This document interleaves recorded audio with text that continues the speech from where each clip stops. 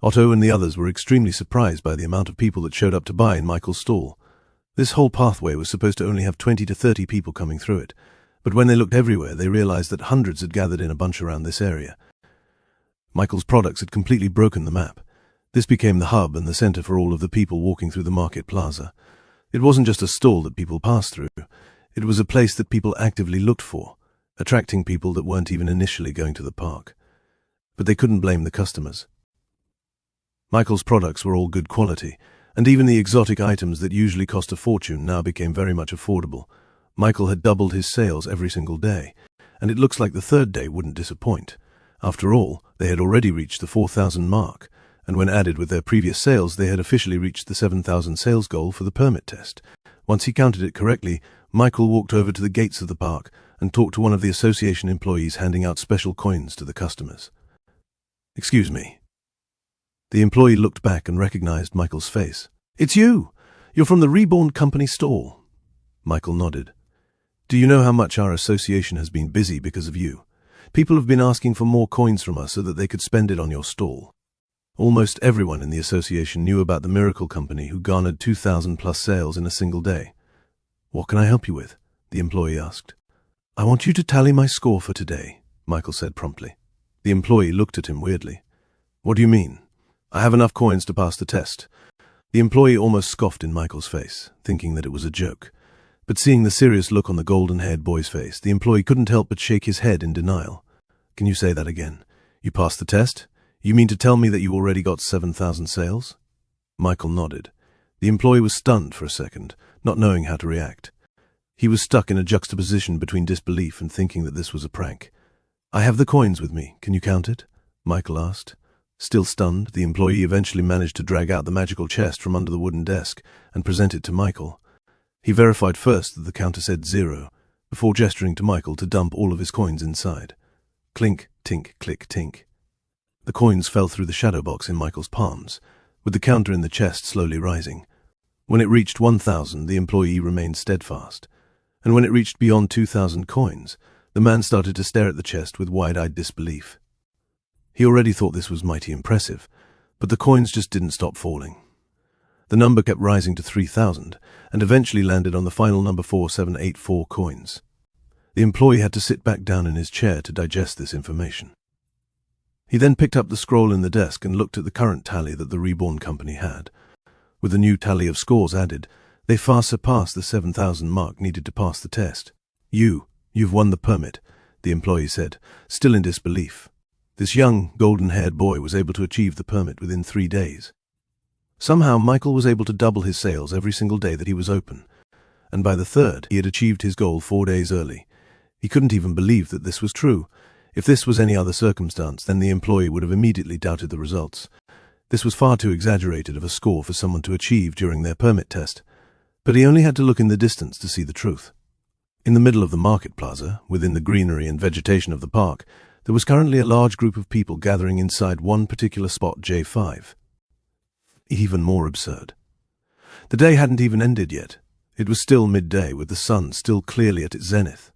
Yet Michael was already able to get the 4,000 sales that he needed to pass the test. This meant that in all likelihood, he would double his current sales by the end of the day, making his total above 8,000 sales. This is a dream. The employee ended up fainting in his chair due to pure shock. Meanwhile, in the association headquarters, Claudia Montgomery heard the sound of hurried footsteps echoing throughout their marble floors. She would have got up to her feet to scold this troublemaker for disturbing her while she arranged some paperwork. But as she left her seat, the door to her room suddenly burst wide open. Again, with the no knocking. When will you people ever learn? The employee ignored her and tried to catch his breath. It looked like he had sprinted through an entire mountain to get here. Ha. Eventually, the employee was able to utter 2 words. "Look, Reborn." Claudia got up from her desk and took the scroll from her employee's hand.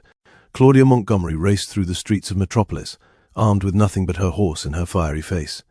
She wanted to see it for herself. She wanted to see how the Reborn company was able to get more than 7,000 sales within 2.5 days of operation. Entering the market plaza, she immediately noticed the large gathering of people in the J5 spot. There were so many people that she couldn't even see the large pond that was right next to Michael's stall. Riding her horse, she parted the crowd. Once they saw her white toga, they knew that she was an employee of the association and promptly gave her the space she needed. Eventually, she saw it the mobile stall. She saw the rows and rows of tables presented in front of the truck, each one showing different kinds of products that she had never seen before. On the stall itself, there were demi-humans serving some smoking hot wheel-shaped food towards their customers, who ate their orders at the designated tables beside the truck, and the one happily manning the counters was none other than the golden-haired boy. She got off her horse and approached Michael. "You rascal, you did it in only 3 days," she asked him, shaking her head. 2.5, he corrected her. Claudia let out a chuckle. The more she knew about Michael, the more she understood what her niece saw in him. The boy broke all kinds of expectations constantly, and when you think they've finished surprising people, then he would come up with another surprise in his pockets. She then took out a large red coin from her pockets. It was the size of an adult's palms, which couldn't even fit inside of Michael's hands. "Here, you earned it," she said, handing the permit to Michael. Michael took the permit in his hands and nodded. Chapter 437, permit acquired. Michael looked at the red coin in his hands. It had the symbol of the association stamped on it, which was a weighing scale in the middle, with laurels surrounding both sides. He could tell that this wasn't made out of anything special. It didn't even have any special security measures to prevent any kind of forgery. This was because the permit coin was merely a formality. Michael and the Reborn company was now in the logbooks of history inside the association walls. That was enough to certify his permit. Anyone that tried to fake the coin would not be able to fake the paperwork created by the association. Now, Michael could establish his company inside Metropolis. He didn't even have to present his coin, as the association themselves would verify this fact for him. "Neat, thanks, Claudia," he said as he started walking away. Wait, that's it, no celebrations, no nothing." Claudia was exasperated at Michael's nonchalant reaction at getting his permit. It didn't even look like he just broke the record for the fastest permit in the history of Metropolis. She would have expected more fanfare from him, but instead, he treated it as a nice little achievement that didn't mean anything. "It's nice, but it's just the start of my journey here. It's just a step in the right direction, and now that I've overcome this step, the next thing I need to do is go over the next one." She didn't expect Michael to be so level-headed despite such an achievement. Most people she knew would brag about this and let it go over their heads, but it seemed Michael was too smart for that. But still, she would have wanted to see at least a little bit of a celebration from Michael. Fine. "What are you planning on doing next?" she asked, sighing. He looked at the coin in his hands. "Now that I have the permit, this means that I can interact with the other companies in Metropolis, right?" She nodded. "Yes. You can now cooperate with them on a professional level. You'll no longer be a customer, but a peer."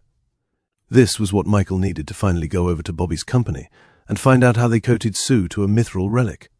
To be honest, the reason why Michael wasn't excited about his achievement like Claudia wanted was because his original goal wasn't the permit, but the Sue application.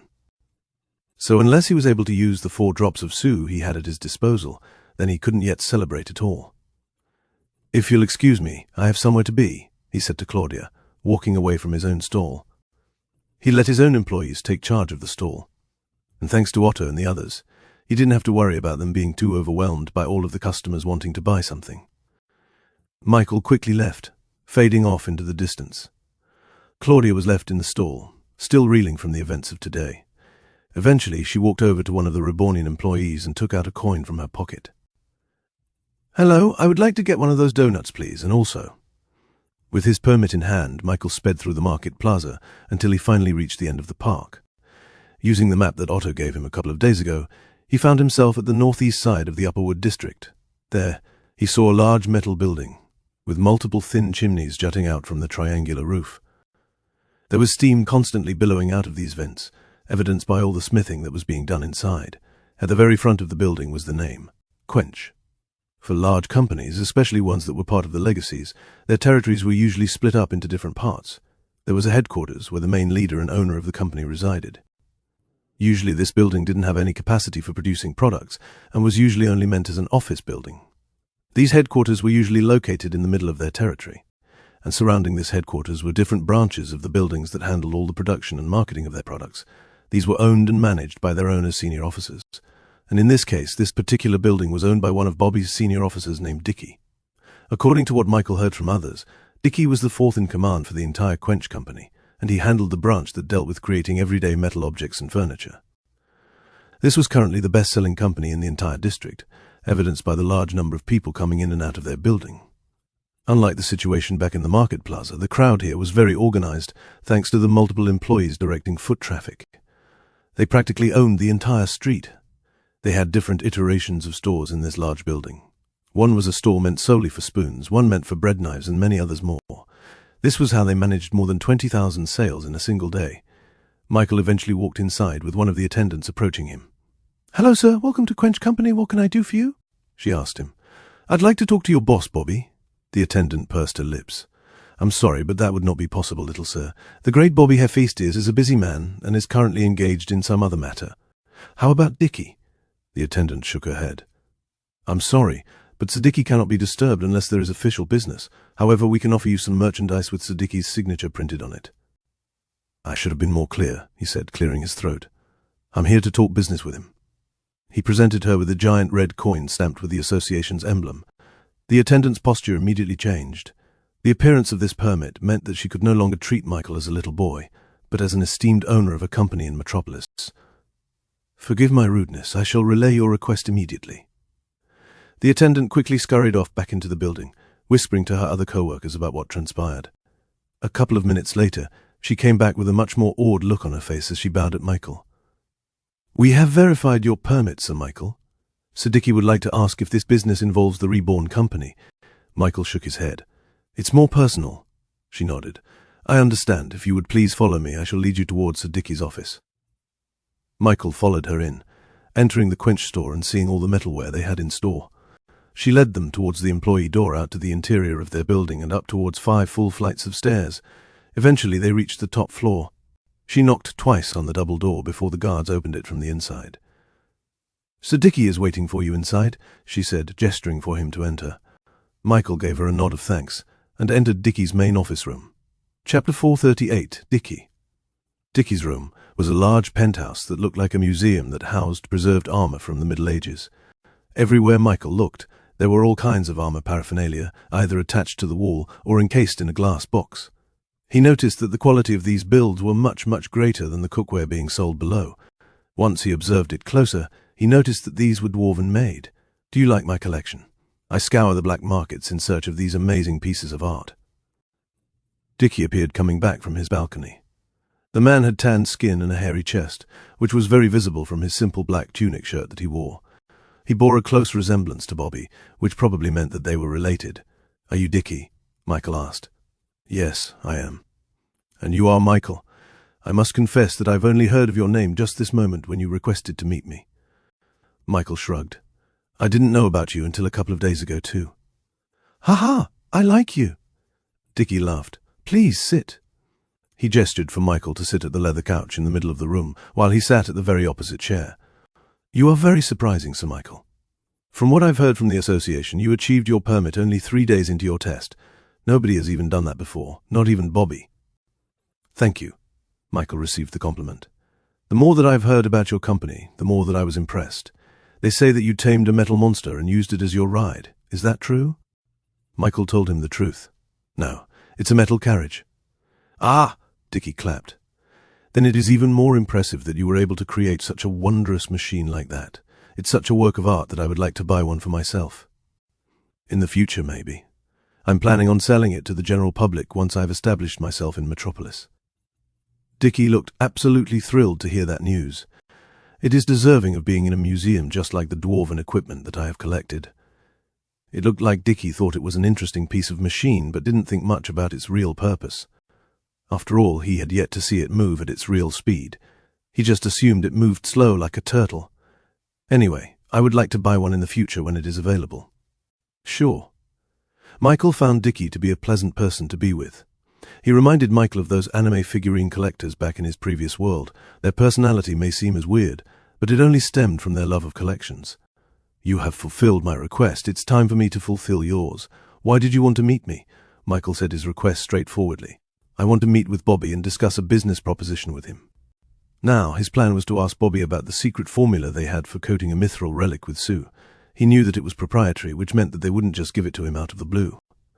So he thought that he could buy the information from them, or at the very least have them help him coat his own mithril artifact with Sue. He was ready to give out tens of millions of coins for it. Unfortunately, that is not possible. You cannot discuss any business matters with my cousin." Dickie said disappointedly. Michael frowned. Why not? I'm sure you know, but the Quench Company is one of the top leading businesses in Metropolis. And Bobby himself is part of the legacies. People of their stature cannot conduct business with companies of a lower stature than their own. And no offense, but your Reborn company has still yet to prove themselves in the real market of Metropolis. You may talk with Bobby, but you cannot conduct business with him. It is forbidden, not just by us, but the association itself. Michael almost couldn't believe what he heard. I can't talk with Bobby. As yourself and Bobby, both of you can talk, but the companies Reborn and Quench cannot in any way conduct business with each other. It is unfair for you. Only those that are closer in ranking can conduct business with each other. In fact, I cannot even interact with you on a business level. It is only when I found out that your matter is personal that I allowed you inside. Michael couldn't understand that.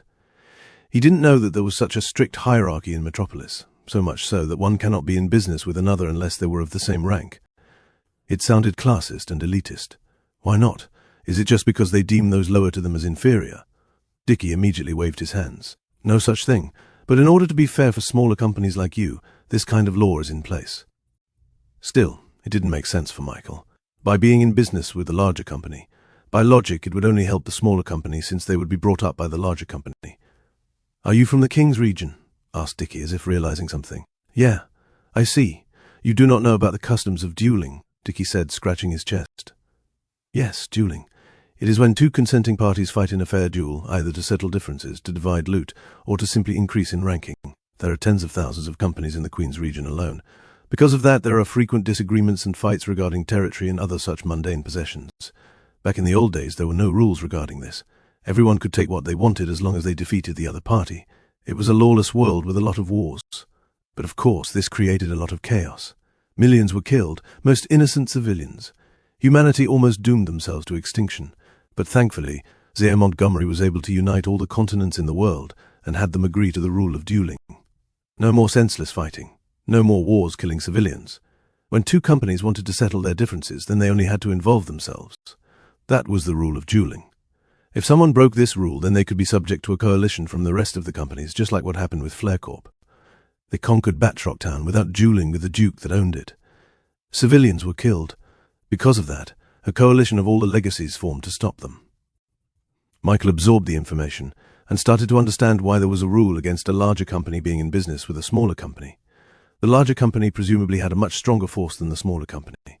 And in a duel, the victor was clear. Are there any limits to the duel? Michael asked. Usually a duel could involve the entire company if they wanted to, an all-out war, but the Montgomerys usually prevent that in fear of mass destruction. So for everyday duels, usually only the leaders of the company and their officers are involved in it. Chapter 439. What is a duel?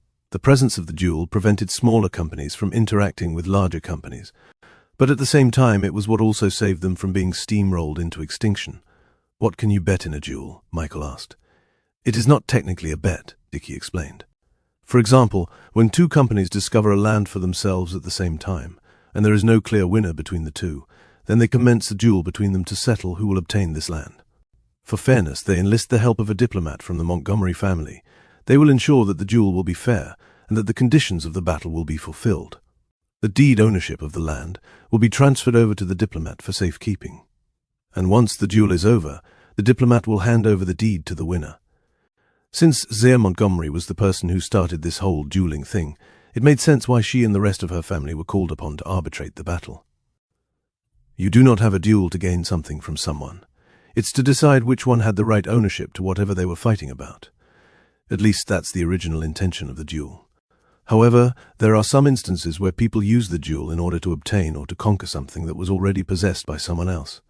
It can be a territory, it can be resources, it can be a single piece of treasure. However, a duel must have consent from both parties. One cannot simply force another company to have a duel. Both must agree upon the terms of the duel before it starts. Dickie's explanation for the duel made it sound very professional and well regulated, but of course he knew that there would be inevitable instances where the rules were not abided. What happens if someone breaks the rules of a duel? What if they don't accept their defeat after it? Dickie knew where Michael was going with this.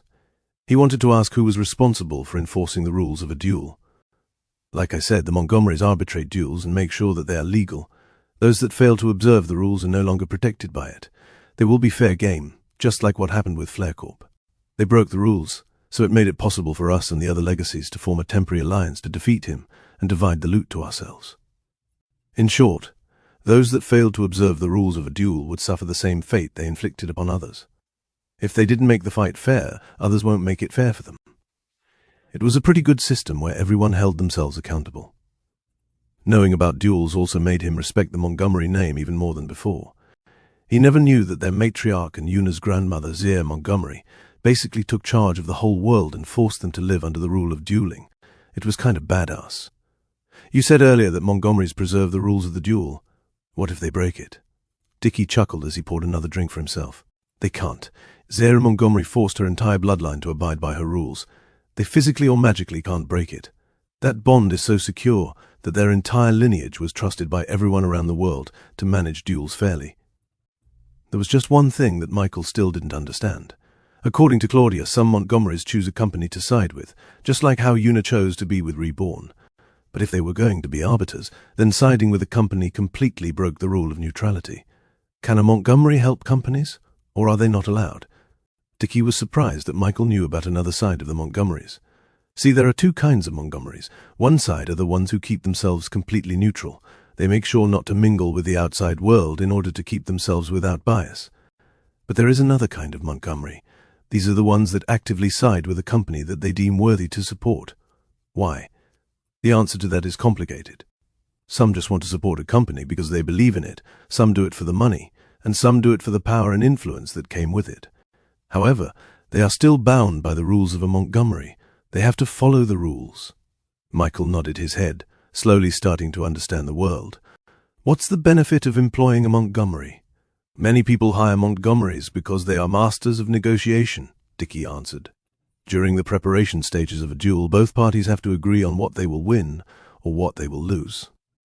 Of course, some of these prizes are valued subjectively. One party might deem it as a treasure, while the other party deems it as trash. If you have a Montgomery by your side, then they can negotiate the terms of the deal much better than normal people. They can make it so that their client only loses a small amount when they lose the duel, or they can ask for more than what they should receive. Michael finally realized that the Montgomerys were like the lawyers of this world. It's up to them whether you win big or you lose little. But of course those Montgomerys are very hard to hire. They're very picky. We were only able to hire them temporarily. Many companies, though, hope to get one on retainer, meaning they'd have a Montgomery represent them in all legal proceedings, which is a dream for all companies. All of this made him think of Yuna, and how he'd been taking her expertise as a diplomat and as a Montgomery for granted. He was truly lucky that he met her in the King's region and had her still following him to this day. It also contextualized why Claudia was so pressed about Michael when they first met. As it turned out, he accidentally hired Yuna on retainer. She wasn't just a Montgomery, but the rumored heiress of Zia herself. She could have been hired by a conglomerate, or be Zier's replacement as a world leader. Yet now her fate was intertwined with a small company from the King's region called Reborn. He understood why Claudia went so hard on him when they first met. Now, do you understand why you can't conduct business with us? Dickie asked. Michael understood clearly. However, he wasn't about to give up. I can't conduct business with the Quench Company, but I can conduct business with an individual in the Quench Company. Dickie stopped sipping on his wine. He looked at Michael, who had a cheeky smile on his face. Ha, that's correct. Where are you going with this? According to what he knew, all descendants of the Hephaestus family inherited the formula for coating a mithril relic with Sue. That meant that even the weakest among them knew how to do so, at least someone that was on the same level as him. Can I challenge a Hephaestus from your company? Chapter 40, Raring Up for a Duel. Dickie looked at Michael's face and saw bold confidence in his eyes. After everything that they just talked about, the boy was still hell-bent on trying to conduct his business. It was admirable. Ha, you're one of a kind, Michael, and since I admire your confidence, I will play along with your hypothetical. With the Reborn company still at its infancy, you are not qualified to deal with any one of us. However, the feats that you achieved during your permit test is enough for you to be able to graze the ceiling of one of my subordinates. His name is Chucky, and although he is not talented enough for a managerial position for me, he is still quite strong enough to be an employee for my department. He's a janitor. But he's a Hephaestus just like you wanted. Michael immediately nodded. Can you arrange a duel between us? Dickie raised his hand to stop Michael's excitement. Wait a minute, Hot Stallion. I must warn you that despite being only good as a janitor, he is quite a skilled fighter within our ranks. In fact, if he weren't so useless in a desk job, he would have gotten my job instead. I'm fine with that, Michael replied. Dickie took a deep breath and looked at Michael. He kept opening and closing his mouth as if hesitating to say something. There was one aspect about Chucky that was important to know about in a duel. However, this particular trait was something that was kept a secret from ordinary people. What was it? It was none other than the fact that Chucky was a magnetic. Having a diva was a well-kept secret that was especially kept away from civilians and ordinary people. Dickie couldn't reveal that Chucky was a magnetic. However, it wouldn't be fair to Michael because he wouldn't know what he was getting into. It wouldn't be a fair game for a magnetic to go against someone only armed with magic spells. He wanted to relay all of this to Michael, but he simply couldn't reveal the existence of a diva to him. Please reconsider this, Michael. Chucky is not someone that a normal person can defeat. But all of his attempts seemed to be slapped away by Michael's insistence. I'm okay with that. I'm pretty strong myself. Dickie sighed. If this is what you really want, then I can't stop you. Great. How does a duel start? First, we have to ask Montgomery to supervise the whole proceedings. If we send a letter to their estate, then we can get a diplomat here in about a week, Dickie replied, still thinking that Michael would rethink his decisions at a later date. Of course, Michael couldn't wait that long. Can't we just ask someone like Claudia to oversee this? This almost made Dickie laugh out loud. Claudia Montgomery. You want to ask her to supervise the duel? Don't you know she's the manager of the entire Metropolis Association? It was akin to using a sword to cut a paper. This duel was far too unimportant in the grand scheme of things for her to care about. Wait here. I'll go ask her, said Michael as he quickly left the room, leaving Dickie completely speechless. And about 20 minutes later, someone knocked on Dickie's door. He got up and answered it himself, seeing Michael back again. Not only that, but the person beside him was none other than Claudia Montgomery herself. See, Claudia? Claudia ignored Dickie and glared at Michael. I had more important things to do, you know. What other things? Didn't I shorten your work by completing my permit test early? As the two bantered, Dickie was left speechless in his own home. It was only when Claudia asked permission to go in did he finally realize that this was not a dream. Are you really going to supervise the duel? Dickie asked, still in disbelief. Yeah, Claudia said exasperatingly. He promised to give out a box of ballpoint pens to my building, so I had to. That was the truth. But Claudia was also personally curious about Michael's duel. He proved himself to be a great businessman. But can he prove to be a great fighter? Claudia wanted to know because dueling was a major part in growing a company. If he didn't have what it takes, then this would be the limit for Reborn. Michael, I don't know how you convinced her, but good job. Having her supervise the duel is an assurance for both of us, Dickie said, patting Michael's back. Now that they had an arbiter, they could start the negotiations of the duel. Dickie asked for the main fighter to arrive, and surprisingly, Chucky looked exactly the same as Dickie, except he was a lot taller and a lot more buff. He looked like an evolved version of Dickie. Yo, bro, what do I got to do? Asked Chucky. This here's Michael, and he wants to have a duel with you. Are you fine with that? Chucky immediately agreed. I'm always up for a challenge. Hey, little bro, I'm not going to be pulling any punches, so I hope you're ready. The large man came over to Michael and asked for a high five, which Michael promptly delivered. Chucky was just a lovable goofball. First of all, I would like to ask everyone in this room a vow of silence. Everything that happens in our discussion, as well as in the duel, will remain only for us, and us only, said Dickie. This was standard procedure, especially since Dickie thought Michael had no idea about magnetics and diva. Michael had no problem with secrecy, so he nodded along. Chucky, of course, agreed as well. With all parties in agreement, Claudia recognized the vow of silence. Now, let's get down to business. Michael, I want to know why you wanted a duel with us anyway. What do you want to achieve? I want to know how to use my Sue. Dickie nodded along. I see. You want to use your Sue. Well, like I said, is such a thing really important for you that you want to fight someone like Chucky? Wait, say that again. Michael repeated his words with a shrug. I want to apply my Sue to my mithril artifact. What? Dickie shouted, toppling the glass of wine in his hands and onto the carpet below. Sue? You know about Sue? Even Claudia eyed Michael with disbelief. It was already unbelievable enough that he was a magnetic, but he was also in possession of the spirit of old. She knew very well that the Vanderbilt family had no help in that. It meant that he achieved all of that alone. Yeah, I know about it. I need to know how to use it on my weapon, and you're the only ones who knows how to do it, correct? Yes, the formula has been passed down to us in the Hephaestus line. Do you really have a diva? Dickie still couldn't get over that fact. It finally made sense why Michael was so confident getting into the duel. Meanwhile, Chucky seemed even more fired up for the duel. He looked at Michael with wide, excited eyes. You have a diva? This is even more exciting than before. I can't wait to fight you. Chapter 441 Details of the Duel. Michael understood why they were all doubtful about his diva. After all, they thought that the only way that a person could become a magnetic was through surgery, and if someone recently became a magnetic, then it would have been gossiped around in Metropolis. Not only that, but he was from the King's region, which people considered as the backwards part of the continent. This was probably because the concept of dueling wasn't widely used in that area, making them seem barbaric and ancient. To ease their worries, he closed his eyes and summoned his diva. The appearance of robotic hands hovered above his stature. The right hand was complete, up to the shoulders, while the left hand was only a single hand. They all gasped, with Chucky just clapping his hands in amazement. They had never seen this kind of diva before, as it looked like it was made out of metal that was alive. The lights that pulsated around the veins of the arms reminded them of the lights from Michael's mobile truck stall. This diva definitively proved that Michael was a magnetic. Claudia couldn't help but look at Michael in a different light. The boy that she thought stole the heart of her niece ended up becoming a man with a terrific business acumen. And now he changed again to become a veritable lion with his own set of fangs. She could no longer treat him and his company as inferior. With Michael's business and his power, there was a chance for him to sim through the ranks of Metropolis. She looked at him, subtly giving him a nod of approval. "Michael, you have proved your competence to go ahead in this duel," Claudia announced. "Dickie, does this prove that the two of them are of equal power?" Dickie observed Michael's diva and saw that it was no longer a diva that was just a little seedling yet to burst through the soil. It was already a plant with its own roots. "You, in the third stage of body formation?" Dickie shouted.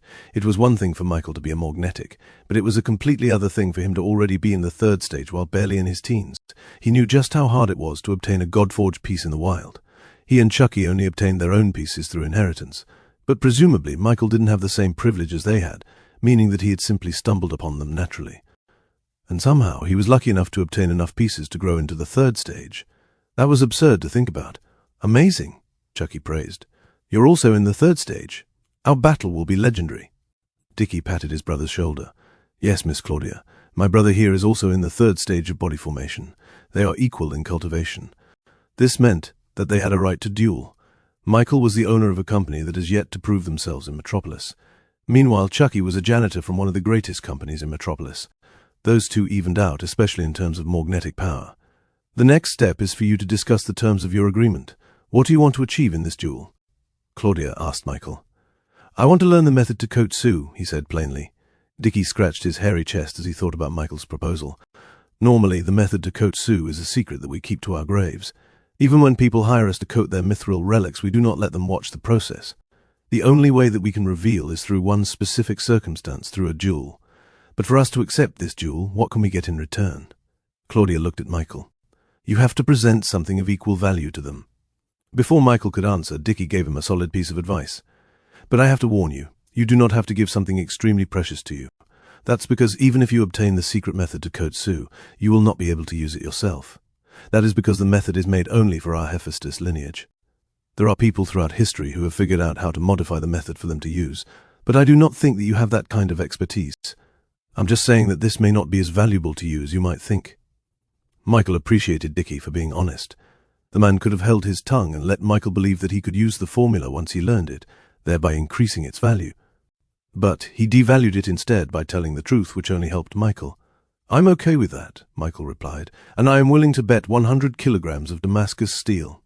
Everyone looked at Michael like he was crazy. Even Chucky, who had been patiently waiting for the fight to start, couldn't help but express his shock at the item Michael just put up. "Damascus steel? Something that only dwarves can make?" "Bro, Dickie. Aren't you collecting those for yourself?" Dickie was frozen in place, unable to mutter a reply. If someone were to look all around his room, many would immediately notice his obsession with dwarven relics. He had been collecting them even when he was a child, spending millions of his own money in black markets to obtain just a single piece of memorabilia. And in all years of collecting, he was barely even able to get 50 kilograms of Damascus steel. Yet now Michael was offering double that as a bet. "Michael, that's an extremely valuable item," Claudia said with a look of concern in her eyes.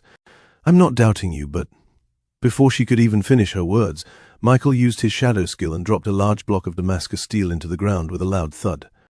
This came directly from their forge in the nation of Reborn and weighed 50 kilograms in total. "I'll get the other 50 kilos. That's fine. We believe you." Dickie stopped him. He didn't know how to feel about Michael just casually bringing an entire block of one of the most treasured metals in the world like it was nothing. Dickie didn't want to see the Damascus steel in front of him. He didn't want to build up his own expectations and get let down if Chucky lost the duel. Claudia took a deep breath as she tried to compose herself. But how could she act professional when Michael kept dropping surprise after surprise? Ahem. Anyway, are the two of you in agreement about the duel? Michael nodded. I think that the Damascus steel is far too valuable for this duel, but it's your choice. We agree, said Dickie. Once the negotiations were over, Claudia took out 2 sets of papers and set it down in front of both parties. She seemed to have magically written down the details of the duel, including the prize for the winner. Look over the contract and sign your name at the bottom. Once you have done so, the duel will officially be set. Chucky didn't spend much time reading and simply just signed his name on the dotted line. Michael looked over the contract, with ChatJK4 confirming to him that it looked solid. He then signed his name at the bottom, making the duel official. Chapter 442, Charging Up. Once the duel was official, they relocated to a remote training facility managed by the association themselves in order to accommodate duels between the companies in Metropolis. It was located just a few kilometers away, with the whole facility located inside a crater hidden away in the forest. This is an arena, Claudia said as she got off her horse. As you can see, there's not much inside it, just circular empty space. But that's on purpose because we create an entirely new arena each duel that we arbitrate. A lot of Morgnetics are very secretive about their abilities, so they make sure that they fight on an entirely new ground. It made sense, though, as each ability had their own specific circumstances for activation. And if people knew about the other person's ability ahead of time, then they could plan ahead and easily counter their strengths. For example, if Michael knew that Blazel's exploding ability only worked through touch, then he would have planned ahead by making sure she couldn't touch a lot of objects to make them explode. This was perhaps why most duels required a vow of silence from each competitor. And even without it, Morgnetics had a code of honor amongst each other about keeping each other's abilities a secret. Normal duel rules apply. There are only 2 ways for a person to win one, is for the other person to surrender or knock them unconscious. Once there is a fatal wound, I will exercise my right to stop the fight and administer first aid. The fight is over. She looked at both of them to see if they understood the rules. Once you are ready, take your places down at the arena, Claudia said. Michael and Chucky both floated down towards the flat crater that was recessed about 5 meters underground. They faced each other on opposite sides. Chucky took out an axe from his back, wielding it in both hands. It glowed with a yellowish-brown light, showing it to be a mithril relic. The blade itself looked like it had been dipped in oil, seeing as it looked extremely shiny. That was a coat of Sue. To make the fight fair, I will not use my mithril relic, Chucky proclaimed, staking the pointed end of his axe on the ground. Michael refused the gesture. Use your weapon, he insisted. Dickie then shouted warnings at Michael from up above the arena. Michael, Chucky has coated his axe with Sue 3 times. It is not fair to fight someone that hasn't coated their mithril relic with Sue, much less someone who doesn't have it at all. Even Claudia advised Michael to accept Chucky's handicap. There is no shame in that. In their minds, Chucky had the overwhelming advantage against Michael. Such was the nature of mithril relics coated with Sue. Chucky would be able to use his ability freely, while Michael would be unable to use it all. But of course they thought wrong. Don't worry, I have my own weapon. Michael took out the drone from his pocket, unfolding its wings and letting it stay idle in his hands. A look of confusion washed over their faces as they stared at the box in Michael's hands. They had no idea what it was. That's a weapon? Chucky asked, observing the drone. But no matter how he looked, it didn't resemble any weapon at all. After all, the only sharp blades in it were the small wheel-like things on its sides. Chucky thought that it was instead something you bludgeon with, but it didn't look heavy at all. Are you sure you don't want me to forego my weapon? Michael nodded. It wouldn't be fair for you. Claudia couldn't understand Michael's logic. However, that confident look on his face was something that could not be disregarded. She had been disproven far too many times to doubt Michael now. All right, if that's what you want, then let us start the duel. In 3, 2, 1. Fight! Chucky rushed towards Michael, dragging his axe behind him and creating a cloud of dust behind him. I'm not going to go easy on you. Above his head, the image of a large bull's head appeared. It looked like it was made entirely out of bronze, with horns in its head curving to a point in the middle. The power of the God-forged piece rumbled in Chucky's heart, allowing him to summon the power of his ability from deep within. Charge! Chucky shouted, with the bull above his head roaring silently, releasing steam from its ears. He raised his axe above his head and swung it towards Michael. Michael jumped away easily, with Chucky's axe hitting the ground, with its blade being embedded just a few inches deep. That was a weak swing, Michael thought. For someone as large and as strong as Chucky, he would have thought it would be a lot stronger. "Ha! I'll charge at you again," Chucky proclaimed, taking the axe out of the ground and lunging at Michael. Chucky dragged the axe in the ground, swinging it up as he got close to Michael. Michael stepped backwards, feeling the wind brush through his face. Chucky realigned his axe and swung it from the side, missing Michael by a wide margin. But he didn't stop. He swung his axe again, aiming for his ribs. Chucky swung using both of his hands, with the momentum allowing him to twist his body and twirl towards Michael. Feeling the pressure, Michael jumped up and used air mana to propel himself faster. Knowing that he missed again, Chucky slowly stopped turning and planted both of his feet firmly on the ground. He looked up at Michael, who was floating in the air. "Ha ha! I'll charge at you no matter where you go." Chucky swung his axe continuously in a circle before finding the perfect timing to thrust it towards Michael. The momentum somehow carried him forward, letting him fly towards Michael like a torpedo. This time, Michael noticed that the power from his swings had grown ever more stronger from when he first started his attack. "According to my calculations, he is becoming 10% stronger with each swing he does with the axe," ChatJK4 observed. Just as the tip of Chucky's axe was about to reach Michael, a large magic circle appeared beneath his feet and teleported him out into safety. Chucky swung his axe in midair, stopping his momentum entirely as he looked for Michael.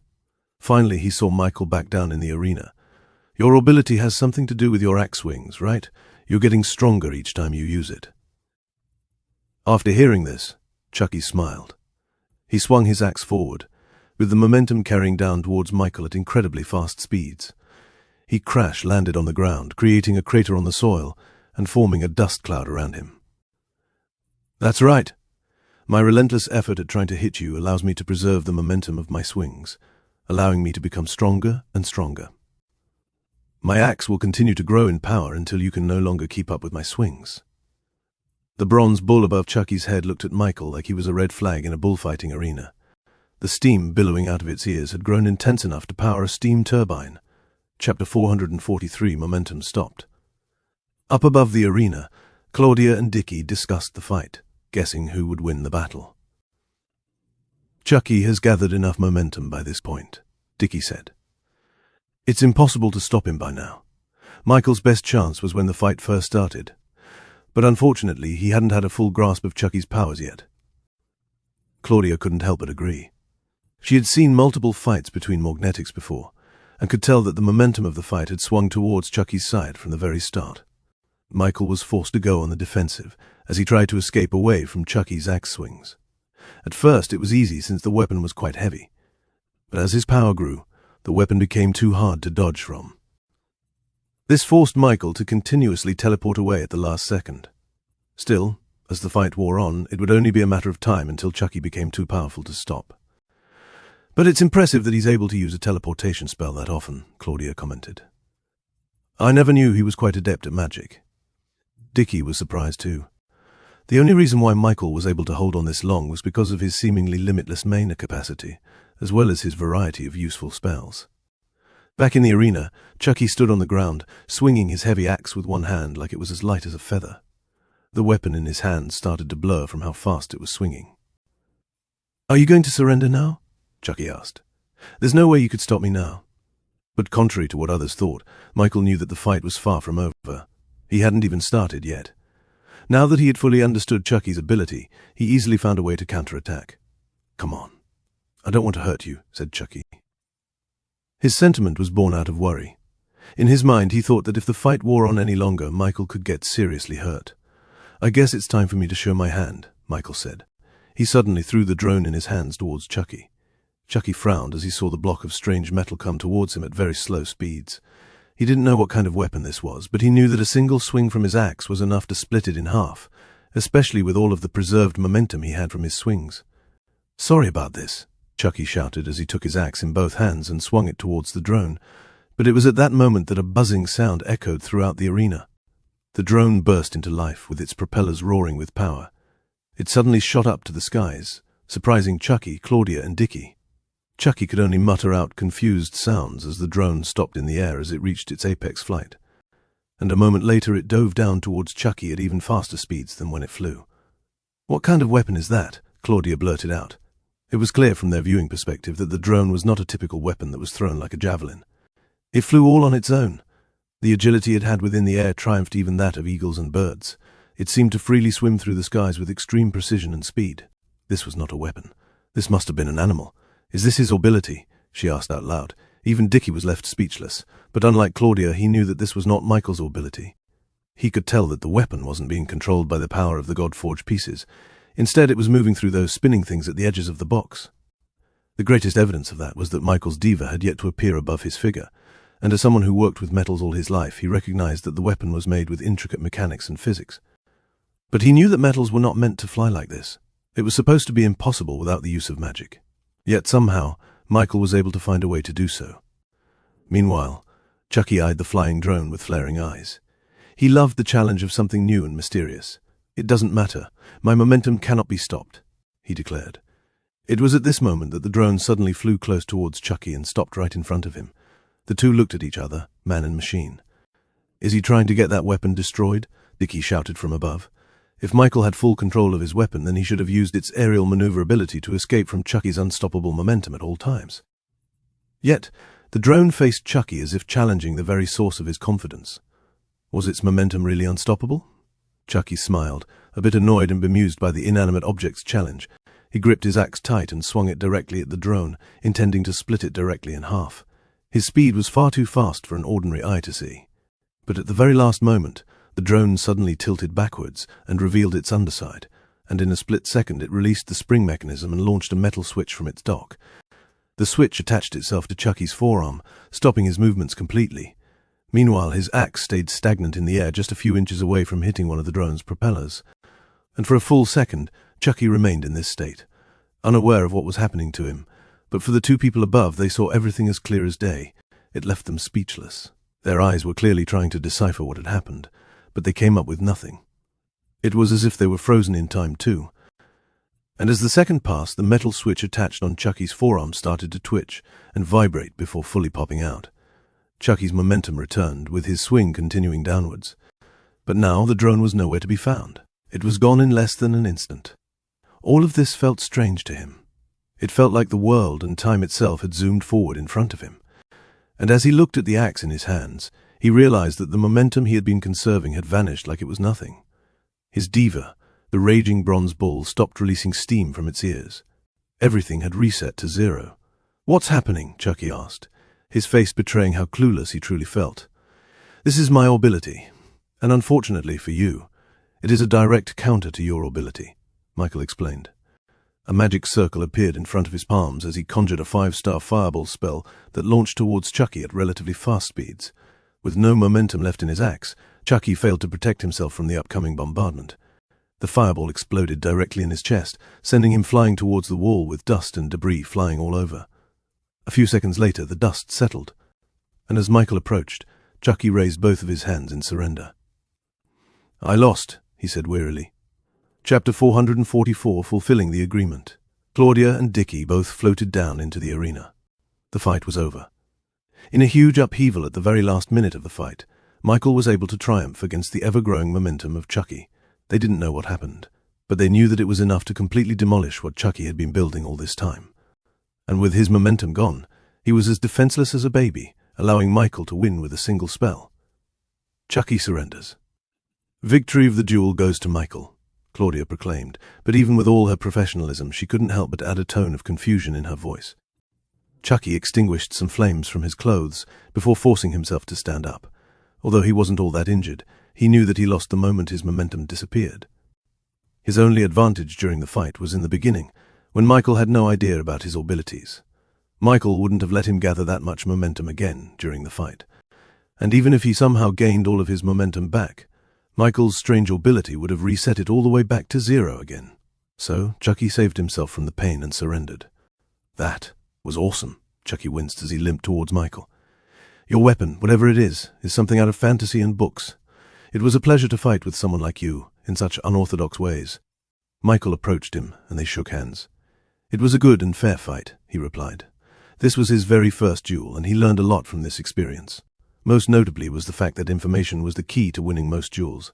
If he knew about Chucky's momentum ability, then he wouldn't have let the fight last that long. "Congratulations, Michael. You won the duel," said Dickie. He seemed genuinely happy for Michael, Still, he couldn't help but express a little bit of frustration. I'm so curious about your weapon and your ability, but I will not ask any questions. It's better for you to not say anything to me or anyone else.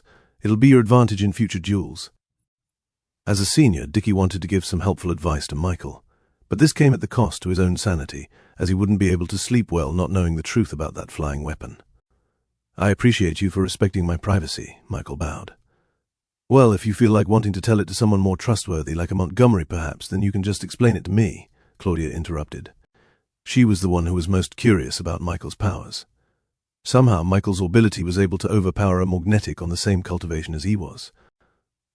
This wasn't that surprising, but when she factored in that his weapon wasn't yet coated with Sue, then this didn't make any sense. She walked over to Michael and whispered to him. "Is your ability about stopping momentum?" she asked. Michael moved his head side to side. "Kind of, yeah." Of course, he knew that this was not the extent of his ability, but it was the extent of his current powers. "I hope you'll tell me more about that flying weapon," she said, nudging him. Michael gave out an awkward laugh. Maybe in the future. That seemed enough for her. With her curiosity a little bit satisfied, she returned into being the professional arbiter that she was supposed to be. "This concludes the duel. As per your agreement, Chucky will perform the secret process of coating Sue onto a mithril relic with Michael observing closely. Chucky, are you ready to fulfill your promise?" Despite being injured, Chucky flexed his biceps and nodded. "A deal is a deal, and since it's for my new friend, I'll do it today." Michael felt a little bit guilty and wanted to push the date to the day after, but Chucky refused. "You've shown me something extremely good with that flying weapon. It's my turn to show you something." "Just accept his offer," Dickie whispered. "Just like his ability, you can't stop his momentum once he's decided on something. Well, actually, maybe you can, but that's besides the point." Since Michael was pretty excited about this, he didn't refuse any longer. They all decided to head back to Metropolis so that Chucky could prepare for his coating process. They headed back with Claudia still following them around. Despite the duel being over, she still had the responsibility to make sure that the details of their agreement was followed through. She can't leave their side until Michael receives what he was owed. Once they returned to Metropolis, they immediately headed towards the basement in their Quench Company building located beneath their very forge. This was where they fulfilled requests to coat mithril relics with Sue. It looked like a domed prison dungeon with no walls nor holes for anyone to come through. Everything was made out of stone bricks and was surrounded by thick layers of the earth. In the very middle of the dome was a large circular stage. Surrounding the perimeter of this stage were ancient and hieroglyphical markings that made it seem like this was a place made for ritual sacrifices. The candles placed on the ground to illuminate the dungeon didn't help its case. Chucky walked up to the circular stage. There was an uncharacteristic calmness in his face that made the atmosphere in the dungeon turn a little bit more solemn. He sat down in a lotus position in the center and turned towards Michael. "There are 3 ingredients needed for the process of coating," Chucky explained. "The first and most important part is the spirit of old. This is the most vital part of the process." Michael raised his hand. Soon a shadow hole formed in his palms that soon revealed a single vial made out of dark green glass. This contained 4 drops of the spirit of old. He levitated the vial towards Chucky's hands. Chucky received the ingredient and nodded. "For the first coating of your mithril relic, only 1 drop is needed. Next, give me the mithril relic that you wish to bind to your diva." Michael reached down his pockets and retrieved the drone.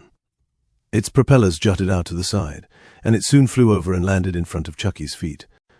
Chucky had seen the drone before, but it was only now did he see it so up close and personal. He knew that this was a mithril relic, but he couldn't help but feel as if there was something different. Unable to figure it out, he just attributed it to its weird mechanics that allowed it to fly freely in the air. "The last and final ingredient that I need is your blood. The very liquid of your life is what will bind this weapon to your diva and allow it to access the weapon for itself. Just a single drop is enough." Michael raised his finger and commanded in his blood to seep out of his skin. A single drop of blood flowed from his finger and floated towards Chucky. Meanwhile, Chucky used his own spell to take out a single drop of Sue from the vial. The strange, transparent and viscous liquid floated in front of Chucky just as the blood arrived at his side. Chucky closed his eyes as a pair of mirrored magic circles appeared beneath the 2 drops of liquids floating in front of him. Suddenly, Michael's drop of blood exploded into a fine mist, with Chucky's magic containing it in a single space. The small, microscopical droplets of blood then began to quiver and vibrate, as some kind of magic took command of their very existence. Chucky waved his hands around, with air gathering at his fingertips. The wind that he summoned moved the red blood cells to connect from end to end, creating a red string that revolved around the drop of Sue. This image reminded Michael of a visual representation of an atom, with the Sue as its nucleus and the blood droplets as the electrons that surrounded it. "Chucky is trying to bond your blood with the spirit of old," explained Dickie. "This is a fine technique that can only be performed through a specific innate skill inherited in the Hephaestus bloodline." Michael watched as the blood started to bombard the Sue drop as it tried to forcefully integrate itself into the other. While he appreciated the show, ChatJK4 worked in the background to analyze the spell Chucky used to achieve this kind of effect. Magic theory acquired. With each crash between the spirit of old and Michael's blood, a strange phenomenon started to occur. The very structure of the Sue itself began to change, taking on the helix structure of Michael's DNA. What surprised Michael most about this was that the process was not made through Chucky's magic, but through the natural properties of the Sue itself. He didn't even sense any sort of magic from it when it did so. He only felt the same surge of power from the God-forged pieces in his heart. Sue contains the same power as the God-forged pieces, Michael wondered. It was no wonder why this specific type of liquid was used to enhance the abilities of a magnetic. It basically contained the same power as a God-forged piece. "The process is done," Dickie whispered to Michael. He didn't want to disturb Chucky while he was concentrating. "Now, all he needs to do is to evenly spread the new mixture of Sue into your mithril artifact. This is absolutely crucial. He can't use too much or too little. He needs to cover the entire surface area of the weapon with Sue." But as Chucky was about to coat Sue into the drone, he stopped. Usually this was a trivial matter for someone like him. However, that was for normal weapons that he was already familiar with. The drone, on the other hand, was completely different from what he was used to. He didn't know its exact specifications, he didn't know where the handle began and where the blade started. If he were to coat Sue into this weapon, he would essentially be going in blind. "I can't do this," he said. "Michael, maybe you can do it yourself." Seeing the seriousness of the situation, Michael nodded and stepped up for the task. Since this was his weapon anyway, then it was only right that it was his responsibility to do it. Just then, he felt Dickie's hand on his shoulder. "I just want you to be careful," he warned. "Failure means that you will waste the drop of Sue you used as well as the weapon itself." Michael nodded, turning ever more serious as he walked up the circular stage. He then sat face to face with Chucky, with his drone floating in the air and the mixture of Sue slowly revolving around it. "What do I need to do?" he asked. "I assume you know how to do a simple telekinesis spell. Just take control of the Sue and gently rub it across the surface of your weapon. Make sure that the point of contact between the two is minimal." As Chucky relinquished his control over to Michael, he was surprised to see that the boy showed no signs of nervousness despite how crucial they described this process to be. It was as if his nerves were made out of steel. Of course, if Michael was doing it by himself, he would be nervous as heck. But thankfully, he had a partner in his mind who prided themselves in precision. Taking control of the Sue mixture, the droplet of Sue floated over to his drone at a normal speed, just like rain. But for Chucky, this speed was way too fast. He wanted to warn Michael to slow down. However, he knew that he could break his concentration and make the situation even worse. So Dickie and Chucky could only watch as the drop of Sue shot towards the drone. Just when it looked like it would crash, the drop suddenly stopped at the very last moment, keeping only a small point of contact with the drone. And then, the drop suddenly raced across the surface of the drone, leaving behind a shiny texture in its wake. The drop started to paint the drone like a lawnmower boosted 10 times in speed. Its movement was meticulous, never crossing an area where it had already crossed over. Dickie and Chucky watched as the drop sped through the drone from the bottom to the top without stopping, completing the entire coating process in even less time than a pin could drop from a roof. Judging by the complete shiny texture of the drone that the coating was done successfully, with no errors whatsoever. Of course, this was because ChatJK4 designed the drone itself, so it knew its measurements down to the micrometer. "It's coated? Just like that?" Dickie doubted. "Even our ancestors can't do it that fast, and it's on a weapon that is extremely complex and unorthodox." Dickie had the urge to ask Michael to simply become part of the Quench Company as one of their officers. But he stopped himself, knowing that it was an insult to Michael's own company. "What do I do next? Is it done?" Chucky composed himself and answered. "You have to touch your weapon and make contact with it," said Chucky. "You will feel a connection with it. It's a weird sensation, but you have to get used to it," Dickie explained. Michael looked at the floating drone in the air. Upon first inspection, he didn't feel much difference from the drone aside from its glossy texture due to the coating. However, as he raised his hand and got closer to it, he felt a weird tingling sensation in his skin. It felt the same way when he got in contact with the God-forged piece for the first time. And just like the Godforge piece, the drone seemed to be attracted to his skin as it suddenly shot towards his palms like a bullet. And upon the moment of contact, Michael felt a jolting sensation that woke up his entire body. He had to close his eyes, as the sensation transcended the physical and reached the mental. An unknown software is trying to make contact with your soul. ChatGK4's voice rang out. Intercepting the software to determine its origin and its purpose. Connection established. Software determined not to be hostile. Integrating software into your mind. Initiating emergency shutdown of all physical and mental faculties for the integration of the software. Upon contact with the drone, Michael's body suddenly slumped down into the ground, unconscious. Chapter 446. Unconscious Dreaming. Michael felt himself stir, with his consciousness slowly awakening. What? What happened? He asked out loud. His voice echoed through an endless black space. It didn't even sound like it came out of his mouth. It sounded like it came from his very surroundings itself. He felt awake, but he knew that this wasn't the awake that he was used to. It felt like he was still in the middle of dreaming, only experiencing a momentary lucidness. He looked down and saw nobody he inhabited. He was just a disembodied idea or consciousness that floated in the eternal endless black space that surrounded him. This reminded him of when he first died and experienced reincarnation, except this time he felt like he was simply in the middle of a dream. ChatGK4, what's happening? Hello, Michael. A few seconds later, the female voice of his personal AI assistant echoed out from the endless voice. This time, the voice wasn't directly transmitted to his head. It sounded like it came from an actual source, as if ChatGK4 was actually somewhere in his vicinity. Where am I? As he tried to piece together what he last remembered, the image of him touching the drone flashed through his mind. I just finished coding my drone with Sue. After that, I passed out, he remembered. That is right. Your connection with the mithril artifact caused an unknown software to be downloaded directly into your brain. I was about to delete the software for your safety, but the Godforge pieces pulsated with power and warned me not to do so. After confirming that the software was intended for you to connect to your diva, I started to integrate its coding into my own software. However, doing so was extremely dangerous for your well-being, and if I had not initiated an emergency shutdown of your bodily functions, it would have caused damage to your consciousness. This was not the first time that this happened. ChatGK4 also had to shut him down when it was first upgraded into its second iteration. Did it work? He asked. Yes. Your diva took control of the integration of the software, making the transition seamless. Did you talk to it? The diva did not respond to any of my attempts at communication. It did its job like it was normal, just like how an organ operated without sentience. Michael knew that there was something going on with his diva and his abilities. After all, he knew that other magnetics definitely didn't experience this kind of software update once they connected with their mithril relics. Is it because I used a mithril artifact, or because I'm a natural magnetic? The most likely answer is that it is a combination of both. He started to relax once ChatGK4 explained to him what happened. I'm guessing I'm still unconscious. Correct. Your physical body is currently still in hibernation mode. Chucky and Dickie transported you to a much safer location once they saw you collapse. Right now, you are in the association's headquarters under Claudia's purview.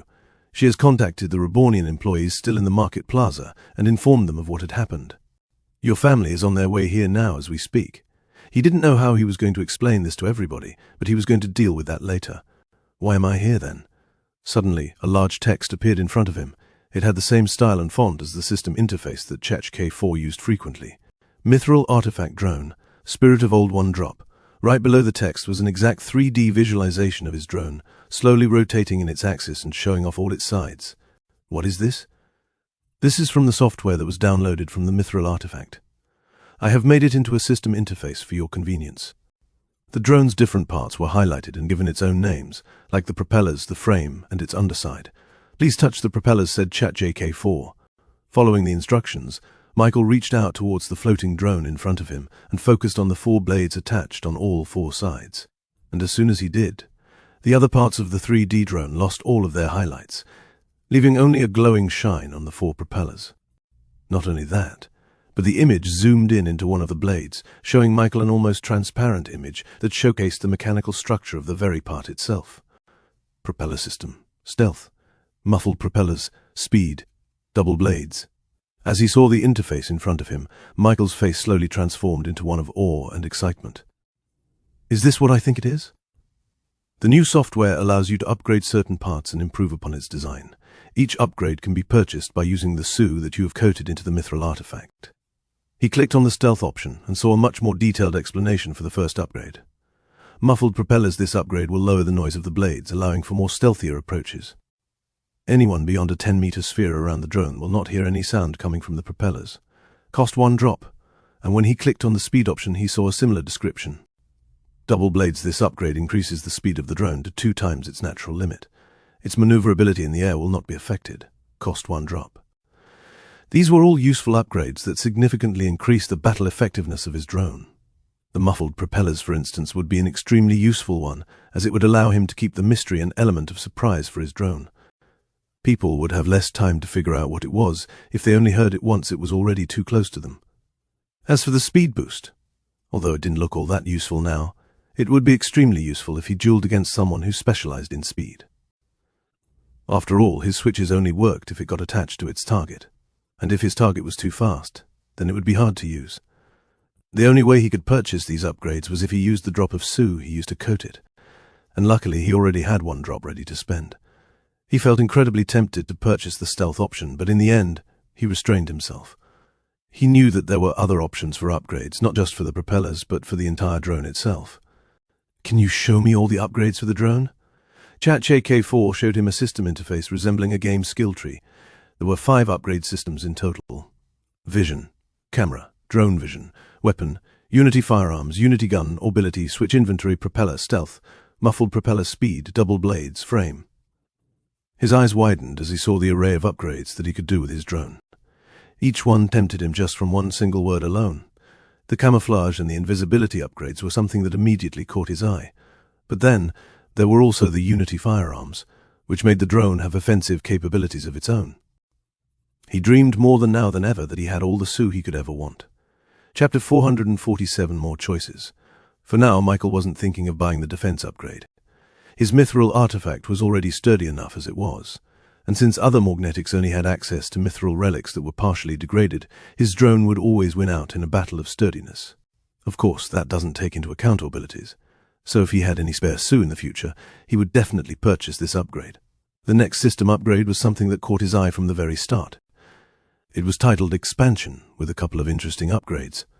The first one being related to drones. As he picked on this option, the 3D drone suddenly split in half horizontally like a briefcase opening fully. The interior of the drone showed a smaller box that fit perfectly into an indent inside. As the drone finished opening, the smaller box inside started to pulsate with light, just like a computer booting up to start. 4 miniature propellers mechanically folded outwards before starting to rotate. The blades gave enough lift for the smaller miniature drone to take flight. Mini drone. This upgrade allows you to create a miniature drone that is linked to the main drone. If the camera upgrade is purchased, then you will be able to see through the mini drone and control it just like the main drone. The mini drone doesn't have any capacity to store any switches, but can pick them up and attach them to any surface. The mini drone doesn't have any offensive capability. Cost 1 drop. This upgrade would be very useful if he needed to keep track of a lot of things in the battlefield. Just like the description said, he would be able to see through the mini drone just like the main one, giving him even more vision in the fight. Being able to simultaneously attach switches onto 2 different targets using 2 drones was very tempting for Michael, and since the cost was only 1 drop, Michael considered whether this would be part of his shopping spree later. Of course, he had to rein in his impulse. There were still 2 upgrade options that he could buy. Reduce. This upgrade will allow the drone to significantly reduce at the push of a button. This reduction will increase the speed of the drone, but will decrease its offensive capabilities. Cost 1 drop. Enlarge. This upgrade will allow the drone to significantly increase in size. The offensive capabilities of the drone will increase, but its speed will take a hit. Cost 1 drop. The reduce upgrade turned the drone into something that was as small as a bird and could fit neatly on top of his palms. Meanwhile, the enlarge option turned the drone as big as an eagle. It was big enough that a human could step on top of it and ride it like a hovercraft. Both options were useful in very specific circumstances. The reduce option increased its stealth capabilities, allowing it to maneuver through tight spaces that only small rodents could pass through. If he wanted to infiltrate a fortress, then he would definitely consider buying this upgrade. As for the enlarge option, Michael didn't really see much of a reason to buy this upgrade. Having a larger drone can be useful, but only if he had already bought the Unity gun upgrade. Out of all the options available, he would buy this upgrade last. All in all, these enhancements would completely change the way that he used his drone. And it looks like these weren't the only ones that he could buy.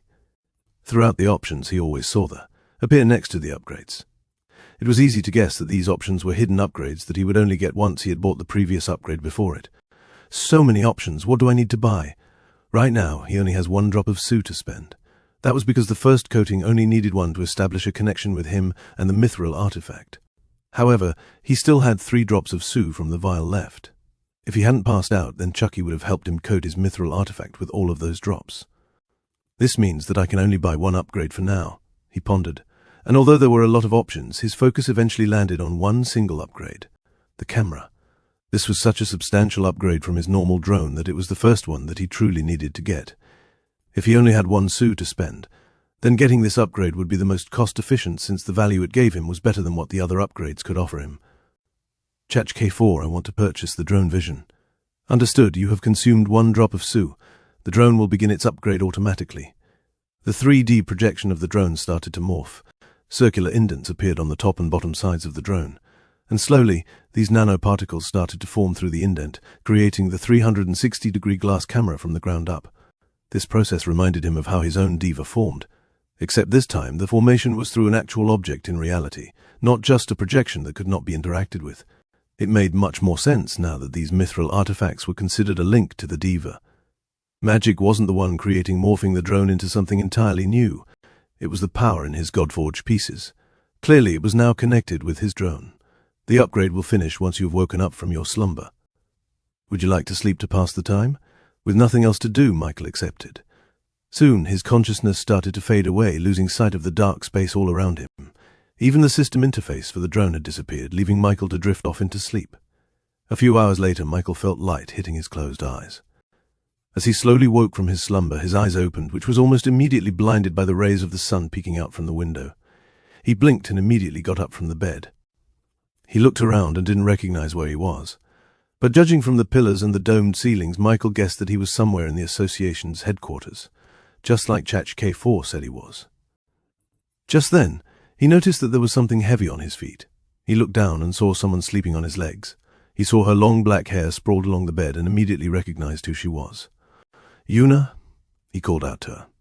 Yuna slowly awoke and turned in his direction. She rubbed her eyes before immediately flashing a smile once she realized he was already up. Morning. Looks like someone had a good sleep, he said to her. Just then, he felt a pinch on his legs that made him wince in pain. Ow! Yuna glared at him. You don't get to talk. You slept for a whole day and a half and had us all worried. Michael scratched his head. Thanks for the concern, but I'm fine now. I'm more than fine. He then used his shadow skill to take out the vial of Su from his inventory, eyeing it with a smile. Chapter 448 Choices. Michael first looked at the first system upgrade in the interface, the vision system. For the camera option, there was only 1 upgrade he could purchase. Once he clicked on this option, the 3D drone shifted to show an entirely new section of its frame. An upper half of the sphere was located at the top of the drone, while the lower half was located in its underbelly. It reminded him of the 360-degree view cameras that were so popular back in his previous life. Drone Vision, this upgrade gives you access to an entirely new feature of the drone. The camera installed in its frame will allow you to see through the drone's eye view, essentially controlling it through a first-person perspective. Cost 1 drop. Despite being able to control the drone any way he liked because of his supreme skill, he was essentially limited to what he could see from his own perspective. This meant that if he maneuvered the drone towards an area where he had no visibility whatsoever, then his control over the drone would mean nothing, as he wouldn't be able to move it as he liked. But with this new camera feature, he'd be able to see through the world as a drone. Chach K4, does this camera work through abilities? Yes. Any and all features of the drone will work through despite any interference or tampering done by another ability, given that your ability is stronger than the ability of your opponent. Now, this was something that Michael knew he needed immediately. He had yet to meet a lot of other magnetics, but it was easy to imagine that there could be some people whose entire ability revolved around illusions or stealth. And because those were made through the powers of the Godforged pieces, he wouldn't be able to counter them through his magic alone. It wouldn't work. But with this camera upgrade, he would essentially have an entirely new set of vision that was focused on divas and abilities. Of course, his vision was limited by his own cultivation, but at least he knew that he wouldn't be completely blind during those times. Michael decided that this would be the first thing he upgraded, since it only cost 1 drop of Su. I'll reserve 1 drop for his upgrade, but for now I'll continue to look at the other options.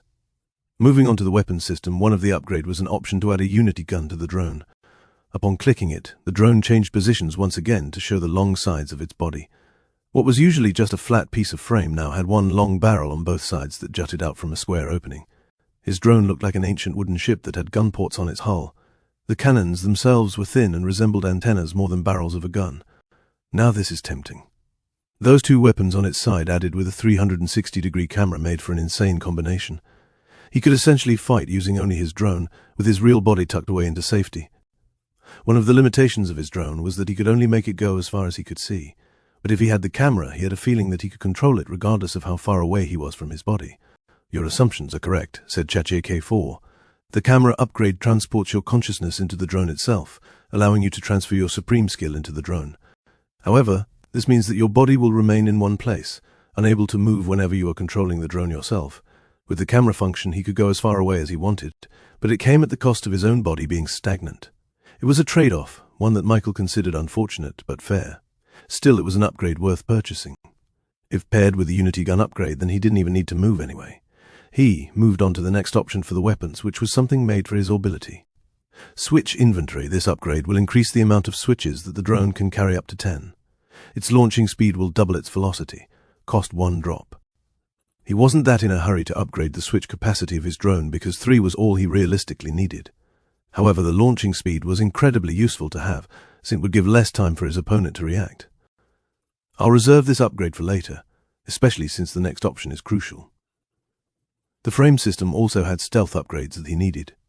Once he clicked on this option, he saw the main frame of the drone itself get highlighted. Camouflage. This upgrade turns the surface of the drone into something that adapts into its surroundings. Cost 1 drop. The drone's surface morphed, creating hexagonal shapes all along its area. These large polygons contained even more smaller hexagons that shimmered and changed into different colors. As if showing him an example, a simulated environment of a forest appeared behind the drone, and as the drone slowly moved towards the crowns of the trees, the hexagonal shapes shimmered before changing its colors into different shades of green.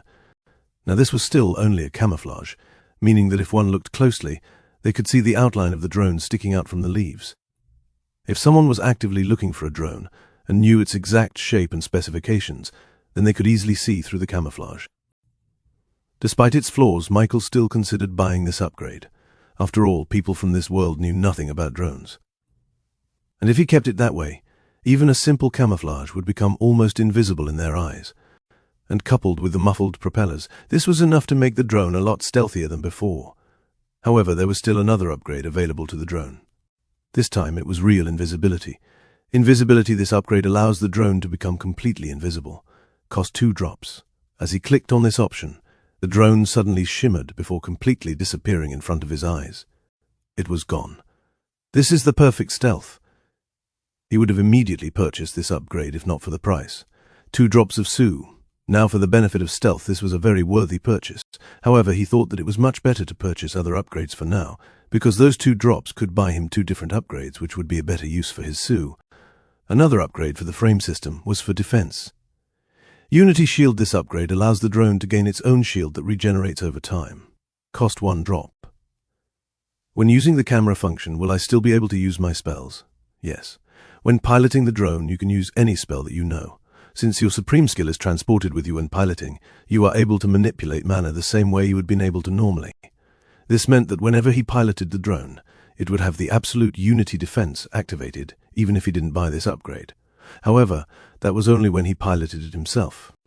If he wasn't, then the drone wouldn't have any defenses aside from its natural strength as a mithril artifact. Chapter 449. Upheaval. In a faraway land east of Metropolis, there was a small village located on shore. They lived, breathed, and ate fish, with many dried fishes hanging around the thatch roofs. Since it was a nice day outside, with no cloud near the sun to obstruct its rays, many fishermen decided to set out with their wooden boats towards the middle of the sea. This was usually dangerous, as the large waves crashing through the seas was enough to topple even the biggest of boats. However, because the weather was so calm today, they decided to risk it in order to set out for today to find exotic fishes living deeper in the seafloor. However, As the first boats started to paddle through the waves, the lights suddenly dimmed unexpectedly. The fishermen immediately looked to the skies to see if there were any signs of storms in the distance. Some groaned, thinking that they had to postpone their fishing trip. But as they squinted their eyes and looked up at the skies, they realized that it was not a cloud that blocked the sun. It was dragons. To be more exact, they were transport wyverns from the draconic race. With their large backs and their strong and durable wings, these dragons were used to transport items and people through extremely long distances. These kinds of visits weren't exactly rare, but they weren't common either. Throughout the year, there would be quite a few visits from these wyverns as some visitors landed on the royal continent. However, the amount of wyverns in the sky wasn't just one. It wasn't just 2 or 3 or even 10. There must have been thousands of them up in the skies, completely obscuring the sun in the heavens. Holy. Are we getting invaded? Oh dear God. These fishermen had no idea what was happening. They just hoped that they wouldn't be part of any conflicts that arose from their arrival. There were, however, some people who knew what was happening. Somewhere in the fishing village, there were a few traveling merchants who came here to sell some stuff from Metropolis. And judging from the emblem he wore on his chest, this peddler was employed by none other than the biggest business in Metropolis, the Gilderan Company, owned by none other than Alaric Goldstone. The peddler looked up at the skies and saw the giant wyverns crossing the seas. It was clear that their arrival was imminent. "They've finally arrived," murmured the peddler with excitement filling in his eyes. He immediately took out a piece of paper and wrote only 2 words, "They're here." Then he immediately abandoned his own stall and ran for the tallest mountain he could find. He rolled up the message into a tiny scroll and attached it to the back of a carrier pigeon with a string. "Return," he commanded the pigeon as he released it into the air. The bird quickly flew up high in the skies, with its destination headed straight for Metropolis. And he wasn't the only one who noticed the arrival of the wyverns. People from other towns and villages close to the shore noticed the obvious swarm of dragons in the distance. It wasn't long before all kinds of pigeons were thrown up in the skies in an attempt to spread the word to their superiors as fast as possible.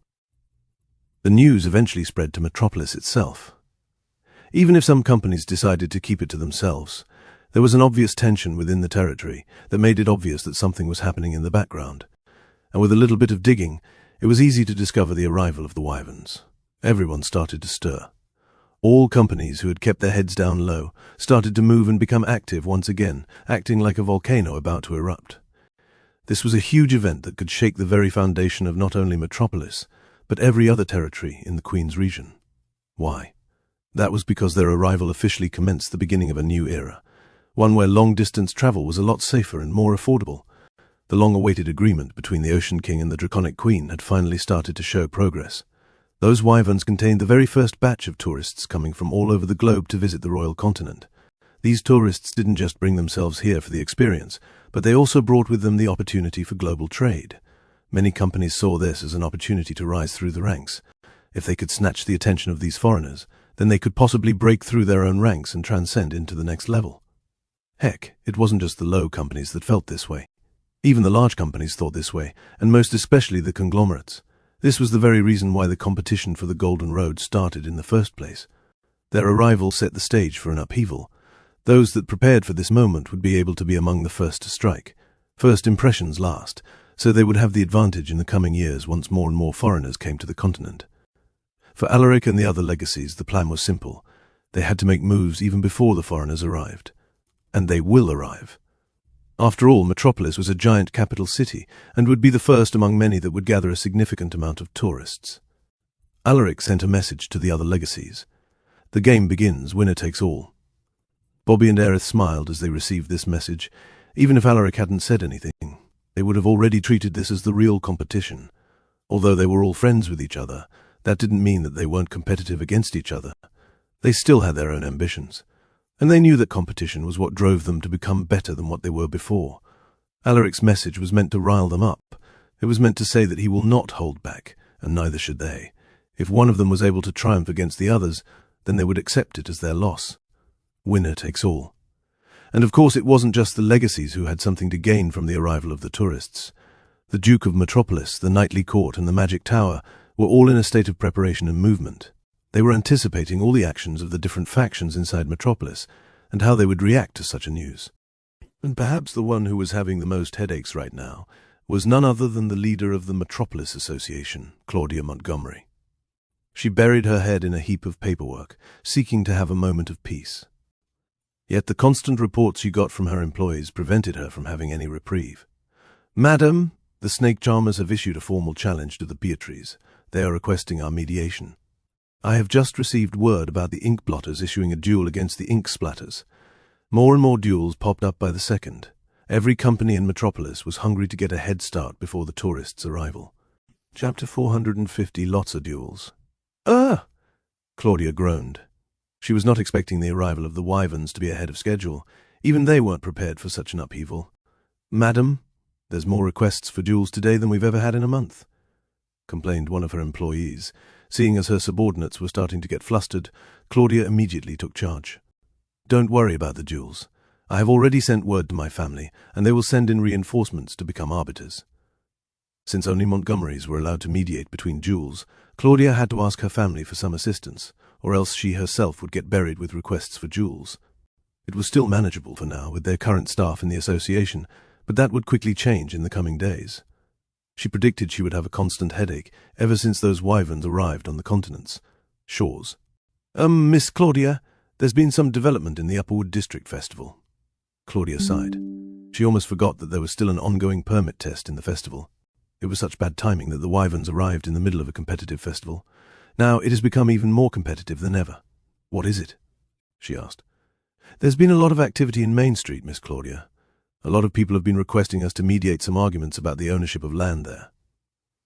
Claudia frowned. As far as she knew, Main Street was actually one of the quieter streets in the Upperwood District. The flow of foot traffic there was very minimal and was mostly traversed by horses and carriages. And during the festival, the number of people that go there was even less. She had to look at the map of the Upperwood District just to confirm her thoughts. "Why would they have arguments about this land?" she muttered out. "It's because of this," said one of her employees as he handed out a parchment to her. Claudia looked at the paper and noticed that it was a map of Metropolis itself. However, there was a certain pathway in this map that was highlighted with red paint. Her eyes then flowed to the top of the page. "Welcome Parade for Global Tourists, brought to you by the Gilder & Company." As it turned out, Alaric planned for a welcoming parade once the tourists arrived in Metropolis. This was a very smart play from him, as he would be able to control the flow of traffic from the tourists and therefore control the flow of money. And since his company was so influential in Metropolis, the general public quickly accepted this parade route as something definite. This was the advantage of preparation.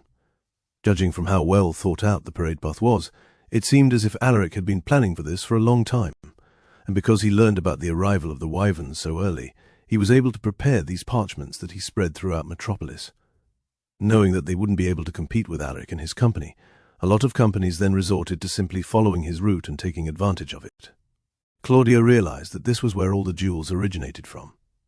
A lot of companies were vying for those lands that were directly on the path of the parade route. They wanted possession of those territories so that they could establish a store or a building bearing their company's name. That way they would be the first ones the tourists would see during the parade. And coincidentally, the main street of the Upperwood District was part of the highlighted route. Claudia looked at her scrolls and tried to see who was currently in possession of Main Street, and surprisingly it was owned by no one. This was because Main Street used to be a part felly ever since they were excommunicated from Metropolis.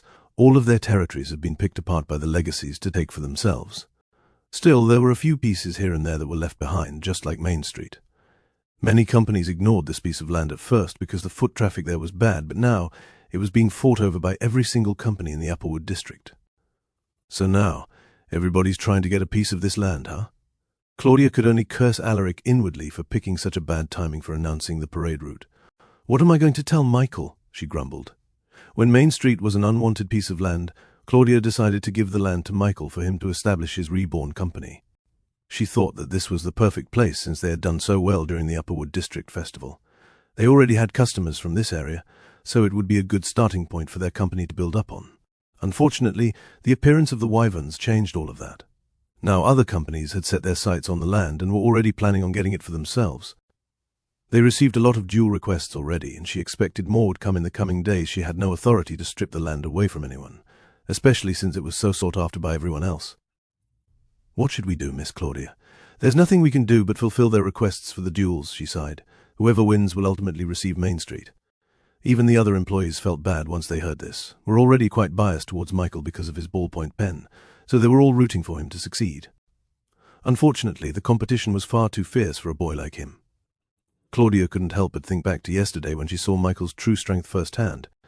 She knew that Michael had a chance to win against the other companies competing for Main Street.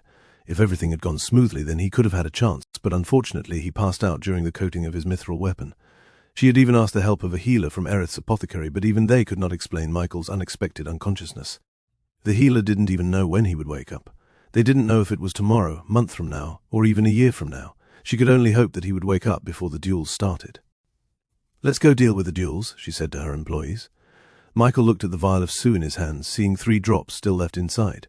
After knowing what these drops of Sue were worth, he couldn't help but think of them as even more precious than his own life. 3 drops. 3 upgrades, he muttered. He then took out the drone from his pockets and saw the change that it had undergone. "It's not just a dream," he rejoiced. 2 halves of a sphere were planted on the top and at the bottom of the drone, acting as a 360-degree view camera for him to see through. He was surprised to see that the addition was made out of mithril as well, despite him not giving anything for it to mold. Did the mithril grow because of Sue? Chapter 4. 51. Drone Vision. The camera addition of the drone looked like it had been there from the very beginning. Michael couldn't describe it. It was seamless, like a new limb grown from a plant. He could only attribute this to the spirit of old.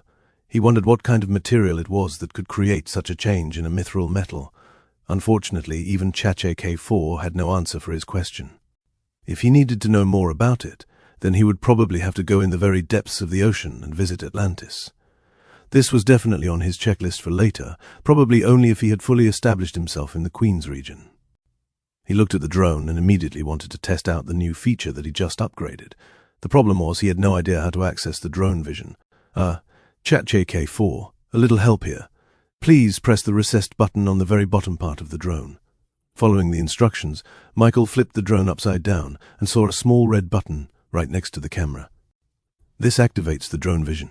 It looks more like those reset buttons on Wi-Fi routers. He pressed the button and suddenly the drone squirmed in his hands as some kind of mechanism inside started to move. After a second, a rectangular box plopped out of the drone's frames. It reminded him of a DVD player when the storage of the disc would shoot out from the front. Except this time, it wasn't a DVD at all. It was a pair of glasses that were extremely thin and made out of pure mithril metal. "Whoa!" he couldn't help but mutter. He slowly picked up the glasses from its container, which quickly shot back towards the frame once he had the glasses in his hands. He observed the glasses, which looked like visors from a motorcycle helmet. The very frame was made out of mithril, with the wide glasses having a darker tint than he expected. He unfolded the hinges, realizing that it looked like ordinary glasses from his first observation. The only special thing about it was its frame, which was made out of mithril. Even looking through the visor, he saw nothing different. It was very tinted, though, and prevented him from seeing through it and completely disregarding the very purpose of glasses. He put it on and it fit perfectly in his forehead, and as soon as it rested on the nose of his bridge, a system interface suddenly appeared in his vision. Booting up drone vision. Complete. And suddenly, Michael felt his eyesight turn completely black. Even when he turned around, he couldn't see anything around himself. Welcome to the drone. His vision suddenly returned, but this time it was completely different from his normal point of view.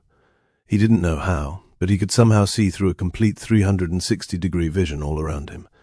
The weird part was that it felt completely normal for him, as if he had been accustomed to this his entire life, and looking back he realized that he could see himself sitting on the bed. It was literally an out-of-body experience for him. Seeing his own body sitting completely still with the drone glasses still on his head made him feel a little bit awkward, as if he had reincarnated once again, but this time into a drone. This is trippy. It felt like he was in a completely different body. He couldn't even move his own body, as it just sat there completely still like a wax version of himself. But by losing control of his own body, he felt an entirely new body to control. He didn't just control the drone. He was the drone. The 4 propellers around him felt like new limbs. He could control their rotation all in sync or one by one. This would allow him to have aerial superiority unlike anything he had ever done. He willed the propellers to roar into life, lifting off from his bed. He was now flying as a drone. He felt more freedom with this than simply using a flight spell with his old body. How far can I go?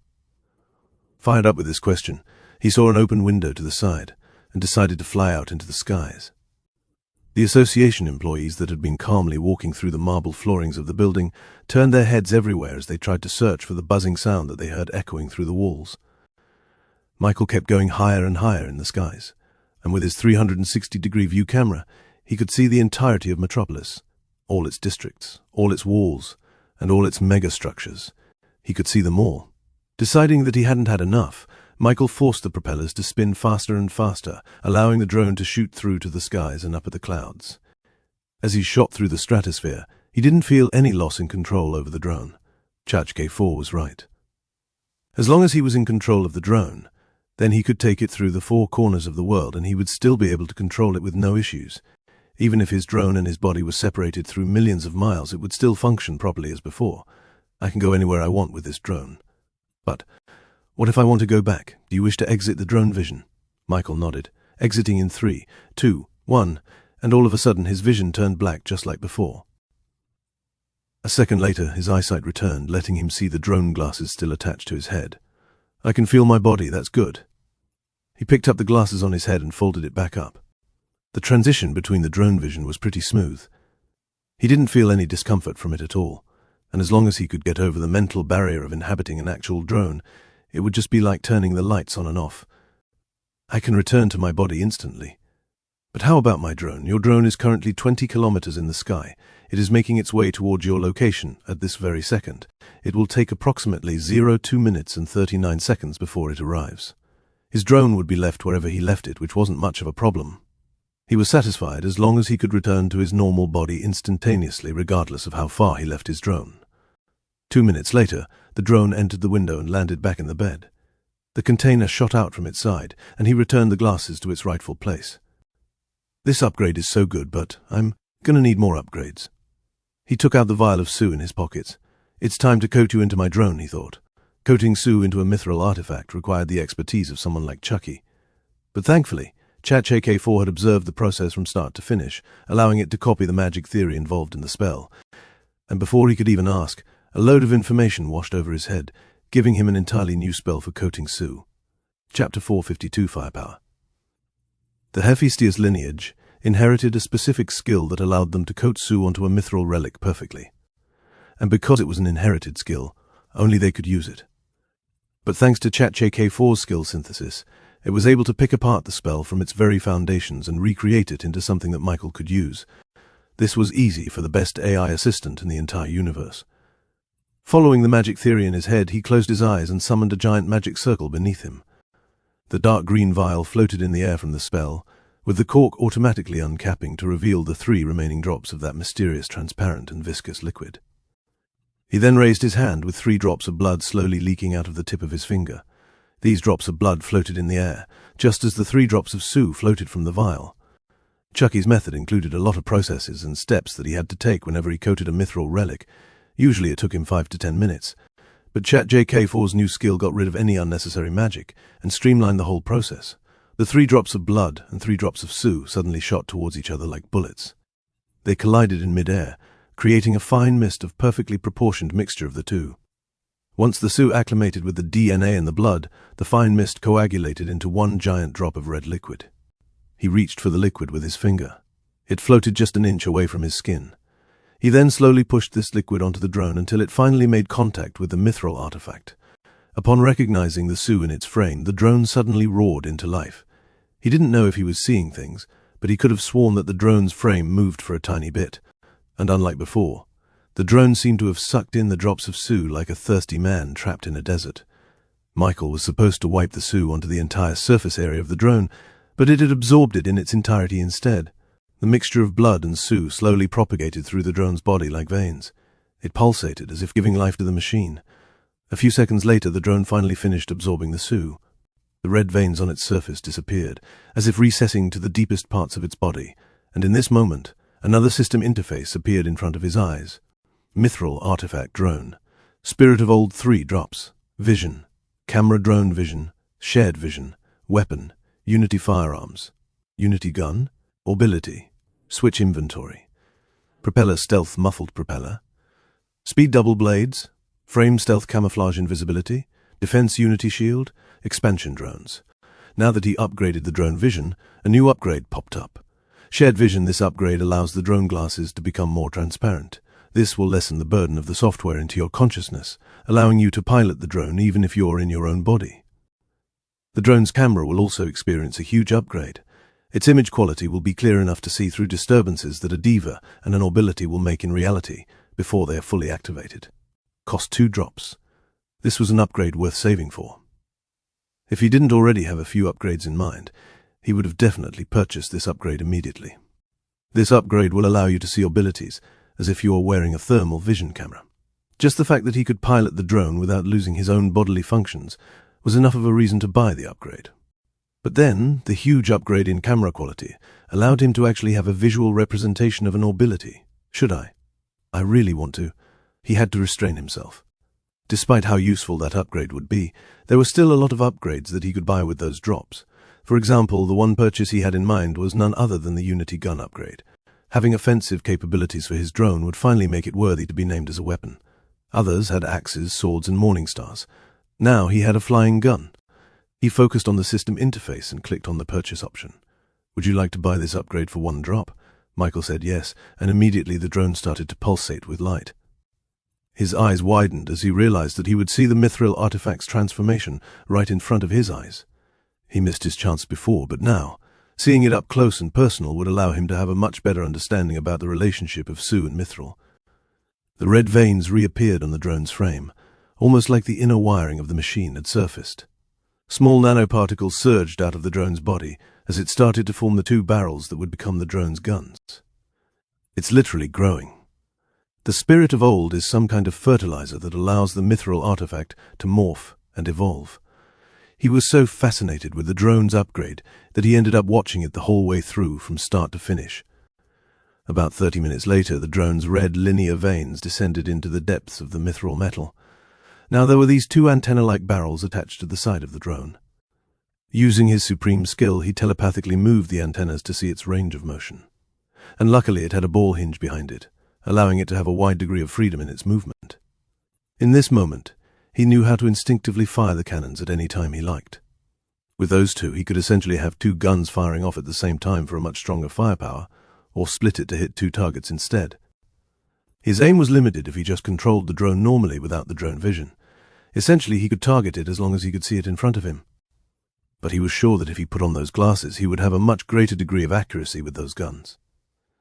This was especially so with the 360-degree view. He really wanted to test it out, but he decided to do it later. After all, he was still in the association building, with lots of civilians that could end up getting caught in the crossfire. He'd test it out once he purchased all the upgrades for the drone. Speaking of which, he looked through the options once again. With only 2 drops left, he had to be picky. And once again, a new option popped up right next to the newly purchased Unity gun. This time there were 2 upgrades he could buy. Unity Guns MK. This upgrade will double the barrels for the current drone. The reload time will also be reduced for more damage per second. Any mini drones that you have purchased will also be equipped with their own barrel for a single Unity gun. Cost 2 drops. Unity grenades. This upgrade will allow the drone to throw grenades that detonate with the power of Unity. Aside from the destructive explosiveness of the bomb, the Unity grenade will also disable all mana within its vicinity and will disrupt orbilities for a limited time. Cost 2 drops. Chapter 453, Hesitating on Upgrades. Michael once again had to restrain himself from impulsively buying these upgrades. He almost cursed himself for clicking on the option, because now he would be burdened by the possibility of an upgrade he couldn't yet buy. These upgrades are really good, but they cost more too. He still thought that purchasing the base upgrades would give him more value than the secondary tier upgrades. For example, the second upgrade he wanted to buy was the mini-drone. Controlling 2 of these drones effectively doubled its usefulness. If he fought against a magnetic during a duel, the fight would become 3 versus 1 with the drones by his side. The only problem he had with the mini-drone was that its usefulness was very limited for now. It would only truly show its usefulness once he upgraded the Unity Gun MK, when the mini-drone would get its own gun. At that point, getting the upgrade could be considered as a necessity. I can't decide. He could also go the stealth route and upgrade the muffled propeller and the camouflage options to really turn the drone into a silent killer.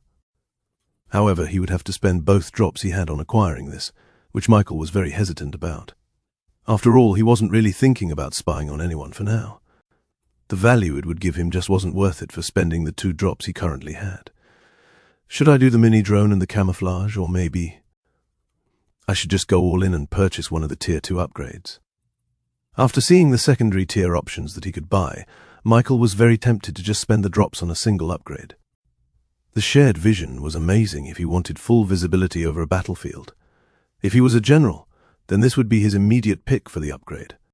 Having the 360-degree piloting view would allow him to oversee the battlefield in its entirety, giving his opponents no chance for him to ambush him. Meanwhile, the 2 firearm upgrades were an immediate boost to his offensive capabilities. He spent so much hesitating on the right choice that Yuna finally returned into his room. When he regained consciousness, she left to fetch everyone else who came all the way from the nation of Reborn. His parents and the entire crew of the Reborn company swarmed into his room with worried looks on their faces. "Oh, my sweet honey baby, you're okay." Lilia immediately jumped in front of the pack and hugged him intensely. She squished her cheeks onto his, smothering him. Michael mumbled. "Oh, what has happened to you, honey? You can't talk?" Bart immediately pulled her apart from Michael. "Dear, you're smothering him. No wonder he couldn't talk." "Oh." Michael put some distance away from his mom. "I was just saying that there was no need to worry. I just passed out from exhaustion." Still, there was an obvious look of worry from Bart and Lilia. This wasn't the first time that their son unexpectedly lost consciousness without an obvious explanation. "Lord Michael, are you holding up all right?" Shayna asked, bowing her head. "As up as I'll ever be," he replied with a smile. His obvious good mood released any worries they had for his well-being. His mother thought that it was because of her presence, but it was actually because of the upgrade options he saw earlier. "Bro Mike, this metropolis is so big, are we going to live here soon?" Zion asked. "Ho ho, it's much bigger the last time I saw it. Oh wait, I don't remember." "As big as it is, we'll soon expand our business in all corners of the territory. I've got the permit," he replied, revealing the red coin he got from the association. Hee. So many people here, so many people to spy on," Fudge muttered. "Master, don't you worry. We've already started our preliminary sweep of the entire metropolis." "Not yet, Fudge. We can't just trespass on other people's property when we haven't even got our own place in Metropolis. Wait until we've settled." He then tossed the red coin permit to Castell, who took it as if it weighed 100 kilograms. "I'll assume you'll handle our expansion here in Metropolis," he asked her. The CEO maid firmly nodded. "You can count on me, young master. Have you decided on where you're going to build your headquarters here?" Yuna asked him. "Not yet, and frankly I have no idea. Well, I have good news and bad news for you. A new voice suddenly emerged from behind the door. Everyone turned to look at the new visitor. Once Yuna saw who it was, her eyes immediately lit up. "Claudia!" The aunt and niece had a nice little reunion as they hugged each other tightly. They exchanged some pleasantries with each other, catching up on what they'd been doing, when all of a sudden, Lilia appeared behind Yuna to introduce herself to Claudia. "Hello, I'm Michael's mother, Lilia." "I've heard so much about you from Yuna's letters," Claudia said, shaking hands with Lilia. "Oh, really? I hope it's good. We've been treating her well under our care." Michael immediately got up off the bed and interrupted their conversation. Right now, his mother acted normal, but eventually she would get up to her usual schemes about setting him up with Yuna, and he didn't want Claudia to get involved in that. "Ahem. Claudia, what were you talking about?" She faced Michael and told him about what happened while he was unconscious. She told him about the appearance of the Wyverns in the southern shores. She told him about the parade planned by Alaric Goldstone. And most especially, she told him about the current commotion going on in Main Street of the Upperwood District. Wyverns? This means that the foreigners will arrive in the Queen's region soon. Yuna realized. Juno realized. Claudia agreed. And right now, duels are popping up all over Metropolis as companies try to prepare. "Michael, I wanted to reserve Main Street for your company. But that's not possible now." Jakku chimed in with his own opinion. "Why do we have to go to this Main Street? Can't we just choose another land?" "That's right," Zion agreed. "Why do we have to follow this Alaric guy's parade plans? We'll make our own." "I agree." Umisu silently voted. Yuna was the first to dispel their ideas. "That's not possible. Alaric was only able to plan the parade because he influenced the Duke of Metropolis to agree to his terms. We don't yet have the influence to change that." Claudia looked at her niece, noticing that she used the word "we" when referring to the Reborn company. Yuna had completely integrated herself into this group. Michael eventually agreed with Yuna. They would need time to build up their power in Metropolis if they wanted to go that route. However, the arrival of the tourists wouldn't wait for him. It was much more logical to follow Alaric's parade and simply take advantage of the route. Those wyverns, they're carrying tourists, right? What kind? Claudia listed out all the possible demi-human tourists from all over the globe. Vampires, werewolves, mermen, you name it. They're probably there. His ears perked up. Mermen? They're from Atlantis, meaning they'd be more knowledgeable about Sioux. Or maybe they even have it themselves. Chapter 454, Fighting for Main Street. I'll join that parade, he declared. He hoped that the arrival of those mermen would bring him one step closer to obtaining more and more Sioux for his drone upgrades. He couldn't help but let his imagination run wild as he thought of all the upgrades he could buy if he had more Sioux drops. But for him to accomplish that, he had to play the game Alaric made. The parade would focus all the tourists into one specific route, and if he got a spot at one of those prestigious lands, then he could get their attention and hopefully more. You want a location on Main Street? Claudia asked. Yes, that's where the route will go, right? It was the only place that he had a chance to obtain. Most of the territory in the parade route was already owned by other companies. He wouldn't even be surprised if a majority was owned by Gilderon, Alaric's company. And with the rules of duel prohibiting him from challenging someone in a higher class than him, he would be pressed to find a location he could obtain. His only chance was Main Street. Unfortunately, though, he wasn't the only one thinking that. The fact that it was uninhabited due to Flarecorp's dismissal made it possible for all the companies in the Upperwood district to vie for a spot. You have to register for the tournament now, Claudia advised. You're lucky you woke up today because the registration would have ended today. You're issuing a tournament? Una asked, surprised. Yes. Due to the amount of companies fighting for a spot in Main Street, we had no choice but to start an all-around tournament to accommodate all jewelers. What's the tournament about? He asked them.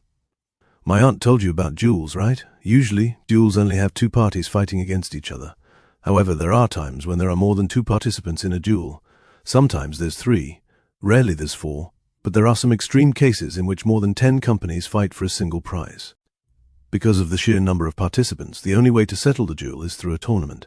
It is, as it's stated, it's a single elimination tournament. If you win, you advance to the next round. If you lose, you lose. The company that wins the entire tournament will receive the ultimate prize, Una explained. That is exactly right, confirmed Claudia. These kinds of tournaments are so rare that I've only ever seen a few documented cases throughout history. It's surprising that you're doing it for this, Una added. Claudia sighed. You see now why I'm having a headache. The agreement between 2 major world leaders has consequences that affect the whole world. It's only now that we're feeling it. The Ocean King and the Draconic Queen's agreement was unprecedented, leading to more unprecedented results. So if I win this tournament, I'll get Main Street? Michael asked. Well, Main Street is being fought over by all companies in the Upperwood district. However, those companies don't have the same statuses as other companies. This means that I can't put you in the same tournament as the Quench Company. We've divided the tournaments into 3 sections. There's the high-class tournaments, which are participated in by companies like the Quench Company, the Pyramidic Cuisine, and other big names. The prize for this tournament will be 60% of the territory in Main Street. Then there's the mid-class tournament made for companies that are successful, but not at the highest degree. They're fighting for 30% of Main Street. And last, there's the low-class tournament. These are the companies that are struggling and barely able to maintain their business in Metropolis. There's a lot more companies in this category than the upper 2 combined, and they're all fighting for 10% of Main Street. Even before the tournament started, Michael had already lost a majority of the territory to the other companies. However, such was the fate of an unknown company who had just received their permit 1 day ago, so he couldn't really complain. I'm guessing I'm in the low-class tournament, yes, but this is not an indication of your strength, but simply the result of rules.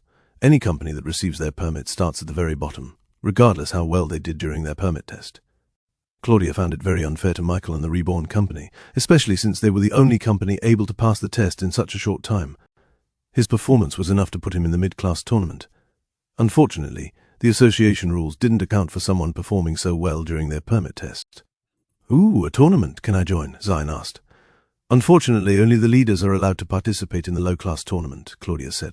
Ho ho ho, that would have been fun. But I'm sure Michael doesn't need our help. Grieve chuckled. Of course. My boy will sweep through all the tournaments, beating everyone and taking control of the entire Main Street, Lydia proclaimed.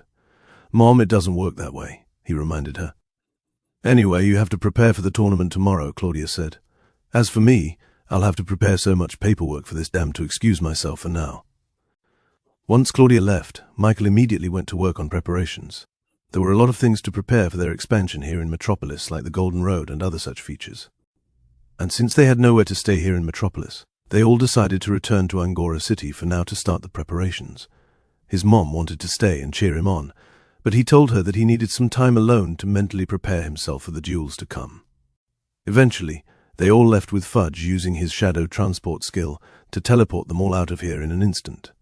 Yuna, on the other hand, chose to stay behind to help Claudia with the paperwork she had to finish. This left him all alone in his room. He took out the drone from his pockets and held it in his hands. After hearing about the arrival of the Wyverns, Michael correctly deduced that there would be so much more duels now than in the past. As business became more competitive in Metropolis, it would be inevitable that he would have to participate in a few of those duels himself. This tournament would just be the first of many duels. Because of this, Michael's decision for the drone upgrade became obvious. He needed firepower, he needed something that would help him win duels. Because of that, he decided to take the Unity Grenade option to upgrade. There wasn't much need for him to upgrade to the Unity Gun MK, since the drone already had 2 barrels of Unity Gun, and if need be, he could fire off his own Unity Gun from his finger. Now, Unity Gun was very powerful, don't get it wrong. However, its destruction was only limited to a single ray like a bullet. With its near-instantaneous arrival, it could create a lot of devastation. However, Michael wanted to have a little more oomph for his firepower. That's where the Unity Grenade came in. It could be treated as a last resort. Chapter 4-55 Grenade. Purchasing drone upgrade, Michael saw the drone start to power once again. Its red veins emerged from its interior, somehow giving the illusion that the mithril artifact was alive. Nanoparticles started to form on the underside of the frame. A cylindrical shape started to appear, forming a very large barrel that the grenade was supposed to be launched from. He waited for 30 whole minutes before the upgrade was finished. Right now, his drone looked like something out of the military. Its offensive capabilities earned it to have the right to be called as the future of modern warfare. This world didn't even have guns. Yet now he had a weapon that could hover thousands of feet in the air and rain hellfire upon his enemies, though of course he wasn't going to use it with no regard for human safety. That was the reason why he wasn't going to test it out right here in the middle of Metropolis. He then tapped on the drone's red button to withdraw its glasses for the drone vision. A satisfying click emerged as the drawer shot out from the side, allowing Michael to grab its contents. He put on the glasses and entered the drone's very body. Within a second, he found the whole world turned black before his consciousness transferred over to his mithril artifact. He was now piloting the drone as if he was the drone itself. As he commanded it to fly, the propellers roared into life as he soared out of the windows and out into the skies. Once he was out of earshot from everybody, he stopped and turned idle. Now is the chance for me to see if I can really use my spells while inside the drone. According to ChatJK4, transferring his consciousness into the drone allowed him to also transfer his powers into it. By all accounts, this drone was now him. It had all of his supreme talents and skills without any drawbacks at all.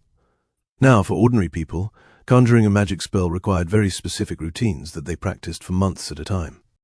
So, when they found themselves not controlling their own body, they wouldn't be able to cast the spell they were so familiar with. But not Michael. With ChatJK4 by his side, a little adjustment was made on the fly to make the spells completely compatible with his new drone body. As he concentrated, a magic circle appeared beneath the drone's frame. A shadow emerged from the circle before wrapping itself onto the drone. Michael saw the world turn into darkness once again as he entered the shadow. This was none other than his favorite spell, the shadow transference skill, allowing him to trade places with his clone at any time and any place.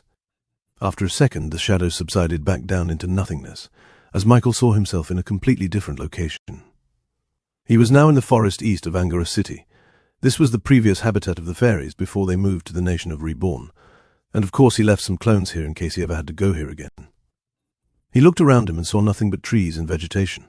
However, about 4 kilometers off into the south, he saw his very own Rebornians working on the Golden Road.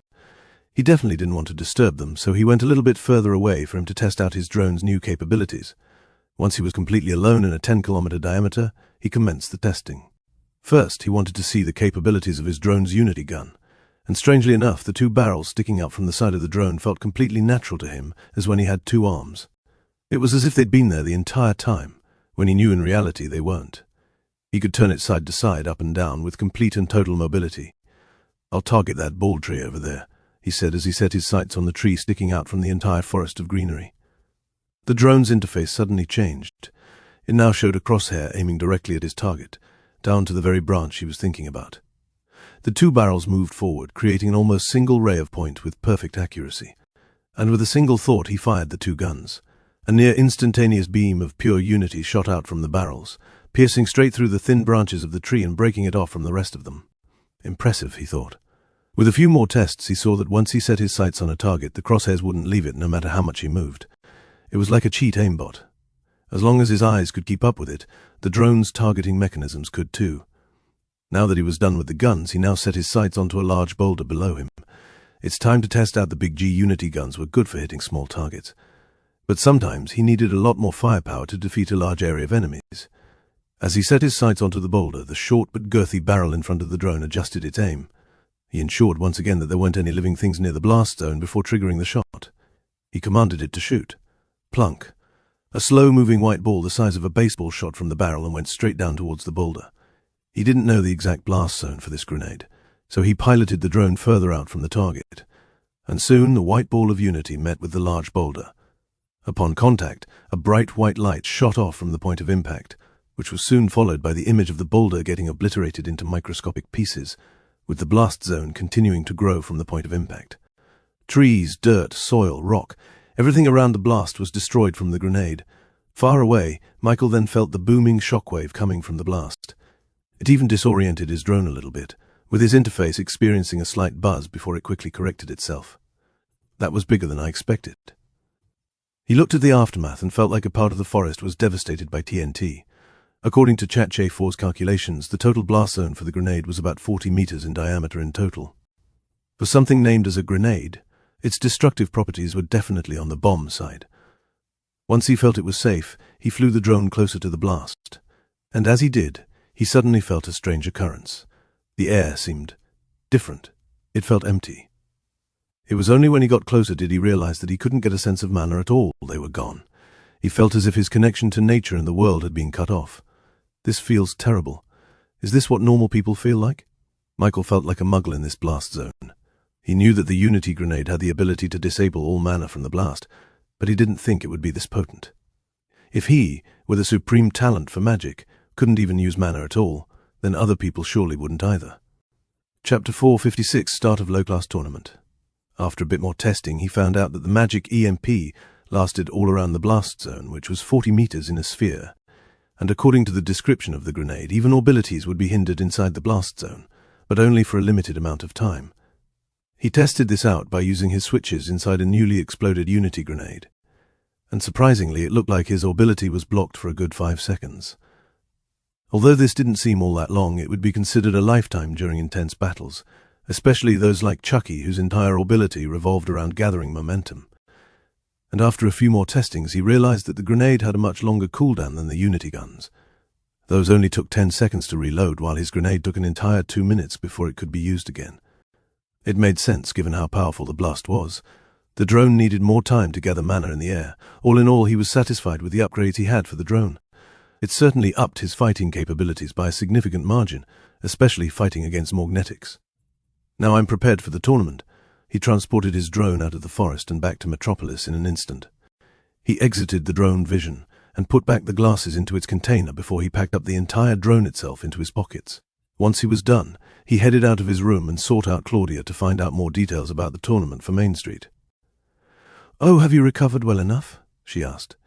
He responded with a flex of his muscles, which seemed to be enough for Claudia. "Well then, you're just in time. The low-class tournament for Main Street has already begun. Don't worry. I put your fight to the last so that you'll have more time to recover." She handed him a parchment paper which showed the entire bracket for the tournament. He looked through the names and found none that he recognized.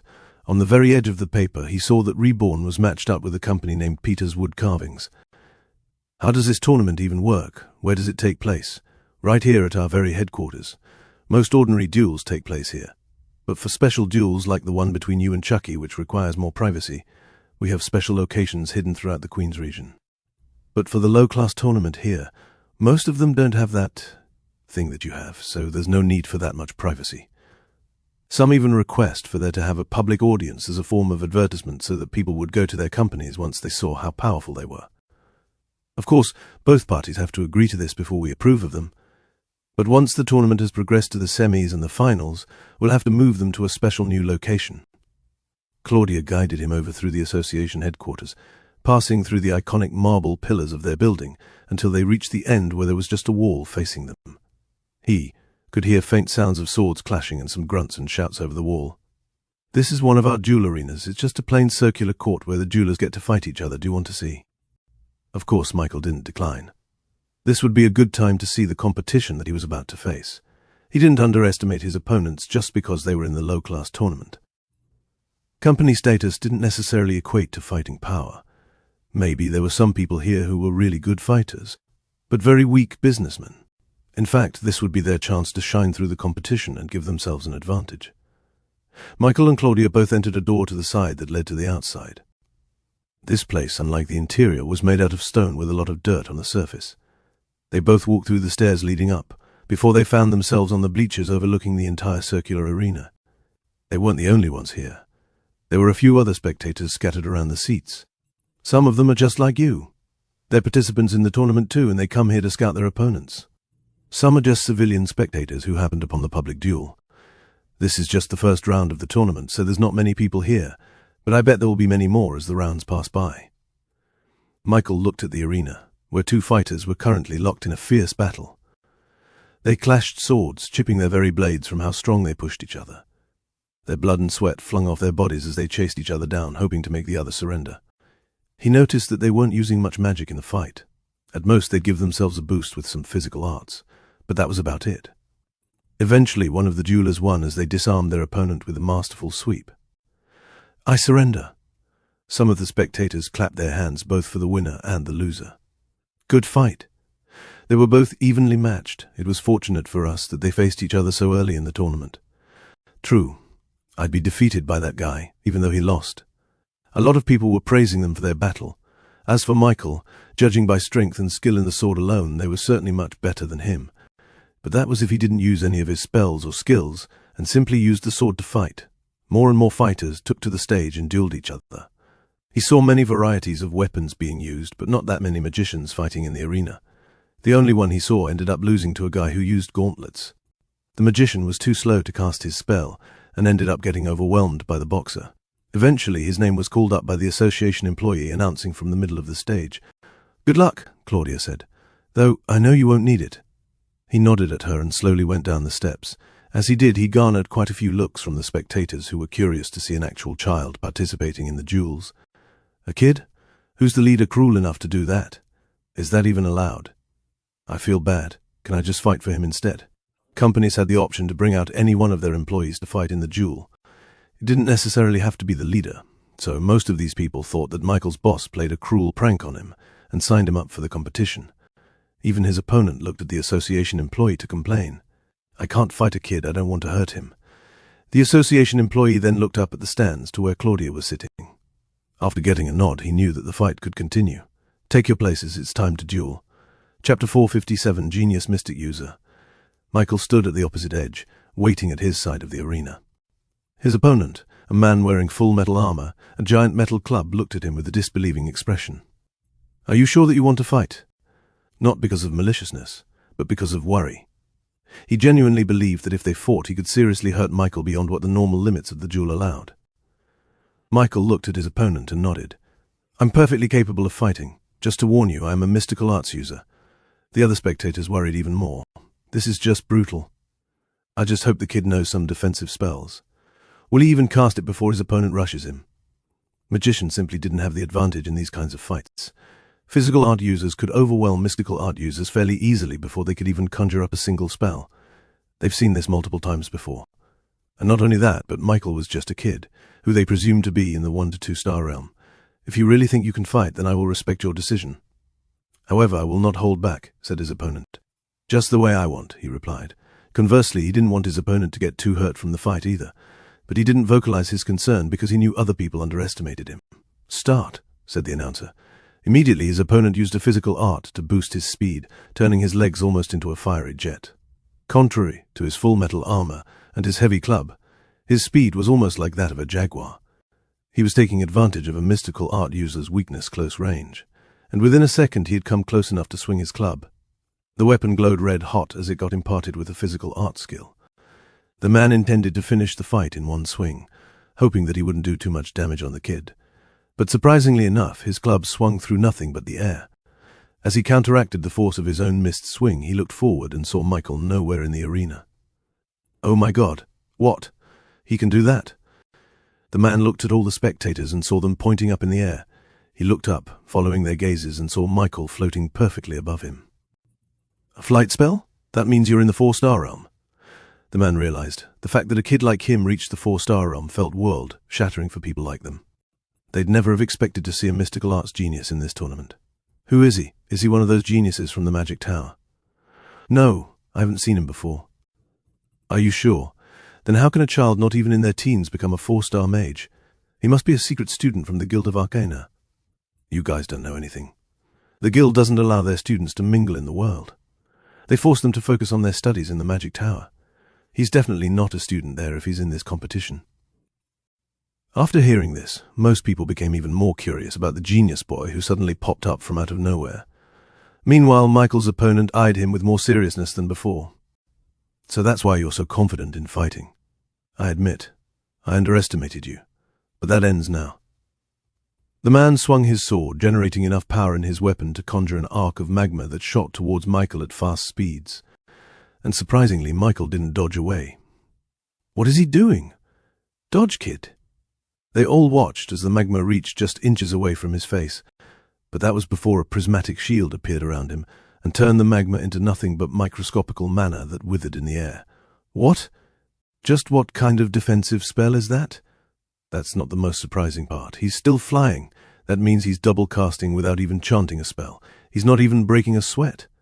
If flying wasn't enough to treat Michael as a genius, then simultaneous casting was definitely enough to do it. He made everyone get up off their seats in shock. Meanwhile, his opponent finally felt nervous for the first time. He thought he'd win this easily, but seeing the boy shrug off his attack made him feel like he was about to lose. The man jumped up, carrying his large club with him. He chased Michael, swinging heavy and hoping to hit him at least once.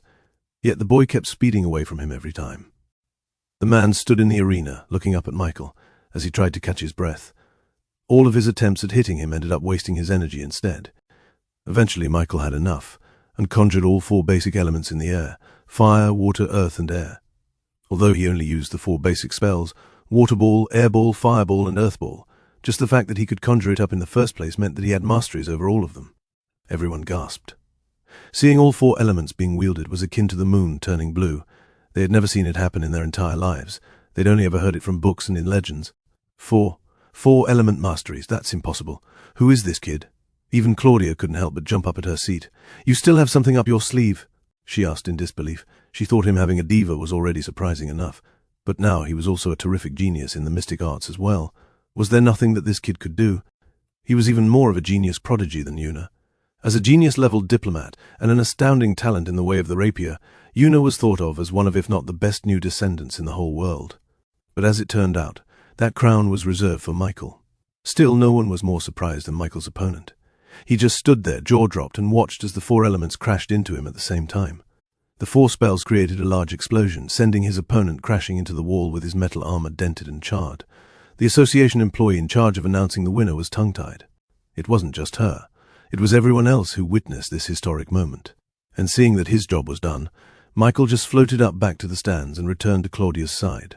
All the while everyone's eyes were just locked onto him. "I move up to the 2nd round, right?" he asked her. "Yep," she answered. "When would that be?" "Tomorrow." Since he had nothing left to do, Michael decided to leave for the day, leaving everyone else still completely unable to process what they had just witnessed. Was that real? "I don't know." "Pinch me. Ow, that's real, all right." "What's the kid's name again, Michael?" His name was etched onto their very minds. It was so surprising that they wanted to tell it to others as well.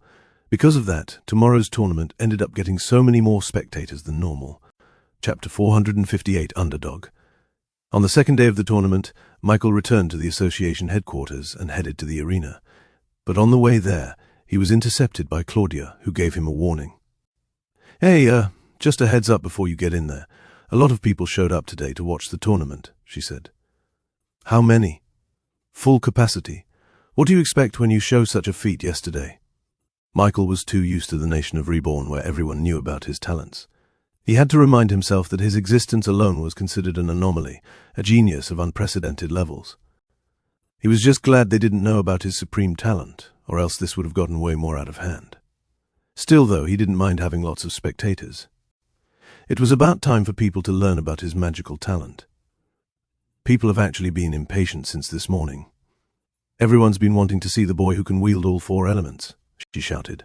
8, he corrected her. Huh? What was that? Nothing. Anyway, I have a duel coming up, right? Claudia felt like she had just heard something incredulous again, but decided not to pursue it. Yeah. You're actually just in time. You're next in line to fight. Michael and Claudia both walked to the arena, finding themselves a spot at the very top of the stairs. This allowed them to subtly enter without getting the attention of the spectators. Luckily enough, though, they seemed to be plenty occupied by the fight below. One of the duelers was someone Michael saw from yesterday. He was the extremely skilled sword fighter, who others considered to be one of the forerunners of the competition. He's from a company called Spartan Leather. They're actually a decently ranked company in the Applewood district, having both physical and business power to compete against the best of them. They've consistently placed number 34 in the festival, which is just at the limit of what the low-class tournament allows. And just like before, the Spartan Man, a nickname he gained from the spectators, used his great physical strength in tandem with his sword skills to overwhelm his opponent. But surprisingly, his opponent was able to parry the Spartan Man's strikes with minimal swings of his knife. It looked like his opponent wasn't even putting in any effort to fight. And who's his opponent? Michael asked. Claudia had to look at her scrolls to confirm. They're from a relatively unknown company called Serpent's Wash. To be honest, I'm not really familiar with this company since they've just established themselves recently. According to this, they offer laundry services in the Applewood district. So they're just like us. They passed the permit test too. Claudia looked back at her scrolls again. It would appear so. They passed the permit just a few weeks ago, actually, and they just barely passed the 7,000 sales mark. Michael was surprised since the association typically only gives out 5 permits in 1 year. It was a crazy coincidence to have 2 permits happen in just a few weeks. But if they were able to get 7,000 sales in 7 days, then they must have good business techniques to achieve it. Still, that didn't necessarily mean they were stronger than the Spartan Man. In fact, that was the general consensus within the spectators. His opponent is running away, but it's only a matter of time until Spartan Man picks apart his sloppy knife skills. I agree. But doesn't Spartan Man look a little bit exhausted now? You're right. He should have gotten a few hits at this point, but all of his attacks get parried by this guy. Everyone was surprised that this unknown serpent guy was going toe-to-toe against the fan-favorite Spartan Man.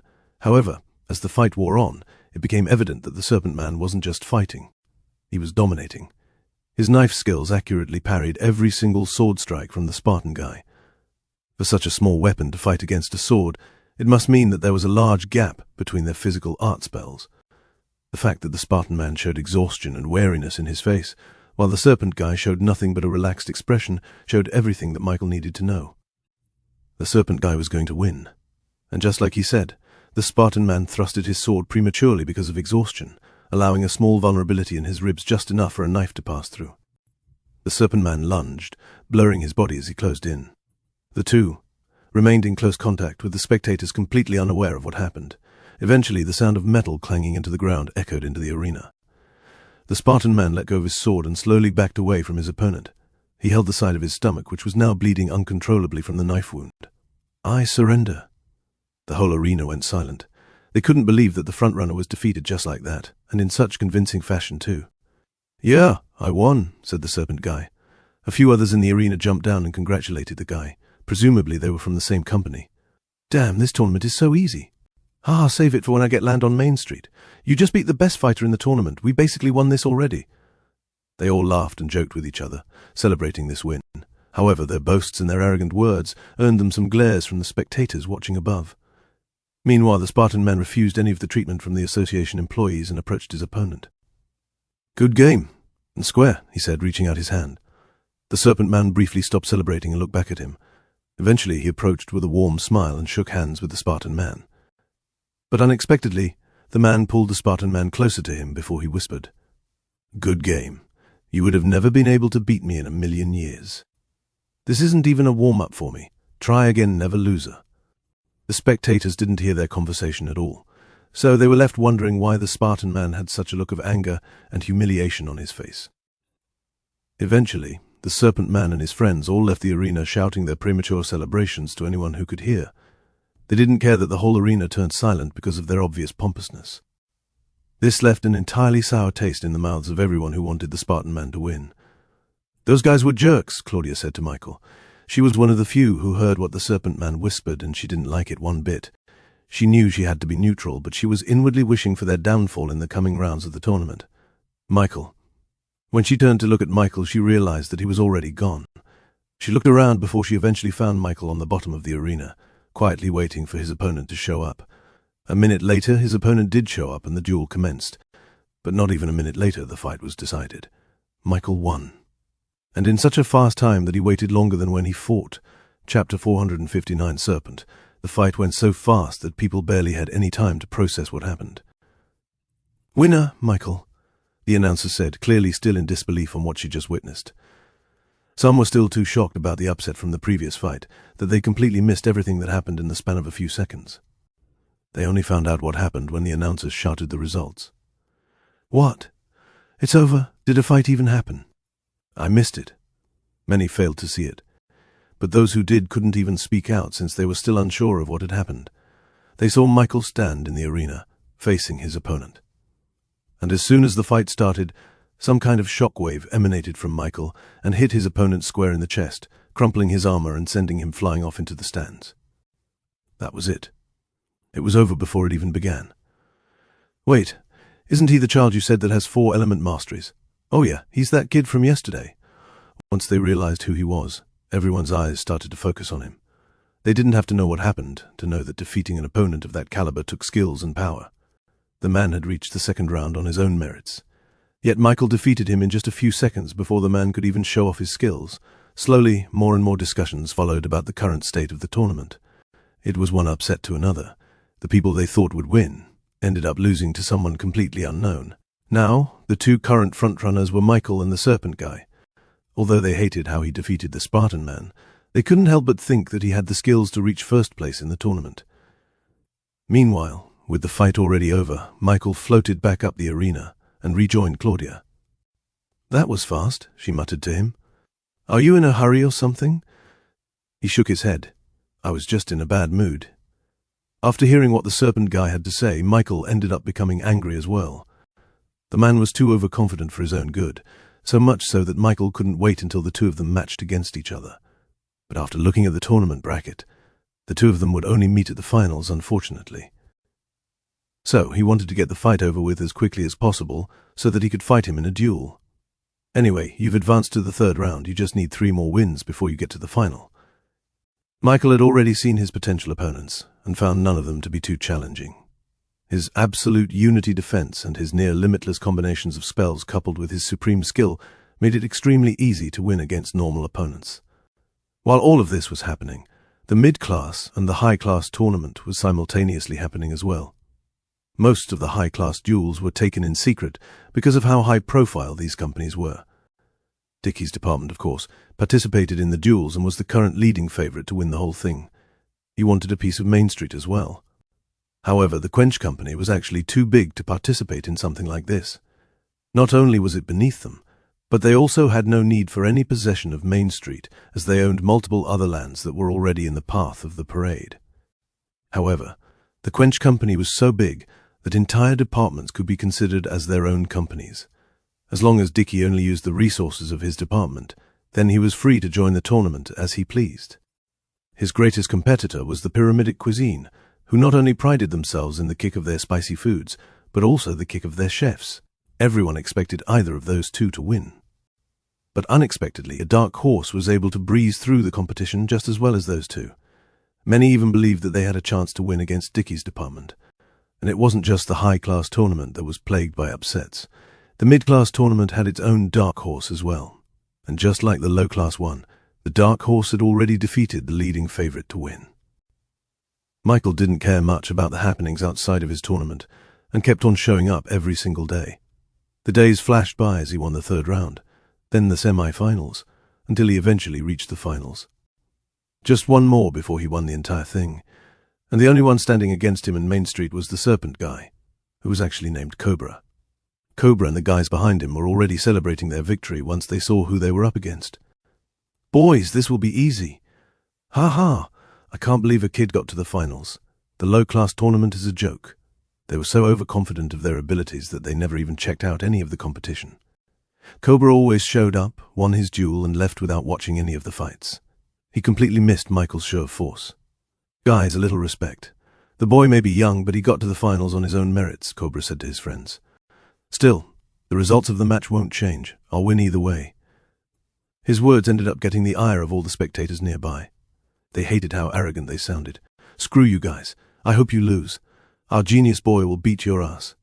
For the last 3 days, the spectators had seen how Michael beat every single one of his opponents with an overwhelming victory. No one was a match against his 4-element mastery. Even his simple fireballs and water balls would decimate any defenses his opponent could conjure. You talk about an easy win. Ha! You don't even know what you're up against. Prodigy boy, show him what you got, shouted one of the audience members. Despite the overwhelming negativity from the crowd, Cobra and his serpent group remained uber-confident. Cuckoo, so what if he's a genius? That won't matter. That's enough, Cobra said to his friend. Let's get this duel going. The longer we wait here, the longer I don't get Main Street. Cobra then directed his gaze at the very top of the arena. Miss Claudia, I would like your assistance, please. I invoke our right to privacy. As soon as he said that, the crowd erupted in complaints and angry remarks. What? You said all that, and you won't even show the fight? Coward! Let us see how Michael throws your head to the ground. Cobra shrugged. It won't matter anyway. The fight will be finished before it even starts. You won't get to see anything anyways. Despite the complaints from the crowd, Claudia walked down to the arena and joined Michael and Cobra. You wish for a private duel? She asked. That's right. The crowd erupted again. You can't do that. Claudia immediately held up her hand, stopping everyone's shouts. It's well within their rights. Michael, do you agree to his wish for a private fight? Michael nodded. This was better. Chapter 460 Private Duel. Claudia nodded. All right. According to the rules of a duel, both of you will be led to a random secret location for your arena. Wait, Cobra interrupted. He looked at Claudia with a sly smile on his face. I'm not finished. I invoke our right for a sanctum duel. As soon as Cobra uttered those words, Claudia was shaken. She wasn't expecting to hear that coming from him. How do you know that? She asked him, suspicious. Cobra shrugged it off. It doesn't matter how I know. What matters is that you'll fulfill my request. I'm sure that a Montgomery of your stature would be capable of creating a sanctum, am I right? Michael was clueless. But he did know that something weird was going on. There was something going on with Cobra and the rest of the serpent group. What is a sanctum duel? He asked Claudia. However, she still seemed unable to process the fact that Cobra knew what a sanctum duel was. I'll explain it for her, boy. A sanctum duel is a kind of duel that takes place in a different place that is completely cut off from reality. It's kind of like a pocket dimension, if you've ever heard of it. The only difference is that a sanctum duel is something that is not real. It's a completely fabricated reality that is made by none other than this beautiful woman right here. Montgomerys like her have the ability to create sanctums completely from scratch. If you want a duel that takes place in a forest full of trees, she can create that. If you want a duel that takes place on a small island in the middle of an ocean while a storm is raging, she can create that. If you want a fight floating in the middle of the clouds, that can be arranged. Michael looked at Claudia, and the look on her face confirmed Cobra's words. Montgomerys have been given the ability to create sanctums that fit perfectly to the specifications of our duelists. A tundra, a desert, whatever our duelists feel they have the most advantage in. It's one of the reasons why we are chosen as arbiters for all duels, she confessed. Why didn't you tell me? Claudia sighed. I didn't think you would hear about it so early. I certainly didn't expect you to hear it from someone like Cobra. Cobra was supposed to be from a company that just recently obtained a permit in Metropolis.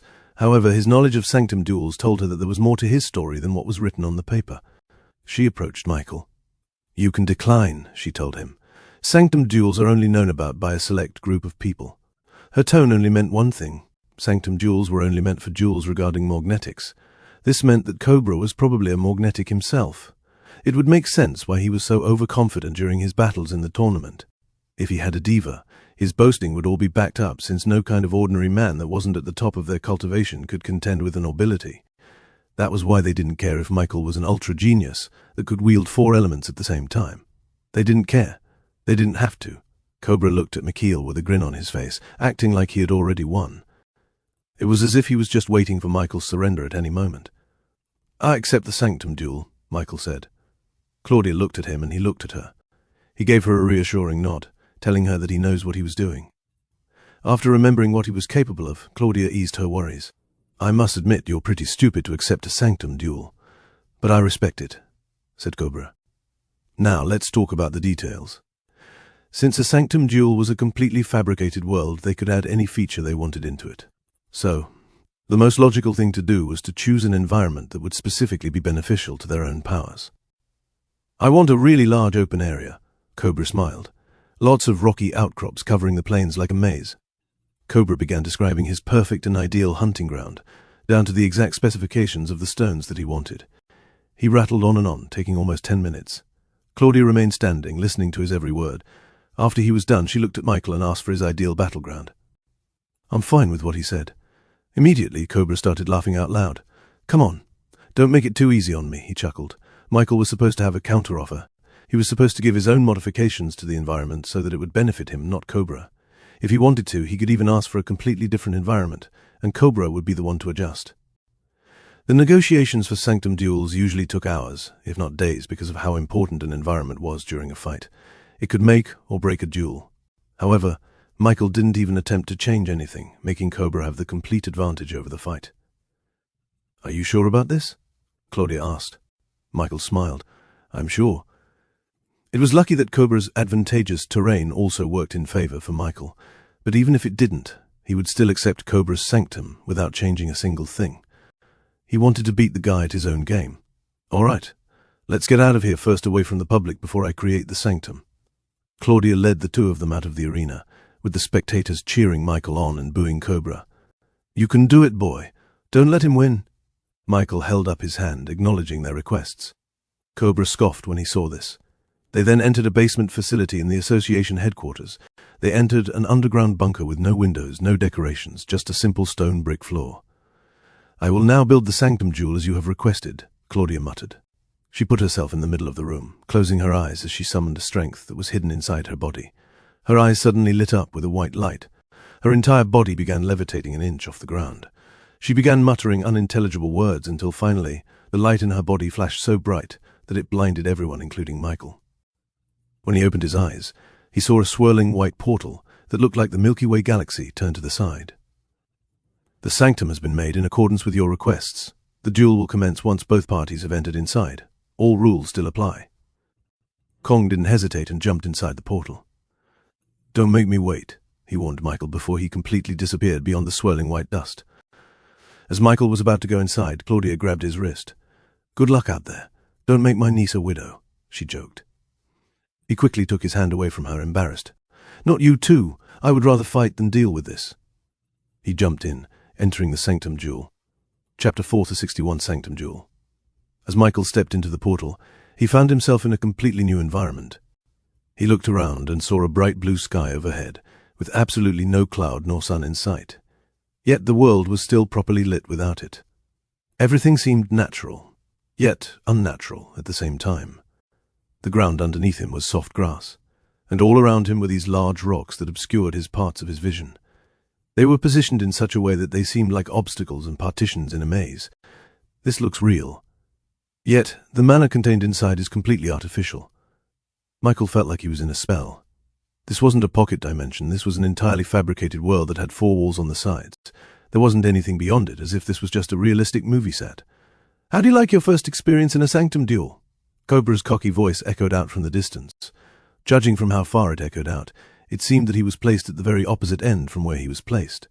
Michael used his supreme skill, peering through the large rocky surfaces blocking his vision.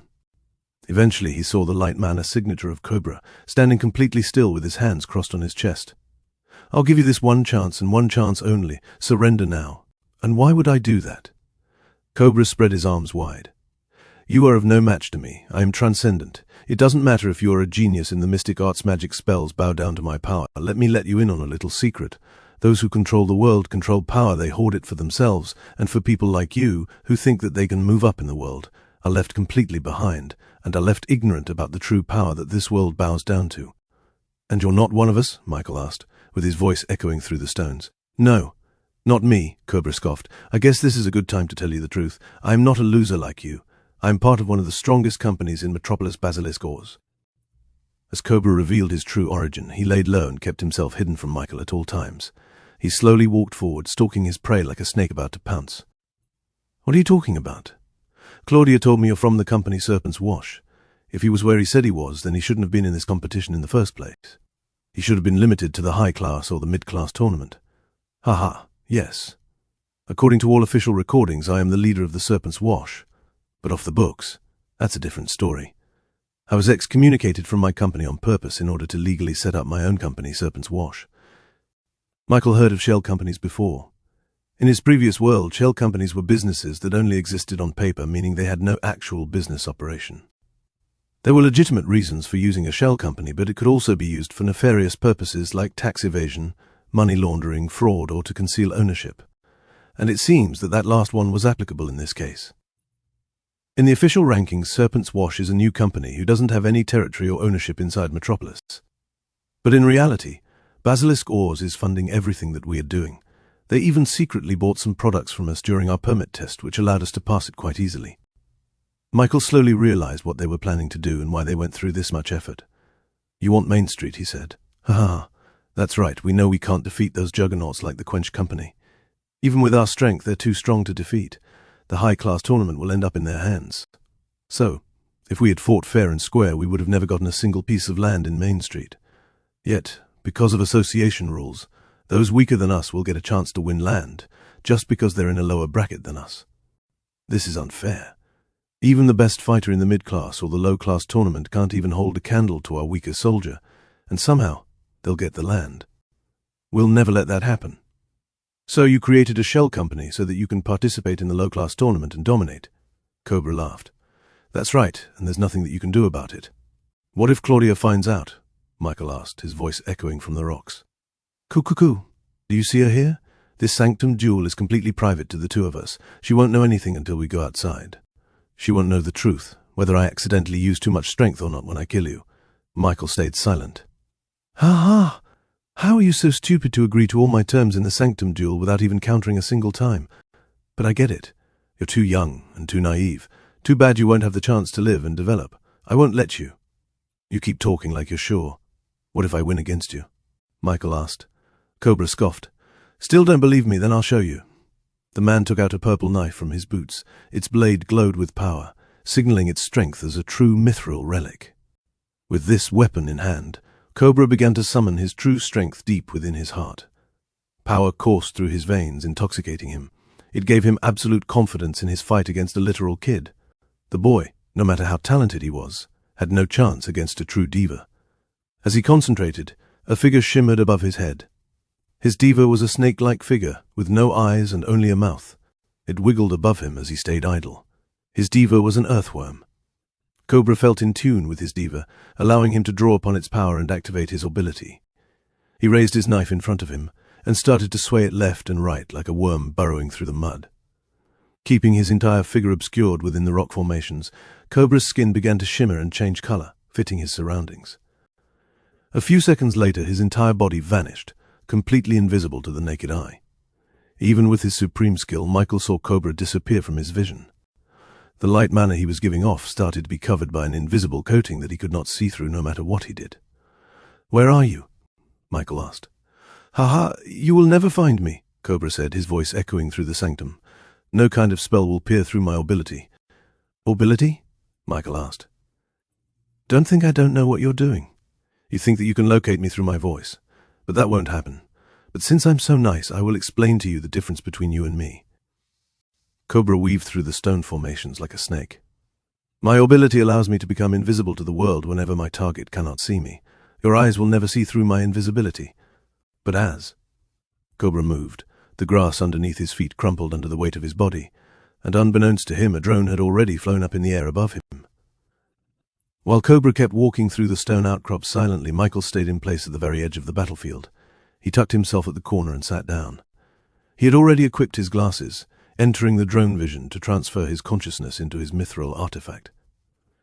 And while Cobra was so occupied with his own bragging, he secretly deployed the drone and piloted it to fly high up in the cloudless skies.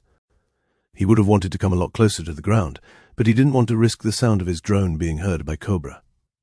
As he stayed up in the air, he saw the tiny movement of grass down below. And just like that, he was able to locate Cobra's body without any hardship of the whirl. It completely transcends the normal logic of the world. We defy it. And my ability allows me to bend light itself to turn myself completely invisible. As long as your eyes don't lay eyes on me, you will never know when I sneak up behind you." Cobra kept talking, blissfully unaware that Michael was monitoring his every move above. "What? No response? Come on, don't be shy, ask more questions." This Cobra's attempt to goad Michael into giving up his location. He took Michael's silence, thinking that he was afraid of being located, but in truth Michael just couldn't speak because he was piloting the drone. "Good. Just stay where you are, and don't let me find you. In the meanwhile, let me take this entire battlefield into my own paradise." Under his invisibility, Cobra's worm thrashed its head side to side as he activated another one of his abilities. He took his purple knife and stabbed it in the ground. As soon as he made contact with the grass, the giant worm above him started to eat through the soil, one giant chomp at a time. Michael saw the ground underneath Cobra's feet start to glow a violet light, and after a few seconds the light completely disappeared, leaving the grass looking completely untouched. "I don't know what that is, but it's best to avoid it." Thankfully, he was looking at the entire battlefield overhead. So even if the light disappeared, he could mentally mark the location in his mind so that he'd know to avoid that specific patch of land. And with Chat K4's help, a highlight of the trap became visible in the drone vision interface. "There's no escape, little boy," Cobra shouted. "I will hunt you down through the ends of the soil. Get out now so that I can put you out of your misery. If you don't, then you'll end up swallowed by the earth. I'll bury you so deep in the ground that you'll suffocate, prolonging your death. Isn't it so much better to die by my knife?" Michael inwardly thanked Cobra for being so overconfident that he very easily gave up all his secrets, even without him asking. Now, he knew that those patches of land were like quicksand, and that anyone who stepped into it would be swallowed deep into the earth. Cobra continued to walk through the rocky outcrops, until he eventually reached the very end where Michael spawned.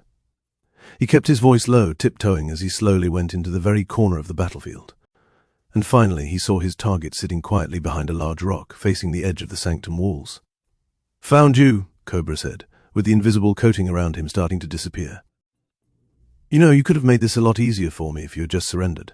But now, I'm actually quite annoyed that you had me set up all those traps. I'm going to enjoy killing you. And I heard that your company was pretty good, right? The Reborn company, the first company to ever pass the permit test in just 3 days. Maybe I'll just take it for myself once you're gone. How about that?" Cobra raised his knife above his head as he walked closer to Michael. And just as he was about to plunge it down into the boy's chest, a buzzing sound suddenly erupted behind him. Startled, Cobra looked behind and saw a strange metal object flying in the air. He couldn't understand what it was. "You're going to kill me and take Reborn." Michael's mocking voice spread out from the drone, making Cobra shocked to his core. "You? If you want Reborn, you'll have to experience reincarnation first. I'll help you with that." The 2 antennae-like barrels on the side of the drone pointed themselves to Cobra, and even though he didn't know what it was, his intuition told him that this was something dangerous. The giant worm's head appeared above him as he used his purple knife to become completely invisible. Just then, the drone fired off a volley of unity gun right in front of it. Suddenly, Cobra's body appeared on the ground as he clutched his stomach in pain. "Ah!" he screamed out. What the hell was that? This was the first time he had ever felt something so painful. This wasn't just a gunshot wound. It was a high-powered unity laser that completely disintegrated the mana in his body. Of course, it was going to hurt. Cobra glared at the drone hovering in front of him. He didn't know what was happening, but he knew that Michael was the one responsible for this. Driven by pure anger and pain, Cobra quickly turned around and tried to stab Michael's body with his knife. But it was at that moment that he realized that Michael was no longer sitting on the ground. He was standing, with the drone glasses already taken off and currently in his hands. "You're not the only one with power," Michael said as the futuristic mechanical hand appeared above his head. The appearance of his diva took the soul out of Cobra's body. He looked ashen, as if he had just seen a ghost. He would have never thought that a boy like him was a magnetic. It was inconceivable. Michael then threw a small block of iron towards Cobra before he could react. It quickly attached to his chest, freezing him in place for almost a second. He then raised his hand and formed a finger gun. A bright light gathered at the tip of his finger before another unity gun blasted off directly towards Cobra's chest. The beam of unity penetrated through his chest before a violet glow appeared and protected Cobra from experiencing instant death. Michael noticed that the glow came from Cobra's heart, meaning that it was probably the God-forged pieces that saved him from the unity shot. Knowing that he would need time to reload, he quickly left the area before Cobra regained control of his body. Cobra's giant worm eventually wrangled itself off from Michael's ability, shattering the glass the switch imposed upon his body. Once he unfroze, Cobra looked around, feeling like something weird had happened. What was that? When he looked around, he no longer saw Michael anywhere in the vicinity. That was your ability, wasn't it? Cobra shouted maniacally as he looked around for Michael. Ha ha! Fine, try and run away. We'll see if you can dig out of the hole you're walking into. Chapter 463, Drone Reconnaissance. Cobra waited to see one of the traps he set up earlier, to clamp down hard onto Michael's feet and drag him down into the depths of this sanctum. He listened for Michael's footsteps, which kept on going further and further away from him. But no matter how far he got, his quicksoils never activated. Cobra climbed up the tallest rock formation and looked over the entire battlefield from above. There he saw Michael expertly dodge away from his quicksoils as if he knew where they were. You even know where they are? His exasperated voice came from his very soul. The boy that he had underestimated this entire time turned out to be one step ahead of him this entire time. It was humiliating and infuriating at the same time. Michael's strange powers and that strange flying metal he had with him gave Cobra a foreboding sense of defeat. But he consoled himself with the fact that Michael was running away from him. That light attack you have, you can only use it once, am I right? Or else you wouldn't have escaped from me. Cobra took this as a sign of weakness. Michael had to run away because he was in trouble if he fought Cobra close up. I'll catch you! Cobra shouted as he jumped down the giant rock face and started chasing Michael through the maze of the battlefield. Since this was his design, he easily maneuvered through shortcuts and turns easily. Still, he found himself unable to catch up to Michael since the boy could move through the maze as well as him. Then finally Michael stopped in place. He jumped up to a rock and faced Cobra from a distance. I wasn't running away from you. I was running away from my own attack. Before Cobra could decipher Michael's words, he heard that same buzzing sound as before. He looked up and saw the drone staring down at him. Michael controlled the large barrel to aim directly down towards Cobra. Once it was in line, he commanded it to release the Unity grenade. This was why he tried to get as far away as he could from Cobra. He didn't want to get caught in the blast zone. Meanwhile, Cobra looked up and saw a bright ball of light plop down from the strange metal object. He flinched, thinking that it was another one of those ultra-fast attacks that he couldn't see. However, this attack was very slow in comparison. It was like an apple falling from a tree in his perspective. Although he didn't know what it was, Cobra became apprehensive of whatever the drone released. And judging from the bright white light, he correctly assumed that it contained a tremendous amount of energy that he had to be careful with. Cobra slashed the air above him with his knife using an asterisk pattern. Immediately, a sinkhole appeared directly from where he was standing. It looked like an endless pit that continued to swallow everything into complete darkness. As soon as the grenade was about to hit him directly in the head, a strange power seemed to redirect it towards the sinkhole in the ground. Cobra was able to create a tunnel that allowed him to avoid a direct hit from the grenade. With the glowing ball swallowed up by the sinkhole, Cobra thought he was in the clear. However, as he looked down, he saw an intense light coming from the sinkhole that shined brighter and brighter, until he felt the soil beneath his feet start to rise up like a volcano about to explode. Boom! An explosion of soil, rock and grass erupted from the sinkhole, sending Cobra flying through the sanctum with burn marks all over his lower body. He landed harshly on the ground, tumbling a few turns before his back crashed onto the edge of the battlefield. The wall shimmered for a brief moment as Cobra impacted on it, but soon stabilized after a second. Gah! Cobra gasped, trying to return the wind that was knocked out of his lungs. He couldn't believe that the small glowing ball could erupt with such a powerful explosion. The endless sinkhole he created with his worm, Diva was supposed to swallow everything into the earth, nullifying any explosion into a harmless fart. Yet the Unity grenade was able to overpower his ability and explode without impediment. He lifted his head up and was soon terrified at what he saw. A third of the battlefield was destroyed and reduced into a mere crater because of the explosion. The rock outcrops that formed the maze formation of the sanctum were completely nullified, as the blast threw most rocks and boulders down and out of their position. What the hell is your ability? What is your weapon? Michael raised his hand into a point, aiming it directly at Cobra. Cobra immediately recognized this hand signal. It was that near-instantaneous light attack that almost killed him. Desperate to escape from the Unity gun, he took his purple knife and swung it in the air. The worm Diva above his head thrashed around and created another burrow through reality. Cobra waited for his body to turn invisible just like before. But as the moment passed, he was soon horrified to find out that he couldn't activate his ability. He felt disconnected from his Diva. Unable to turn himself invisible, he was an easy target for Michael and his Unity gun. A blast of Unity released from Michael's fingertips, hitting Cobra on his shoulders. He ignored the searing pain in his body and forced himself to get up. If he didn't, he'd get hit with another one of those lights. He tried to walk away, but the drone buzzed towards him and fired another blast of Unity gun that targeted his legs, turning him near paraplegic. Ah-ha! He crawled, trying to run away. And in this moment he felt the power of his Diva return to his body. The temporary orbility interference from the grenade had finally worn off, giving him a chance to escape. Cobra flipped his knife upside down before he staked it on the ground. With all the force he had left, he slashed the knife down, creating a slit on the ground for him to crawl towards. Soon, his body disappeared into the ground, fulfilling his diva's true purpose to be a worm. Michael looked around, trying to see any signs of Cobra burrowing through the soil. Thankfully, he had Chache K4 by his side. Microscopical disturbance of soil in that area. A crosshair appeared in his vision, telling him where Cobra was supposed to be. With his Unity gun reloaded, he shot the ground.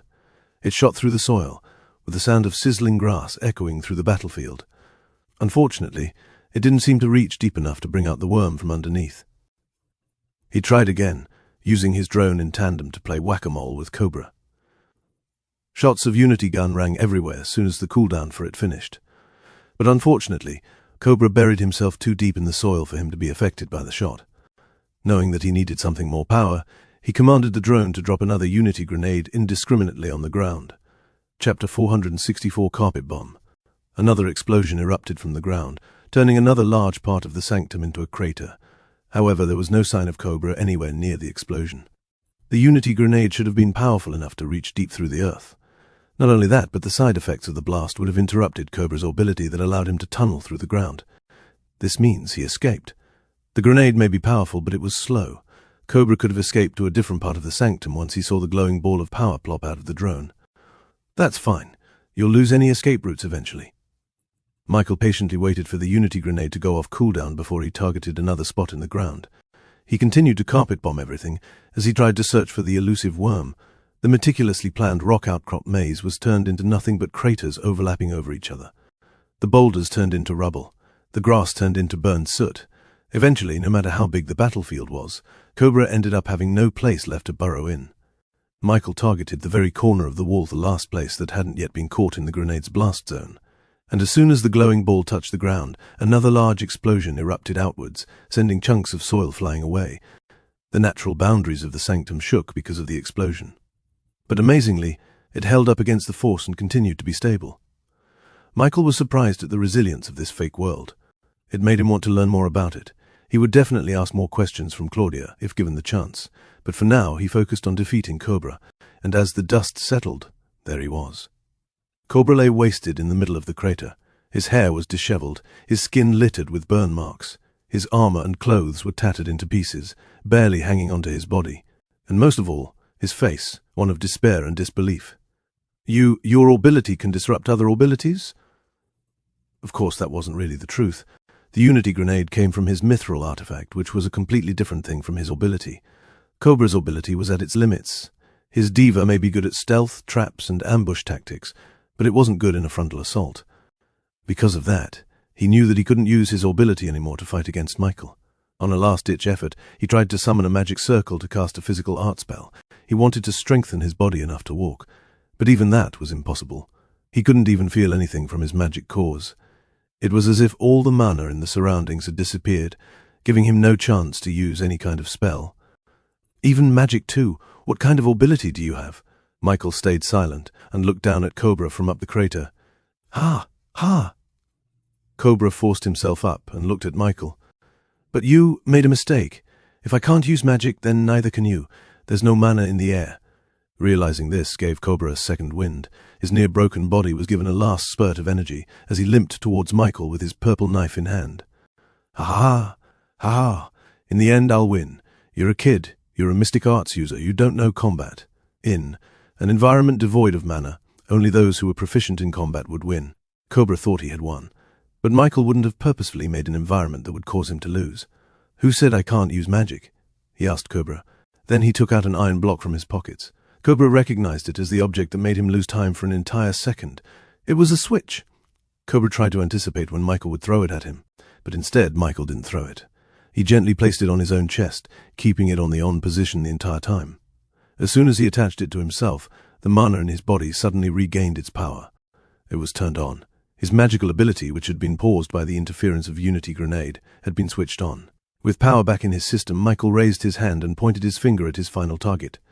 As soon as Cobra saw the light gather in Michael's fingertips, dread filled his heart. No, this isn't possible. I shouldn't lose. He tried to get up, but his injuries were far too severe to even stand up. He fell back down, his hand barely holding onto the knife. "Damn you."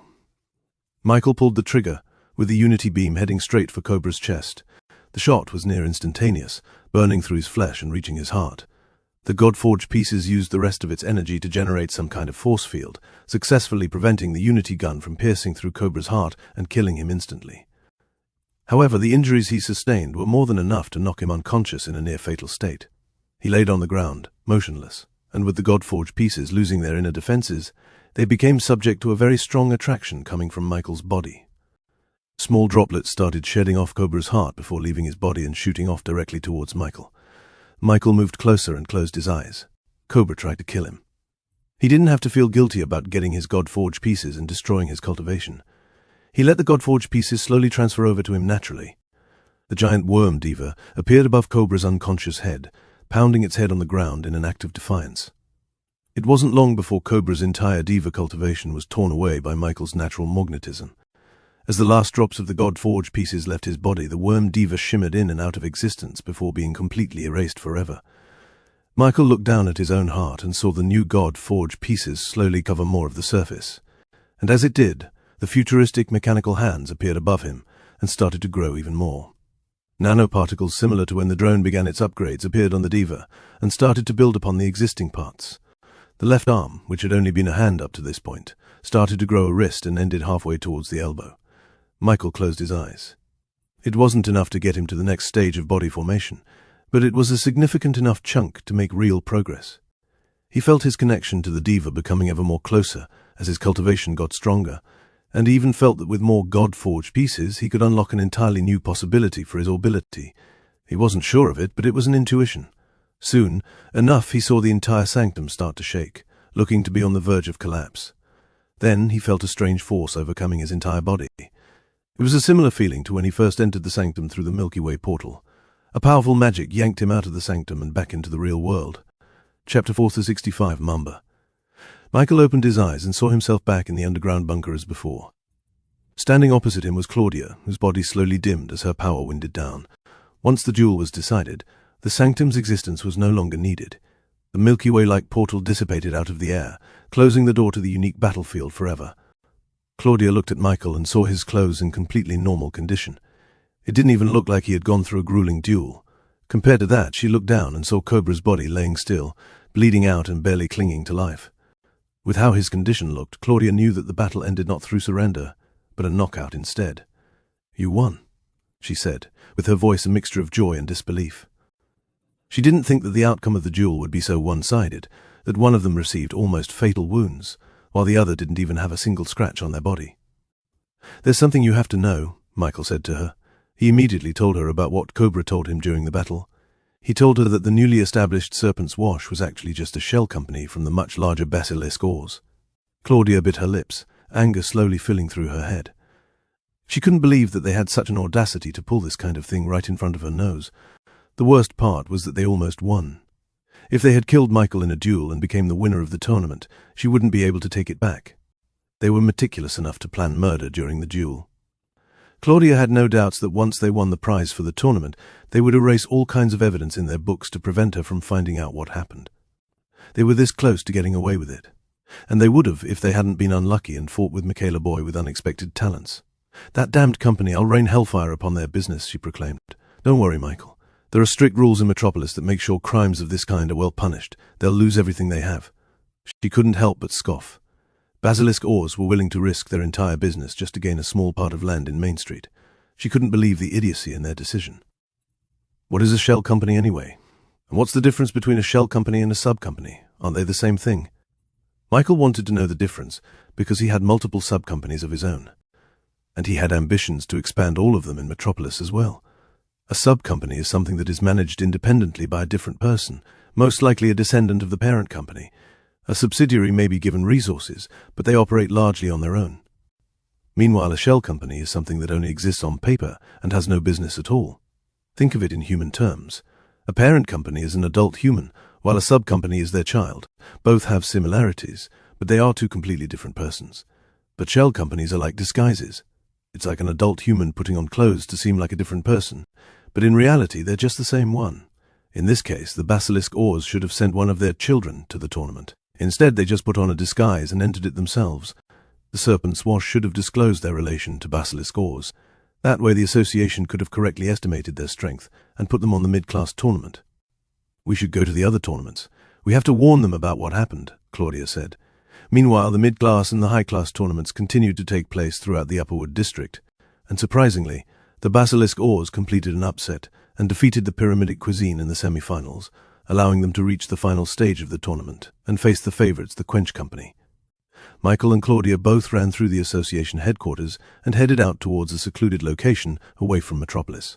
Just like his duel with Cobra, the Basilisk Oars also requested a completely private arena with absolutely no spectators. Claudia went on horseback while he resorted to flying as they traversed through the plains until they eventually reached a cave on a small mountainside.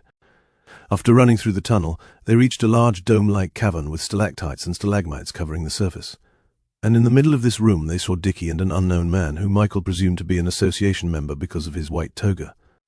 "Miss Claudia," asked the association employee. "Stop the tournament," she demanded. "Basilisk Oars has violated the rules of the tournament." Dickie noticed Michael with her, and he immediately asked for clarification. "What's happening?" "Michael, Basilisk Oars has created a shell company by the name of Serpent's Wash in order to participate in the low-class tournament." The association employee's eyes widened before he immediately rushed to forcefully stop the sanctum duel that he created for the two fighters. He closed his eyes, with a strange light overcoming his interior body and slowly seeping out of skin. His body started to levitate before he mumbled a few unintelligible words. Suddenly, a white powdery portal appeared in front of him. It almost looked the same as the one Michael entered before, but the formation of the stars in this portal was completely different. The portal started to rotate before spitting Chucky out of the sanctum duel. The tall, stocky man tumbled a few times before he found his footing. He quickly stood up, raising his axe in the air as if waiting for an opponent to ambush him. But once he saw the familiar cave around him, he wasn't in the sanctum anymore. What happened?" he asked, almost exhausted. "First, less than ideal condition. His left leg was noticeably limping, while his right arm was broken and barely even able to hold on to his weapon. Blood trickled from his forehead, dripping down to his already blood-soaked clothes and armor. He was losing, Michael realized. A few seconds later, another person was shot out of the portal. The man sported a violet mohawk hairstyle on his head and a spear on his hands. The sudden ejection out of the sanctum surprised him as well, and he was unable to stop himself from tumbling a few feet out before colliding with a girthy stalagmite in the ground. He, too, looked to have a few broken spots on his body, but compared to Chucky, the man didn't look to be injured all that much. "What happened?" the Mohawk man asked, and it was only when he noticed Claudia Montgomery approaching him did he realize what had happened. "Ha! So you found out." "That's right, Mamba. You will pay for the fraud you committed under my tournament," Claudia said, glaring at him. Her disdain for Mamba couldn't have been more clear. "Ha, ha, ha, ha, it's already too late for you." At this point, Cobra would have won the entire tournament and rightfully claimed Main Street as ours. Chapter 4. "Now that we've won the low-class tournament, even you cannot take our prize away from us," Mamba bragged. "With Main Street in our possession, Serpent's Wash will no longer just be a simple shell company. It will have its own property, turning it into a legitimate company that you cannot punish." Claudia smirked as she looked at the pitiful Mamba. "That's right. If you had succeeded, I wouldn't have been able to revoke your championship in the tournament." Mamba laughed, feeling satisfied with a well-executed plan. He forced himself to get up and walk over to Claudia. He walked past her, ready to leave the cave. "But that's only if you won," Claudia added. Her words made him stop in his tracks. He looked back at her, with his eyebrows creasing and showing momentary doubt. But a second later he laughed, realizing that she could have just been lying. "Nice try," he told her. "I'm not kidding. Serpent's Wash lost in the finals of the low-class tournament." Mamba balled up his fists in frustration until couldn't take it anymore and screamed at Claudia. "Stop with the lies. I won, you lost. Get over it." Claudia snapped her fingers and a scroll of parchment paper magically appeared in her palms. "I'm sure you know this," she told Mamba. "This is the official record of the association. Check the results for yourself." She threw the scroll in Mamba's direction. He caught it in mid-air before looking over its contents. His arms started to shake as saw the words he wasn't expecting to see. Low-class tournament, Upperwood District. Finals winner, Reborn Company. Finals runner-up, Serpent's Wash. Mamba's anger exploded out as he crumpled the scroll and threw it back at Claudia. The scroll slowly dissipated in the air before it hit Claudia, since it was just a magical projection of the record and not a real object. But magic or not, those were official records. It wasn't something that even Claudia could tamper with. Serpent's Wash lost in the finals. A sense of despair washed over Mamba. He knew what this meant. With Claudia knowing the true story, the fate of Basilisk Ores was already sealed. It was already over before they even came here to tell him. They had made a bet. If they succeeded, they would have gained an advantage that would have put them a step above others, letting them ascend into the next level. Of course, the alternative was that they would lose everything they worked hard for, but Mamba never thought that they would lose. This Reborn company must be cheating too, Mamba frantically claimed. How else can Cobra be defeated? That's not possible. He's our strongest magnetic. He's in the 4th stage of body formation. Mamba's claim surprised both Dickie and Chucky. Chucky fought with Mamba and almost lost against him.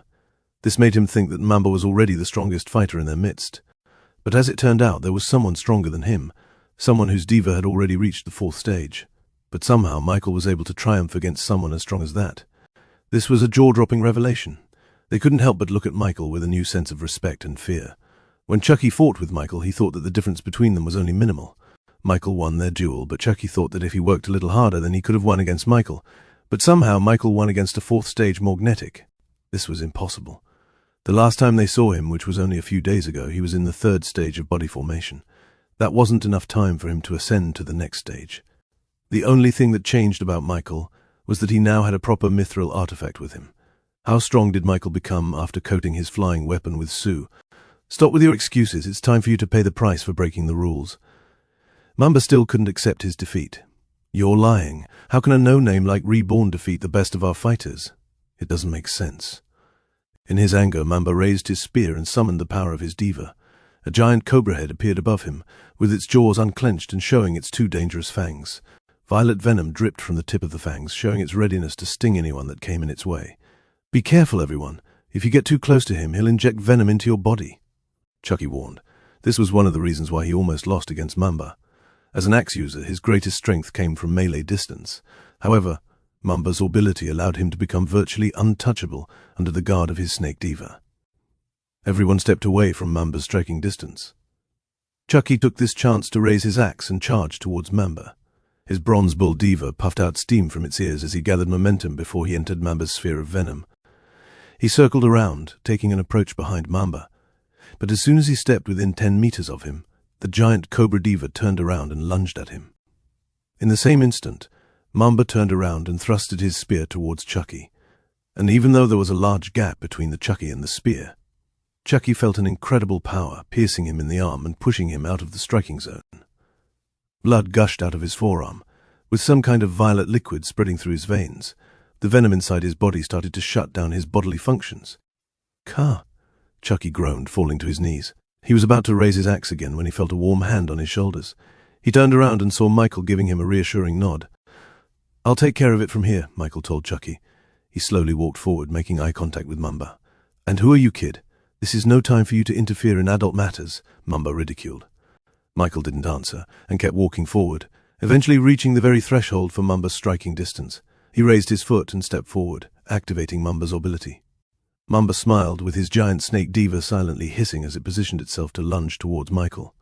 He was about to thrust his spear when all of a sudden he heard a buzzing sound from behind him. BZT! A unity gun shot from behind Mamba's chest. The man didn't even know what happened. He looked at his body and saw a searing hole near his heart. He fell to his knees, weak from the gunshot wound. His diva above him phased in and out of existence. Michael walked towards him until they were face to face. Who am I? I'm Reborn. Mamba's eyes widened. The whites of his eyes became red as anger welled up in his head. He couldn't believe that he was being defeated by the same kid who ruined his entire life. But before he could do anything, Michael shot another unity gun in his chest and finished the fight before it even started. Mamba collapsed on the ground with a look of indignation permanently frozen on his face. Michael looked at Claudia. It's done. But instead of moving, she and everyone else who witnessed this moment just stood in place, completely in disbelief. What kind of power does he have? Both Chucky and Dickie gawked at the realization that Michael hadn't used his full power when they dueled.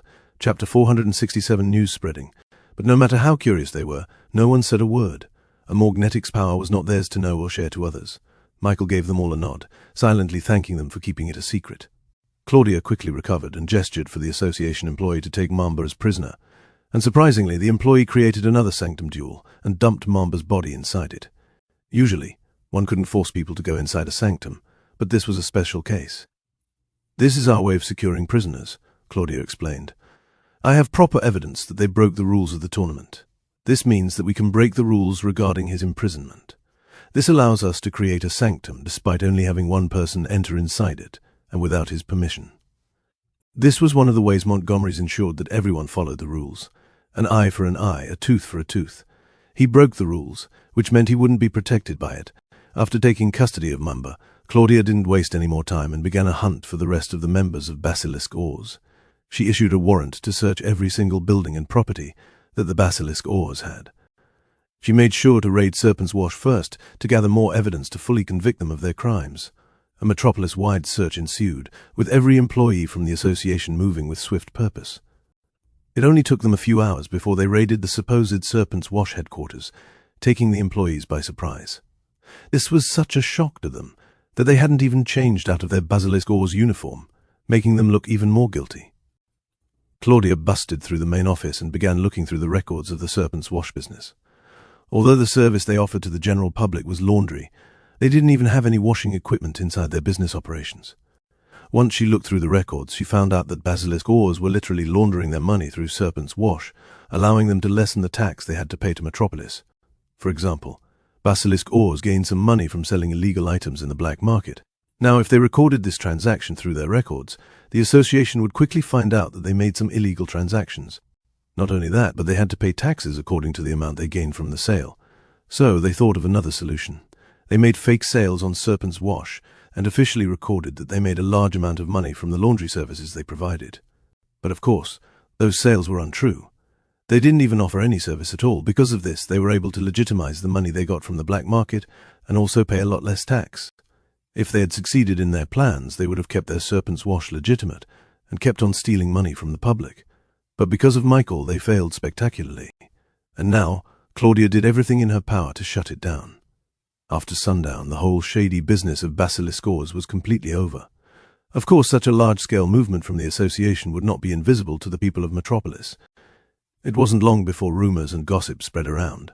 "Hey, did you hear about the Basilisk Oars? They were excommunicated by the association." "I heard it too. I would have never thought that a company like that was doing nefarious business in the shadows." They had a shell company called Serpent's Wash. They even reached the finals of the low-class tournament in the Upper Woods district. It wasn't just the ordinary citizens that became curious with the downfall of Basilisk Oars. It was also other companies that had close business with them. In fact, they were the ones that were most surprised. They entered the low-class tournament to win 10% of Main Street. Tisk, that's cheating. I heard that they even sent Cobra to ensure their victory. They were really hungry for the prize. They sent their trump card for the weakest tournament. I heard they still lost, though. What? That's not possible. Cobra is a strong fighter that can even compete against the officers from the largest companies in Metropolis. I dare say he could even go toe-to-toe with the officers of the Legacies. Yeah, but he still lost in the finals. It was then that the name Reborn became engraved in their minds. Who is this company? They asked themselves. It wasn't long before they got an answer. The Reborn company was a novice in Metropolis. They had just received their permit mere days before the start of the tournament. Of course, such a revelation surprised every other company who heard this. It was especially so once the witnesses of the low-class tournament began giving their statements to the public. They told stories about Michael's power, his genius, and how he was able to control all 4 elements simultaneously. This news spread like wildfire. Nobody had ever seen a quad-element user before. They had only ever heard about it through legends of old. The fact that he defeated Cobra in the finals gave even more credibility to the claims. Of course, he didn't defeat Cobra through magic, but other people didn't know that.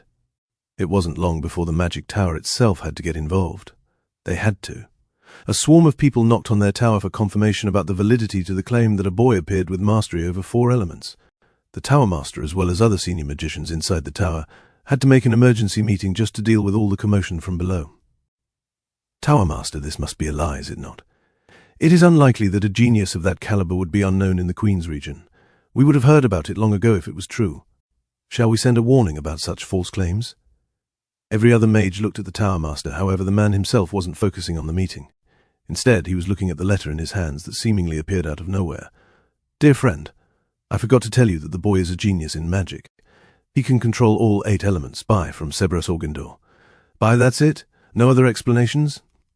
The Tower Master's sudden outburst scared the other magicians in the meeting. They had never seen him act like this before. He always painted himself as a man who was cool, calm, and collected at all times, yet now he looked deranged. "Tower Master," the man sighed. "Ignore the questions from the public," he said.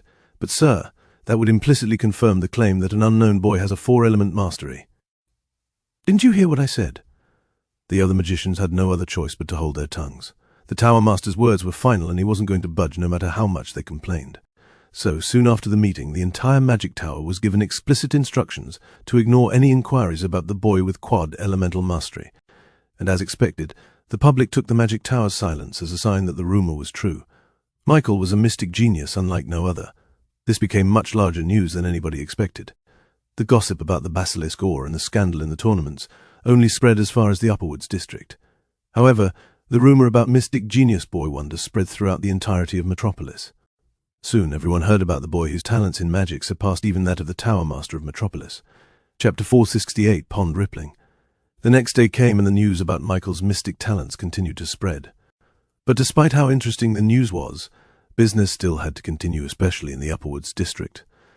Today was the last day of the festival, meaning that this was the last chance for companies to try and increase their rankings by getting a lot of sales. The 7th day of the festival was usually the busiest day out of them all. This was where people swarmed stores in an attempt to buy items and services with the discounts given only during the festival. It was the last hurrah, as others like to say. Companies doubled their staff, increased their inventory, and prepared for the crowd of people that swarmed through their doors. But as the day started, something weird happened. Many companies saw a distinct lack of people visiting their stores. The amount of people that entered their premises was the exact same as the day before, with not much change. This was very weird because they expected the last day to have almost doubled the amount of customers they had before. They thought this was simply a slow start, and that more people would come as the day progressed. But as the sun continued its journey through the skies and reached the zenith, the customers they got still remained at a constant rate, with no increase or decrease.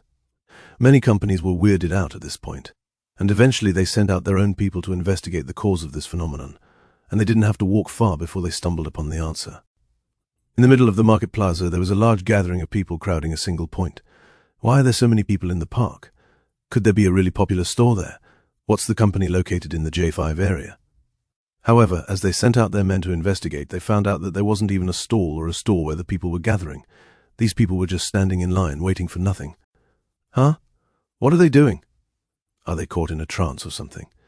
They eventually asked the customers themselves, and when questioned why they were waiting in line for an empty spot, the answer was that they were waiting for a company called Reborn.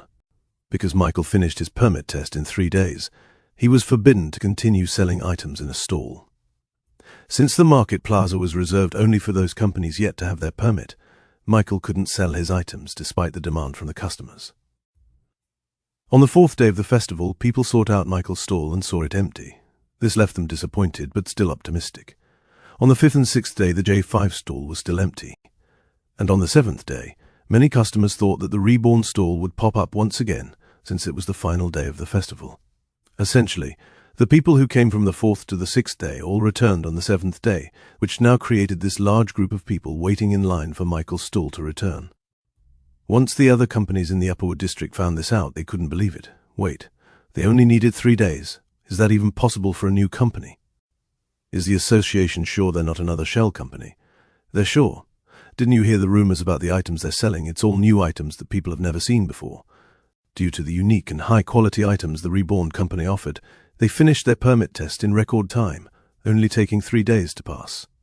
And because they finished so early, a lot of customers who weren't able to buy their unique items were left unsatisfied and kept waiting for more. This was unprecedented.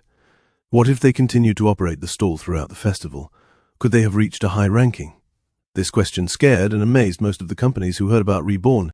It didn't take long for them to do the math.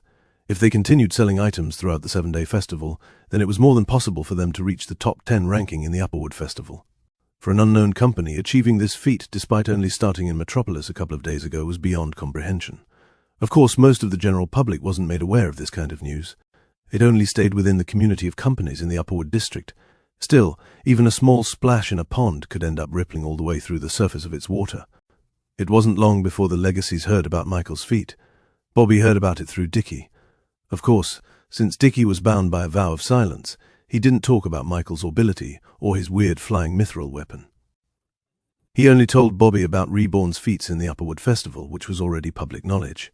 "Whew, I didn't think that little guy was so impressive," Bobby muttered. "I would have asked him to become an officer in Quench if I knew how talented he was." Meanwhile, Aerith heard about it after getting contacted by the Association to heal Cobra and Mamba. When she went to treat Cobra of his injuries, she realized that he had gone completely insane. The man kept on banging his head on the walls, muttering some unintelligible words.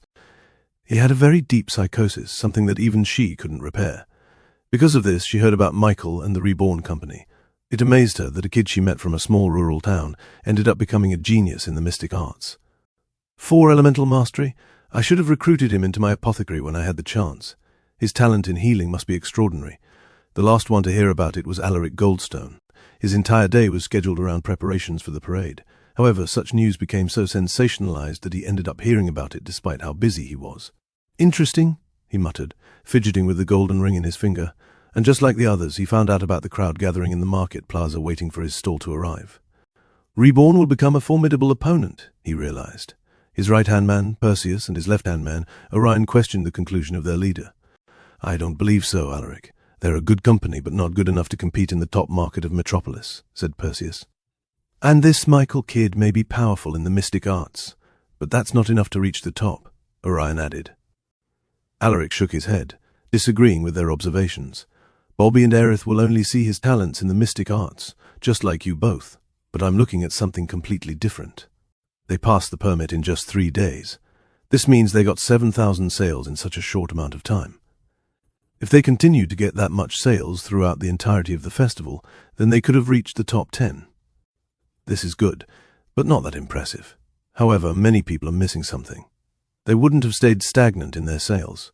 By all accounts, they would have doubled it with each day that passed. The crowd in the market plaza proves that, and when you take that into account, you can see the number clearly. They would have surpassed the Quench Company and reached first place in the festival. He would have done that, in a small little store. It doesn't matter if he doesn't have enough strength to reach the top. His intangible business talent will allow him to hire all the muscle he needs." Chapter 469, Visiting Main Street. Michael had the permit to establish his company in Metropolis, and after winning the low-class tournament, he now had a space to build his first headquarter in Main Street. He walked up to the association headquarters first thing in the morning and visited Claudia in her office. "Michael, just the man I wanted to see. Do you know what's been happening throughout Metropolis right now because of you?" Claudia asked, putting her hands on her waist and starting sternly at him. "What did I do?" Michael asked innocently. "Oh, I don't know. Maybe it's the fact that a lifetime genius has appeared in the walls of Metropolis. Everyone's been talking about the boy who could wield all 4 elements at once. I would have thought that the magic tower would have intervened by now, but strangely they stayed silent throughout all these affairs. Did you pay them off or something?" Michael didn't know what she was talking about. However, he did remember Cerberus telling him that he would get the Guild of Arcana off his back in Metropolis. Whatever Cerberus did worked. "Anyway, you're now one of the most popular people in Metropolis. For better or for worse, your company is now in your shadows." Michael didn't mind it all that much. After all, he experienced popularity in all the territories he had been in, like Kingsbridge Town and Angora City. Though for those times his company was the cause of all the commotion due to how innovative they were. Also, there were a lot of disgruntled voices yesterday during the final day of the festival. Everyone complained that they couldn't buy any items from the Reborn Company stall. "I had to issue a statement saying that your company will soon open its doors to all customers permanently. Thanks. I guess I need to start working on our building." Claudia nodded like a teacher lecturing a student. "That's right. You better act fast so that you get your operation up and running before the parade happens. I don't know exactly when it'll be, but you should hurry and establish a store within a month. I think that's a harsh time limit, but you need to in order to keep up with the parade." But unlike Claudia, Michael didn't worry about the building. After all, he had concrete by his side. If he wanted to, he could hurry the construction in a single day. He was more worried about the design rather than how fast he could make it. "Can I see the place?" Claudia took out a scroll from her desk and tossed it to Michael. He unwrapped the parchment paper and saw an official-looking document regarding his new territory in Metropolis. "This is your copy of the land's deed. Don't worry if you lose it. We have all documents ensured to be kept in a vault. she said proudly. He ignored her and kept the deed in his shadow inventory. Ahem. You are entitled to receive 10% of the territory in the main street of the Upperwood district. Now, due to the rules of the tournament, you cannot pick which part of the street you own. First, the winner of the high-class tournament picks, then the mid-class, and whatever's left will be left to you. If you follow me, I'll show you your land. The association headquarters, with Michael following closely behind. They eventually landed on a different part of the Upperwood district, which was quite far away from the market plaza, where the majority of people gathered. Only carriages and horses flowed through this area because there weren't any sidewalks for people to walk on. Still, the reason why Main Street was so sought after was not because of the locals, but because of the tourists that would pass through this area in the parade. This corner of the street is now owned by the Quench Company. Dickie already had the place surveyed, and this building will soon be knocked down and repurposed for their needs. The whole street was filled with empty and abandoned buildings previously owned by Flarecorp.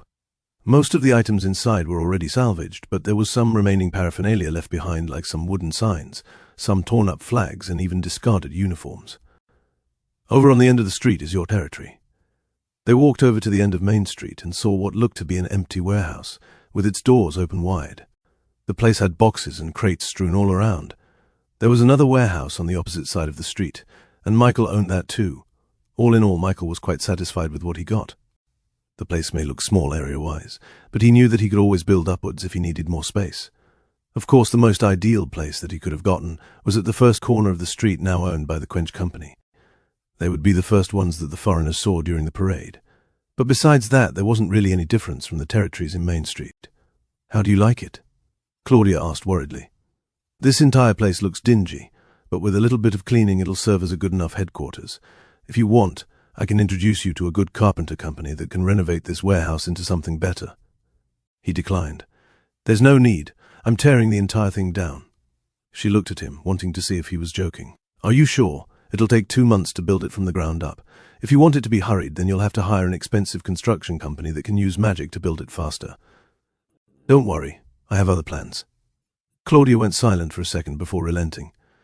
I won't ask. I don't think I have the capacity to be shocked again. She correctly deduced that Michael had something up his sleeves. Anyway, that's about it. If you have anything you want to know, don't hesitate to ask me. Just as she was about to walk away, Michael reached out to her. There is a favor that I want to ask you. There's these 4 companies that entered the permit test, and I want to know where they are. Otto, Rena, Carter, and Pedro packed up their things and got ready to return back to their territories. They had to give another bad news to their family, just like the year before this one. Still, this experience wasn't all that bad. They may have lost the test, but they were able to witness something incredible with Michael and the Reborn company. They felt a sense of pride when they heard about Michael's accomplishment. They felt happy for him and his future in Metropolis. As their carriage left the gates of Metropolis, they couldn't help but look back fondly at the mega city.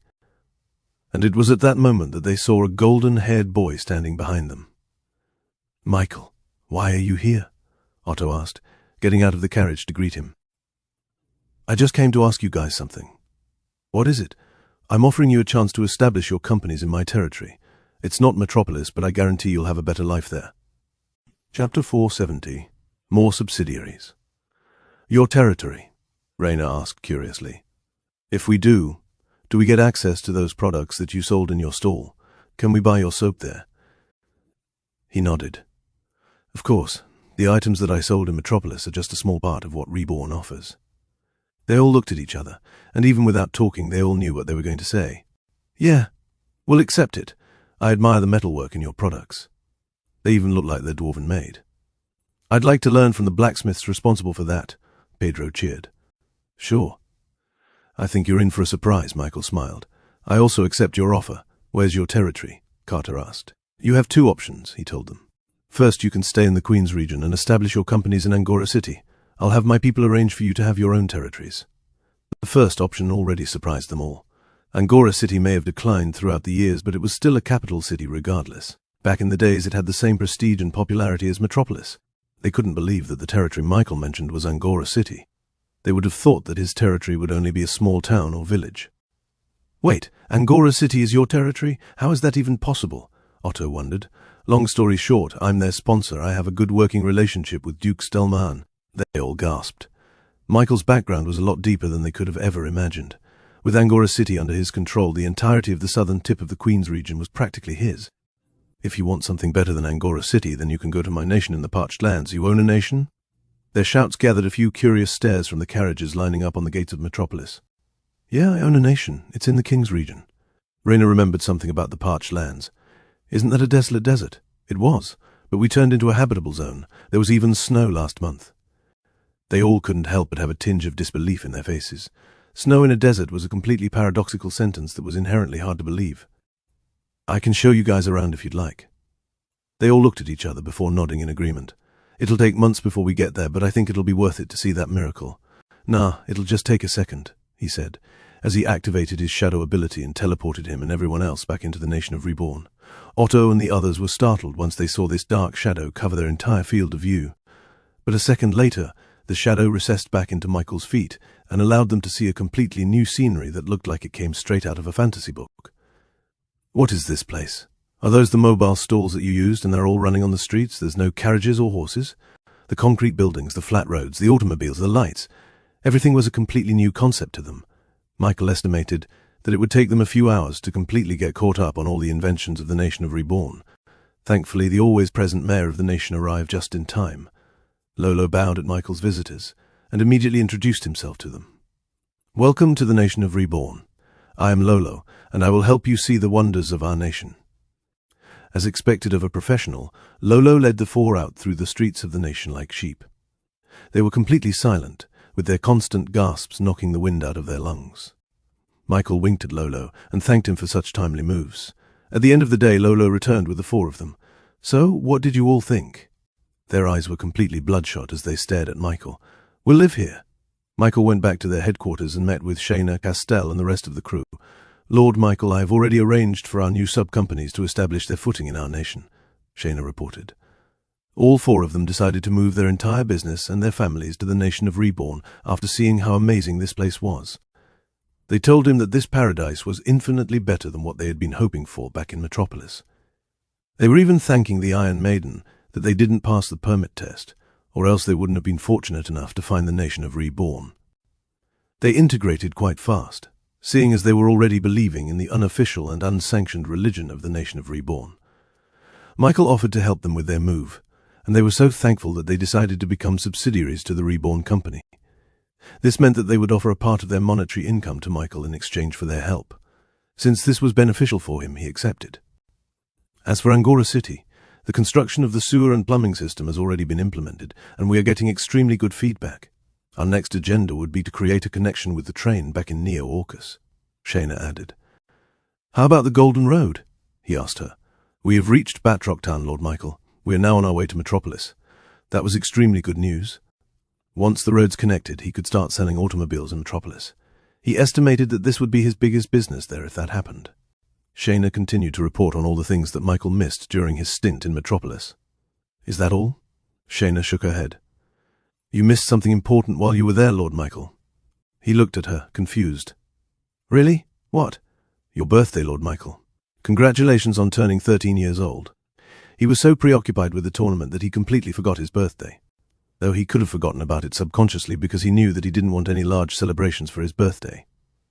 Oh, don't worry, honey. We celebrated your birthday throughout all our territories, Lilia said, hugging Michael from behind and nuzzling her head on his hair. Bro, Mike, you missed out on the parties, Zine shouted. Ho ho, how could you have forgotten about your own birthday? How shameful, Michael. Grieve, you don't even know your own birthday, he replied. Oh, that's right. I forgot, ho ho ho. In truth, even if he did remember his birthday, he wouldn't take time out of his busy schedule to celebrate it. All of his focus now was in establishing Reborn in Metropolis. He needed to prepare for the arrival of the tourists if he wanted to have a chance at getting Sue. After using the drone upgrades in battle, he couldn't help but greed for more. He yearned for more drops just like an addict. Castell, start the preparation for building our headquarters in Metropolis. I'll give you all the details later. Of course, young master. And it was at that moment that he felt a tug from one of his clones that he left behind in Metropolis. Someone was asking for his attention. After looking through it, he realized that it came from Jimmy, their news correspondent. Chapter 471, Jimmy's News. Michael immediately transferred himself back to Metropolis using the shadow he left on Jimmy. As he opened his eyes, he saw that he was standing in the middle of the street, looking up at a large building made out of stone bricks. And at the very top of the building was the name, Daily Metro. He looked around and saw people coming in and out of the building holding newspapers in their hands. Many of them were small kids the same age as him, probably working as newspaper boys that shouted extra, extra in their usual route. He even saw a glimpse of the front page title, which said, Boy with Quad Elemental Mastery. Michael, you're here. Jimmy approached Michael and led him out of the sidewalk and near the walls of the Daily Metro. What is it? I finally found something about that thing you wanted to know. That thing? Yeah, the auction. Michael remembered that he asked Jimmy to keep his ears out for any talk about the auction in Metropolis. Back in Batrock Town, when he first met the Legacies, he distinctly remembered them talking about an auction that was about to occur in Metropolis. He wanted to participate in this auction because it had the potential to have one important item that he desperately needed: the Spirit of Old. According to Alaric and the others, the auction this time around is rumored to have Sue as one of their premier items to be sold off. Back then, he wasn't that interested in participating in this auction. Now he considered it as a necessity. He needed that Sue. Even if it was just one drop, he would spend an enormous amount of money to buy it. Did you really? When and where's the auction taking place? He asked with a lot of enthusiasm. Jimmy was even taken aback, never realizing that this auction meant so much to Michael. There's this large auction house in the middle of Metropolis. They're called Barnaby's Vault. The items that they sell are so valuable that they only do an auction once a year, and still, they are able to become the biggest auction house in Metropolis. Almost everyone in Metropolis wants to participate in the auction. The Legacies, for sure, will have a spot. It's probable that the Duchess and her family would also attend the auction. The people Jimmy mentioned were considered high-ranking in the Metropolis social ladder. He had no doubt that they, especially the Legacies, had extremely deep pockets that rivaled or even exceeded his own. Of course he wouldn't back down from a show of wealth. That was the one thing he had a lot of. Do you know what kind of items they're auctioning off? I'm not sure. The list of items is kept a secret by the auction house until the night itself. However, there have been some rumors that it will include an extremely priceless liquid that the Legacies are keeping their eyes on. That's got to be Sue, Michael thought. His excitement for the auction was growing by the second. How can I participate in that auction? He asked, visibly excited. Seeing his expression, Jimmy couldn't help but purse his lips. He looked hesitant to ruin Michael's mood. Unfortunately, Michael, the auction is only reserved for those that have a high enough ranking in the Golden 500. They want to make sure that the people participating in their auction have enough money to bid on their items. The Golden 500 is their way of ensuring that. That definitely put a hamper in Michael's excitement. The Reborn company was in the 450th spot in the rankings, which wasn't bad by any means. He wasn't sure if it qualified for such a classy event. What's the minimum ranking needed? Jimmy sighed. It's reserved for those ranking 400 and below. Oh, that's not bad, Michael muttered. Their 450th rank was given to them a long time ago. They've improved and expanded their business multiple times since then. By all means, Reborn should be much higher on the rankings by now. I told you before that Angora City doesn't have the right authorization to increase your ranking, right? That's the reason why I even went to Metropolis in the first place. The Daily Metro is authorized to increase a company's ranking up to the 200th rank. So, I thought that if I presented them with all the articles I wrote about Reborn, they would recognize your company's success and increase your rank by at least 50 spots. Michael didn't like the look on Jimmy's face. Yeah, well, I failed. As it turns out, they don't accept my evidence as something true. They think I'm lying, those skeptics. Anyway, they won't increase your ranking in the Golden 500 unless you prove those claims here in Metropolis. They want hard evidence. They want you to show that you're worthy of a better rank by accomplishing that in the Metropolis market. Michael used to not care much about the rankings since it never affected his business. For all he knew, it was just a nice title that people recognized. But now it was what separated him from his beloved Sue. It was unfortunate that he had to prove that he deserved a higher rank. Unfortunately, he had only officially sold 7,000 sales in the Metropolis market. Those people that gathered at the festival didn't count because it didn't amount to any sales. Still, he didn't get discouraged. He was going to prove Reborn in Metropolis anyways with a better rank. Once he established his business in Main Street, his rank would naturally increase. I'm sorry. I failed as a journalist. Jimmy cried out. Michael had to console him. It's fine. By the time we finish construction on Main Street, we'll get that rank in no time. Jimmy slapped his own chest, showing a look of determination on his face. I shall make sure to document each and every achievement that Reborn can do, I promise you that. Good. I'll look forward to it, Michael said. And just as he was about to leave, Jimmy suddenly remembered something. Wait, Michael. When I was in the Daily Metro headquarters, I was able to have a glimpse of one piece of news they'd been working on. They're doing a piece on a particular family in Metropolis. The article talked about their downfall and their failure to keep up with the other legacies in Metropolis. Despite their name, they were unable to live up to expectations. Michael was intrigued. "There's another company in the legacies. Who are they?" Jimmy looked at Michael, confused. "You don't know them." He looked back at Jimmy and mirrored his confusion. "Why would I know them?" Jimmy gestured for Michael to come closer before looking around warily, as if not wanting others to hear their conversation. "It's because they're Vanderbilts," Jimmy revealed. Michael's eyes widened. "Vanderbilt?" This was the first time he'd ever heard that name aside from his parents. He should have known. Metropolis was the gathering of inheritors from all major conglomerates in the world. Of course, there was going to be someone from the most successful conglomerate in the world. He had just separated from that name for so long that he almost forgot about it. But as he thought about it now, he realized it was common sense. The legacies used to be Alaric, Aerith, Bobby, Florexis, and the unknown Vanderbilt, mirroring the 5 biggest conglomerates in the world. Chapter 472, Construction in Main Street. A Vanderbilt was kicked out from the legacies. Michael muttered in confusion. Florexis was kicked out because he broke the rules. Could the unknown Vanderbilt have done the same? The legacies used to be 5, but now there's just 3 of them. As for why this Vanderbilt got kicked out, it's probably because they were unable to compete with the market of Metropolis. I did some digging earlier, and I found out that the Vanderbilt business here has been slowly losing their territories to other companies. They used to rival Alaric and the other legacies a few years ago. But now they just own a fraction of what they used to have. From what I heard, they had to let go of their territories in order to pay off their debt. What happened was that they tried to expand their business and took a lot of risk in the process. But the venture ended up in failure, leading to them being buried in a lot of debt. Even though Michael didn't know who they were, he still felt a little bad because they were still his relatives no matter what. "And their business here hasn't gone well?" he asked. "Yeah, they were unable to keep up with the other legacies who kept their success throughout the years. They're just a shadow of who they once were. I just thought you'd like to know." Michael thanked Jimmy for the information. Now, he wasn't planning on going over to this Vanderbilt and giving them lots of money to fix their business. He didn't even know them. However, he did have some thoughts about talking with them as relatives. He wanted to know how they were related, and if they knew his parents. It would also help him to know how and why they lost their footing. If he knew the truth directly from them, then he could possibly use that information to prevent himself from following their footsteps. "Would you like me to investigate them further? Maybe ask them if they want to talk?" Jimmy asked Michael. "That would be great." Michael immediately went over to Main Street to look over his territories. He didn't want to waste any more time. So he asked for Kong and other Rebornian construction workers to start tearing down the warehouses left behind by FlareCorp. A few minutes later, Kong and the engineers arrived via shadow teleportation skill courtesy of himself. Of course, they brought with them the tools and materials needed for construction. They even had sacks and sacks of concrete with them, ready to be used just by adding a bit of water. "Boss, here's the blueprint for our headquarters. Miss Castell already gave me the specifications needed for the structure," Kong said confidently. The chief engineer used his skill to project a 3D version of the blueprint into the air, allowing Michael to see what they looked like once construction was finished. On the right side of the street was where their headquarters would be located. Kong chose a simple design for this headquarters, taking the signature architecture of the nation of Reborn and allowing the building to give off a warm but powerful feeling. Now, from an outsider's perspective, their headquarters looked small.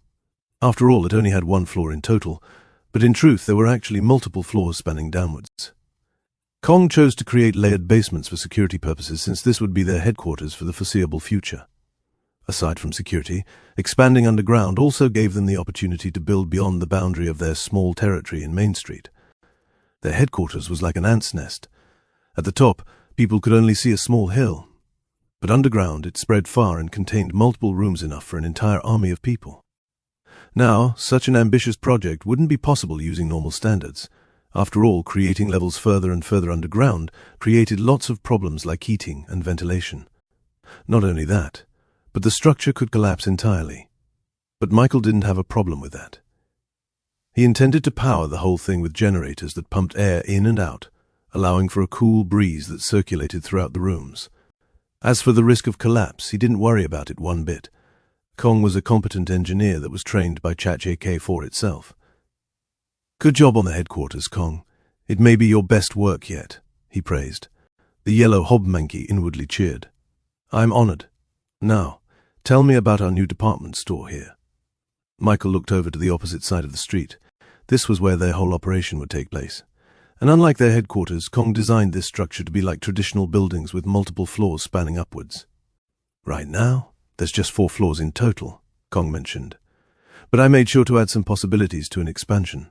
If we need more, I can put another floor on top of the existing one." That's smart, Michael realized.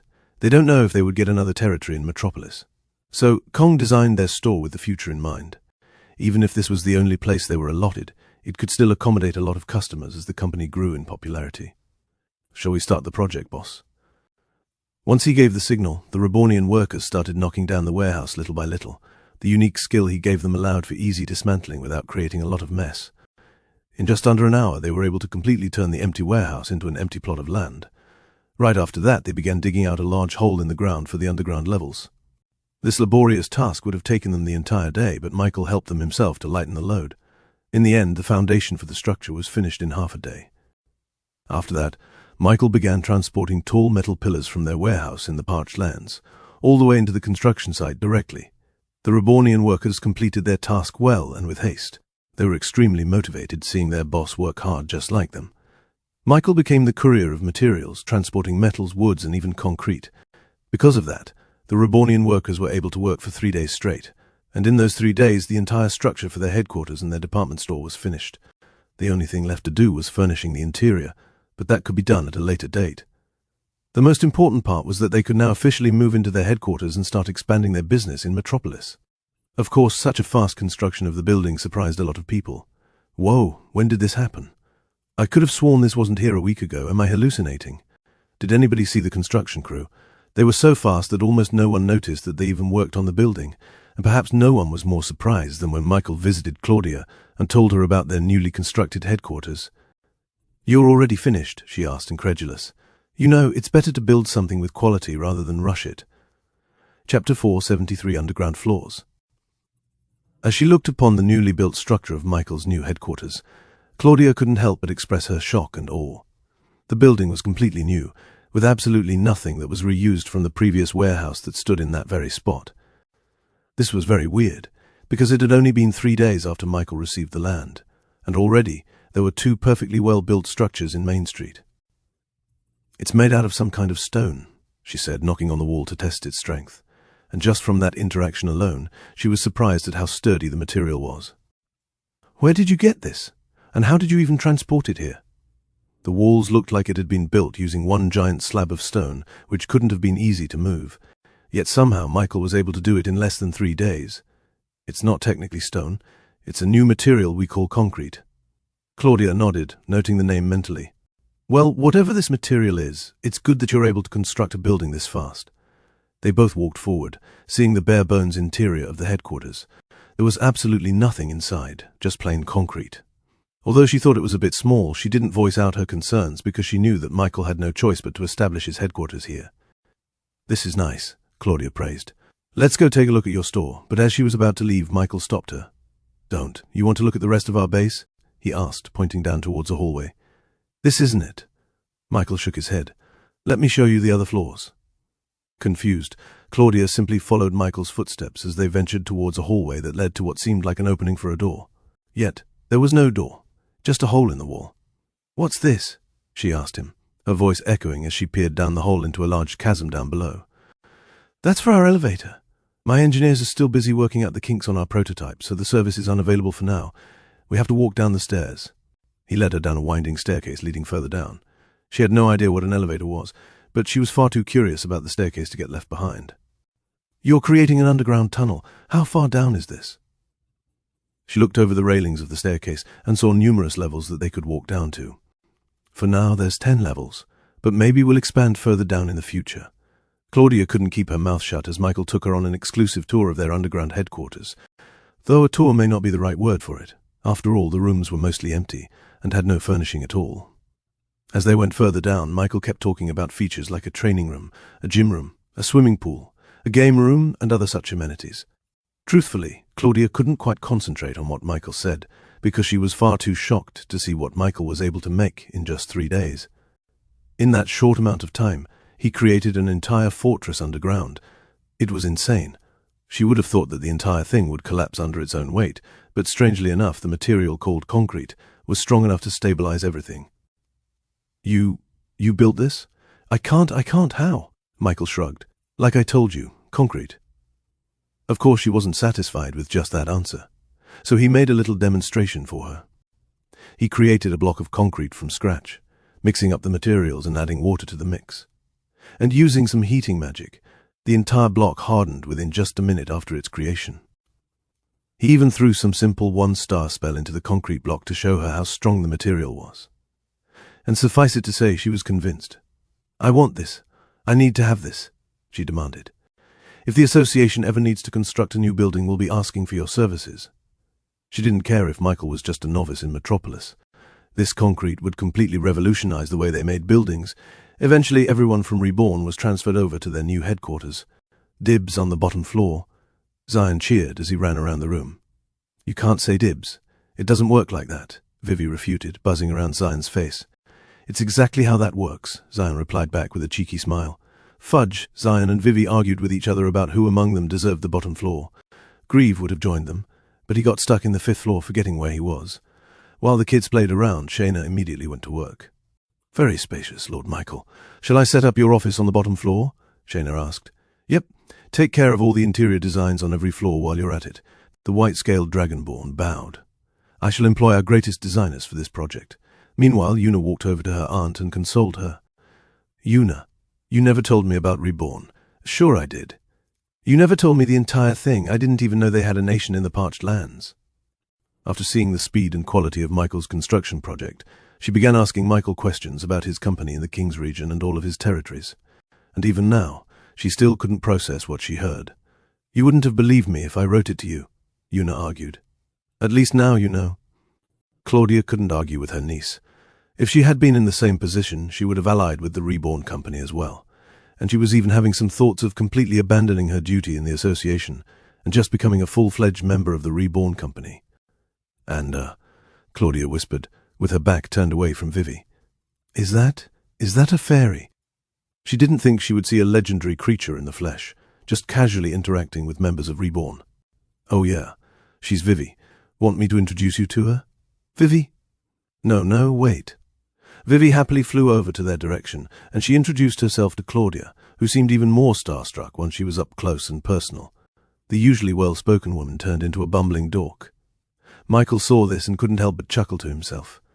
I wonder what she would say once she finds out Vivi's the Pixie Queen. As they acquainted themselves, Michael walked over to his mother and father. They were included in the move to Metropolis as well, much to his chagrin. "Honey dear, when are you going to put a king-size bed in this place so we can all sleep together?" Michael immediately stopped her. "Mom, there's 10 floors here, each one having 5 or more rooms. There's plenty of room for us to sleep separately. And besides, I'm too old for that." Bart hugged Lilia from the side, looking at Michael with teary eyes. "Dear, look at our boy, 13 years old and already independent. They grow up so fast." Chapter 474, asking about relatives. Michael didn't want to pull this move, but he had to do it if he wanted to get his parents off his back. "Mom, please don't embarrass me in front of Claudia." Bart and Lilia looked at each other, and then sneaked a peek at the famous Claudia Montgomery. "Oh, right, your aunt-in-law. I see. Then it's better for you to look more mature and independent," his mother said, winking at him. "Shall we go talk to her and introduce ourselves?" Bart asked. "That's a great idea." Lilia approved. Michael had a bad feeling about this, so he pulled out another move to distract them from embarrassing him. "Mom, Dad? Did you know we had relatives here?" Once he mentioned that, Bart turned serious and nodded. "Yes, we do, Michael. The Vanderbilt branch in Metropolis was given to my older brother, Max. Were you too close?" "We're more like acquaintances rather than friends. I am the last child of your grandfather, while Max is the 5th child. He was born much earlier than me, and given more responsibilities and inheritances. I remember looking out onto my window and watching him and my other older siblings sparring in our courtyard. I always thought they were cool, but I'm pretty sure he doesn't remember me. I don't even know if he knows me. With your father having 100 siblings, it's not weird for most of them to not even interact with each other," Lilia added. Michael thought it was pretty sad for siblings to not even know each other. But it made sense. If Max was the 5th child of Yeez, then he was probably given a lot of responsibilities and duties while he was still a child. He probably had no time interacting with other people. "Did you meet with them here?" Bart asked. "No, I just heard something about them from Jimmy." Bart got curious and asked, "What was it?" "They said that the Vanderbilt business here is struggling. They're buried in debt and are slowly losing their assets in Metropolis." That's awful, Lilia gasped. Bart sighed and nodded. That's the way of life. Sometimes we lose, sometimes we win. This is a different era now, one where the youth are slowly rising and overthrowing the current hierarchy. I experienced it myself when you shut down my business. Bart knocked at Michael's head jokingly, but it was true. The Vanderbilt business in the King's region was completely destroyed once the Reborn company took over. Dad, do you want me to help them? Michael asked sincerely. He wasn't planning to, but if his dad asked him a favor, then he would probably acquiesce. But Bart refused. No, son. Us Vanderbilts are prideful. We don't accept charity even when we are struggling. This is a lesson imparted to us by your grandfather ever since we were young. Then should we at least visit them? I think that's a great idea, honey, Lilia claimed, tapping her husband's arm. Bart eventually relented. I guess we should. It was only common courtesy to meet with relatives. Although Michael would be lying if he said he didn't have an ulterior motive for doing so. According to Jimmy, the Vanderbilts were so buried in debt that they had to resort to selling off their lands just to pay it off. That was a complete waste. Instead of selling it to other people, they could instead sell it to him. Since they were relatives, he would even give them a high price to buy their remaining land in Metropolis. It was a win-win for both parties. While everyone settled into their new base of operations, Michael and his parents left their headquarters and headed out to the supposed Vanderbilt estate in Metropolis.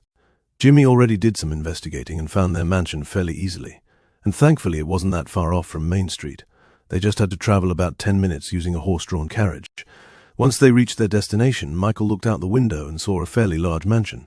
The design looked old and a bit out of fashion compared to the modern architecture of the rest of Metropolis. By ChatGK4's estimation, it looked like the mansion was almost 100 years old. This meant that they hadn't done any redecorating or renovating in all the years they were here. The mansion would have looked good as a vintage relic from the past, but the obvious degradation made it look dingy and abandoned. The paint on the walls were chipped, the metal railings were rusted, and there were even some holes on the roof that would surely leak water inside during the rainy season. This place looked like the kind of setting that a horror movie would take place in. This place looks awful, Bart muttered. That's rude. What if someone hears you? That didn't seem possible, given that Michael didn't see any sign of movement in and out of the house, and even when he used his supreme skill, he barely saw any light manner signature from inside the house. Usually a mansion like this would need 100 employees to keep the place running, but now there were barely 10 of them left. Michael walked over to the gate and knocked 3 times. There wasn't any answer. He had to resort to magic. A magic circle appeared in front of his mouth as he cast a sound amplification spell. Hello, is anyone there? It was only then that the people inside turned to look at the entrance, but strangely enough, they just ignored him. Michael saw them physically turn their heads when he shouted to them, yet they chose to purposefully cover their ears. Curious, he looked at his shadow and asked for his trusty ninja slime to do some investigating. Fudge, can you see what's going on inside? Why aren't they answering? The violet slime popped out of his shadow and immediately jumped into Lilia's arms. Master, the head butler thinks that we are debt collectors, that's why they aren't answering your calls, Fudge said, snuggling comfortably in Lilia's chest. That was awfully fast. Fudge was a good ninja, but not that good. Oh, I already spread my clones when we arrived. Tee-hee. He shouldn't have expected less from Fudge, the nosy Nelly. He was about to reprimand the slime, when the front door of the mansion swung wide open, and a man in a professional business suit stormed towards the gate. Excuse me, but my master has yet to decide whether he's going to sell this place. The butler respectfully apologized. They already had a couple of offers for the house, but they hoped their situation would get better so that they wouldn't have to sell it. We're not here for that, Michael said. Oh, you're not? Might I ask who you are and why have you knocked on our doorstep? Bart stepped forward and took out something from his jacket pocket. It was a golden emblem of the Vanderbilt family crest, something that all Vanderbilts were given during birth. The butler moved closer and inspected the medallion. He looked at not just the authenticity of the emblem, but also the family status of its holder. His eyes widened when he realized that Bart was a direct descendant of Yee's. I deeply apologize for my actions. I wasn't aware that a Vanderbilt would visit our premises. Chapter 475, Max Vanderbilt. The butler fixed his tie and straightened his posture. What can I do for you? He asked them. This is my son, Michael. He has a company called Reborn, and we just arrived in Metropolis. We'd like to talk to Max about the Vanderbilt business, Bart said. Is he here? Unfortunately, I do not think that the Vanderbilt family can help you. The butler shook his head. As much as we would like to help another Vanderbilt, we do not have the influence nor the financial power to help you get a permit. This time, Michael was the one who took out a medal from his pocket. It was the red coin given to him by Claudia, signifying his business permit. The butler's eyes widened when he saw that. I see. What terrific news for someone as young as you, he praised Michael. In fact, the young master is also the same age as you, and he is being poised to take over the business, or at least was. There was a tinge of sadness in the butler's eyes when he talked about it. "Is Max there?" Bart asked. "Unfortunately, you just missed him. Lord Max is away on business. He went over to Barnaby's vault if you want to follow him." That's the auction house, Michael remembered.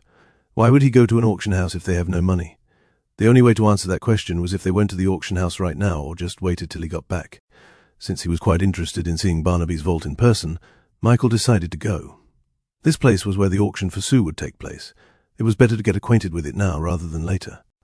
The butler gave them some directions on where to find Barnaby's vault, and Michael found it to be quite far away from this place. It would probably take them close to an hour if they went on horseback. "Should we go?" Lilia asked. "Wait," Michael said as he used his shadow skill to teleport an automobile into the streets of Metropolis. The butler couldn't help but gasp as he saw a giant dome of shadow suddenly cover almost half of the street. Even the other passers-by was taken aback and almost screamed their lungs out. The mana quantity in the air took another huge hit as Michael transported a car that weighed over 1,000 kilograms. A second later, the shadow subsided back into his feet, and the automobile sat perfectly by the side of the street, ready to be driven. "Shotgun!" Fudge shouted as he immediately took the front seat. Bart and Lilia took the back seat casually, leaving the butler completely slack-jawed. He knew nothing about the car, but he knew that making that giant metal contraption appear out of nowhere must have required great talent in the mystical arts. As Michael went into the front seat, the car roared into life, making the butler flinch. He thought there was a monster inside it. "Thanks for the information," Michael said as he rolled the windows down. Soon after that, the car rolled out into the street smoothly, yet with a lot of speed. In just a second, it already caught up to the carriage that was on the further side of the street. "How is that possible?" the butler wondered. "Wait, Michael, where did I hear that name?" It was only later that he remembered the rumors and gossips about the mystic genius boy that controlled 4 elements. As the automobile drove through the streets, everyone was looking at their car. Even the horses pulling the carriages couldn't help but neigh as they heard the sound of the engines roaring. They also thought they were getting chased by a monster. It would have caught more attention if it wasn't so fast. The car passed by so many carriages that people only saw a blur as it drove through the streets. "Michael, dear, I wish you would conquer this metropolis already. The roads here are too bumpy," Lilia complained. Although the suspension of the car was good, the road was just too bumpy as it was made out of uneven stone blocks. Still, their experience here was far better than what any carriage could offer. Not only that, but they reached their destination far quicker and with the added benefit of not smelling horse droppings in the street as they passed by. Eventually, they took a turn and arrived in a dead-end street, kind of like a cul-de-sac. At the very end was none other than Barnaby's vault, which was quite large and extravagant in medieval standards. With just a little bit of renovations, it could totally look like one of those vintage luxury high-end hotels back in his previous world. There was even a red carpet that led inside. Michael parked the car on the line of unmanned carriages near the street, making it stand out even more. Thankfully, this part was private property, meaning there weren't any people just walking around the sidewalks. They got out of the car and walked to the entrance of the auction house. Immediately, they were greeted by the receptionist that was standing by the door.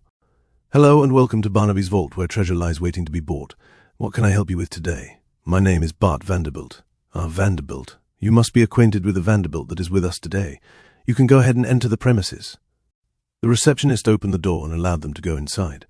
Once they entered, Michael saw an exquisite lobby with furniture seemingly gilded with gold.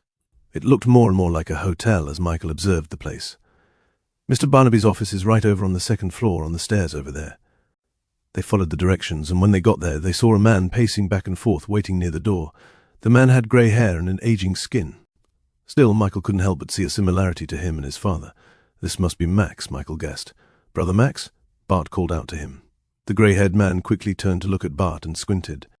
It took him a couple of seconds, but he seemed to recognize him. "Bart, is that you?" The two brothers approached before ending into an emotionally charged hug. "It's been so long ago since I saw you," Max said, looking at Bart from head to toe. "I barely recognize you." Bart was surprised. "Do you still recognize me?" "Of course I do. How could I forget?" Their reunion rejuvenated both of them. The looks on their faces was priceless. "This is my wife, Lilia, and this is my son, Michael." Lilia perfectly did a curtsy as a formal greeting to Max, which was quite eerie to see from Michael's perspective, since he didn't expect his mother to act so normal. "Nice to meet you. Michael, is it? I'm your uncle. Have you been doing well on your studies?" Lilia stepped in and answered. "He doesn't need studying. My Michael is a genius," she said proudly. "Yeah. He actually has a company now named Reborn, and he's expanding his business here in Metropolis. He just got his permit." Chapter 476, Barnaby. Max was genuinely surprised to hear that. He knew how hard it was to get a business permit in Metropolis. Wow, he must be extremely talented to earn a sub-company from father. I'm not part of the Vanderbilt business, Michael corrected him. Reborn has no affiliation with the Vanderbilt company? Max's eyes showed confusion, not expecting to hear that coming from Michael. After all, in his eyes, the only way that a Vanderbilt could have a company of their own was if Easy gifted it to them. That was how he got the Vanderbilt branch here in Metropolis. How is that possible? He asked genuinely. He built the company all on his own, Bart explained. He didn't receive any help from father. After hearing about this, Max couldn't help but look at Michael in a completely different light. Building a company from the ground up was one thing, but building a company that was able to pass the permit test in Metropolis was a completely different thing entirely. Michael was only the same age as his son, yet he had already accomplished something that adults couldn't even accomplish. It was unbelievable. I'll admit that I'm not that talented when it comes to business, but if you want any help or need any questions answered, then I will do my best to help you. I have a lot of wisdom about Metropolis that can surely help you. Max's offer was genuine. Michael felt it. The man seemed truly proud that a Vanderbilt as young as Michael was able to accomplish this much. It made Max feel good that there was someone in the Vanderbilt family lineage that wasn't a disappointment to Yeezy's legacy. You're from the Kings region, right? That place isn't ruled by duels, so when you get challenged into one, you should be careful before you accept. Some people have talents that can't be explained by physics or magic. And if you need any help, then you can ask for some assistance in the association building, which is south from here. You can ask for Claudia Montgomery. I know that my name no longer carries any weight in Metropolis, but hopefully the Vanderbilt name will be enough for her to pay attention to you. And then you should. Max started talking about all the do's and don'ts of Metropolis.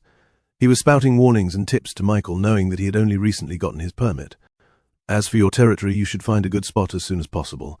We have lost a lot of our land, but we still have a tiny little land on the outskirts of the wall. If you want, I can give it to you as your starting territory. Michael was genuinely touched that Max was offering land to him. Despite being buried in debt and slowly losing his territories, Max was still kind enough to offer Michael a piece of land in Metropolis. Now, the land was very small and not at all that valuable, but it was the thought that counts. It's okay, Uncle Max, I got it all covered.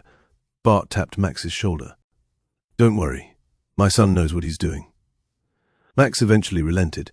He realized he got too excited about sharing his knowledge because he didn't want Michael to repeat the same mistakes he made that led to their eventual downfall. Uncle Max, why are you here? Michael asked. Max remembered what he was here for and immediately fixed his formal suit and tidied his hair. I'm here for a meeting with Barnaby. He's the owner of this auction house, Max said, sitting down in a chair and subconsciously tapping his foot on the ground to ease his anxiousness. You want to join the auction?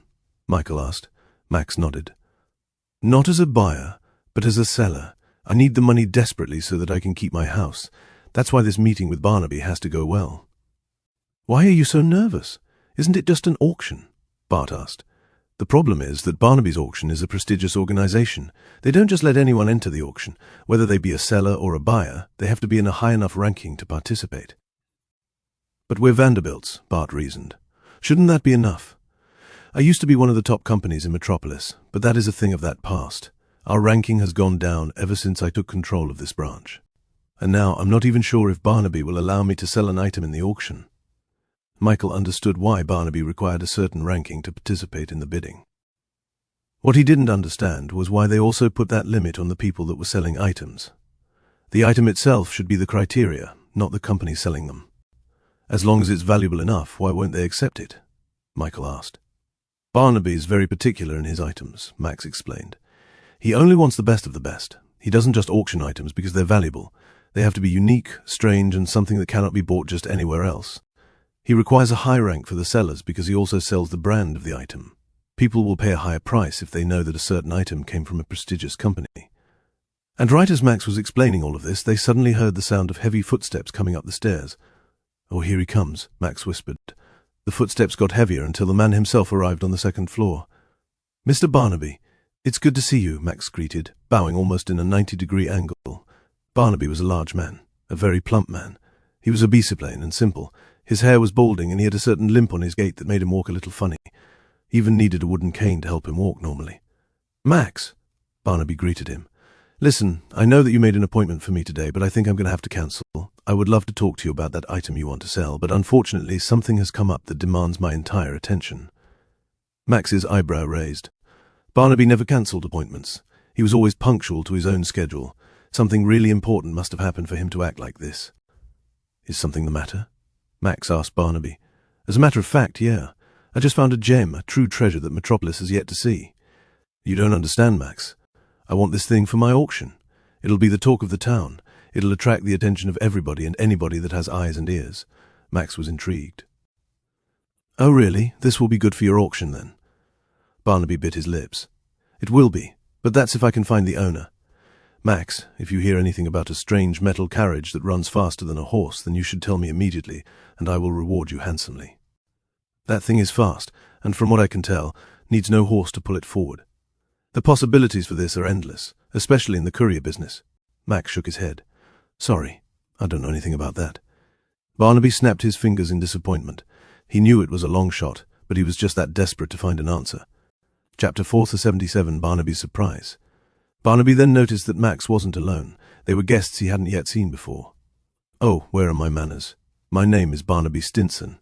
He only did a small bow, which was due to the limitations of his physical body, that is his huge belly. He then shook hands with Bart, Lilia, and even Michael, treating him with the same respect as the adults, which was quite nice to see. My name is Bart Vanderbilt, and this is my wife Lilia, and my son Michael. Barnaby's eyes widened as he looked back at Max. Vanderbilt, I didn't know you had other relatives. We come from the King's region, Bart explained. Ah, I see, that is quite a long way away from here. I hope you didn't have much trouble with your travel. They continued to have small talk as they got acquainted with each other. Eventually, Michael interrupted their conversation and asked Barnaby about the upcoming auction. This was the reason he wanted to go here in the first place. Excuse me, I heard that there's an auction going on soon. Barnaby looked at Michael with a prideful smile. That's right, we are about to have a once-in-a-year event that all the best companies want to participate in. I pride myself in showcasing items that even the famous Alaric Goldman will want to purchase. Rare 1,000-year herbs, meteor ores, exotic materials from overseas. We have everything, he said, slamming the foot of his cane on the ground in exclamation. I was thinking about joining the auction too, Michael said casually. Barnaby was intrigued and heard him out. Do you want to buy or sell items in the auction? I was thinking both, he replied. Barnaby started laughing heartily. Ha ha, very ambitious, I like it. Meanwhile, Max was surprised to learn that even Michael wanted to join the auction. And as a good uncle, he decided to help Michael with his request. Barnaby, I will vouch for the kid. I know that my ranking isn't that good anymore, but I can assure you that anything he sells will be legitimate. I will stake my reputation on it, Max said sincerely.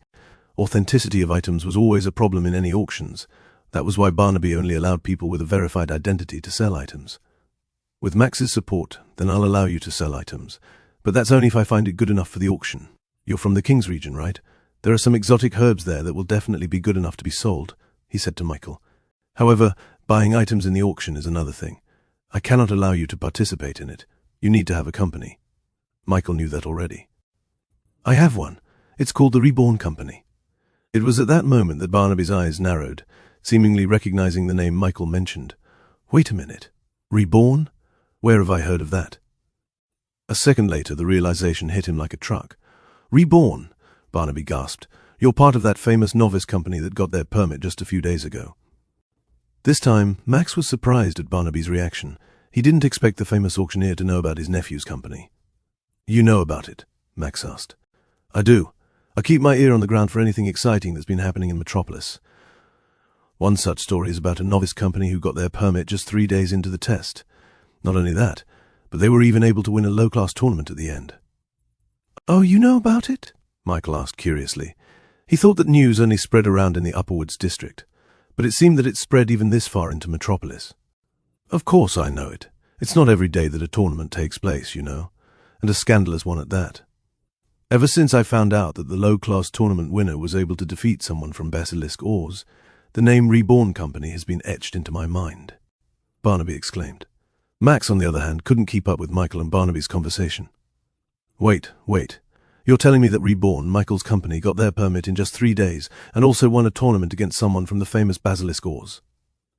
Barnaby began retelling the story he heard about Reborn to Max.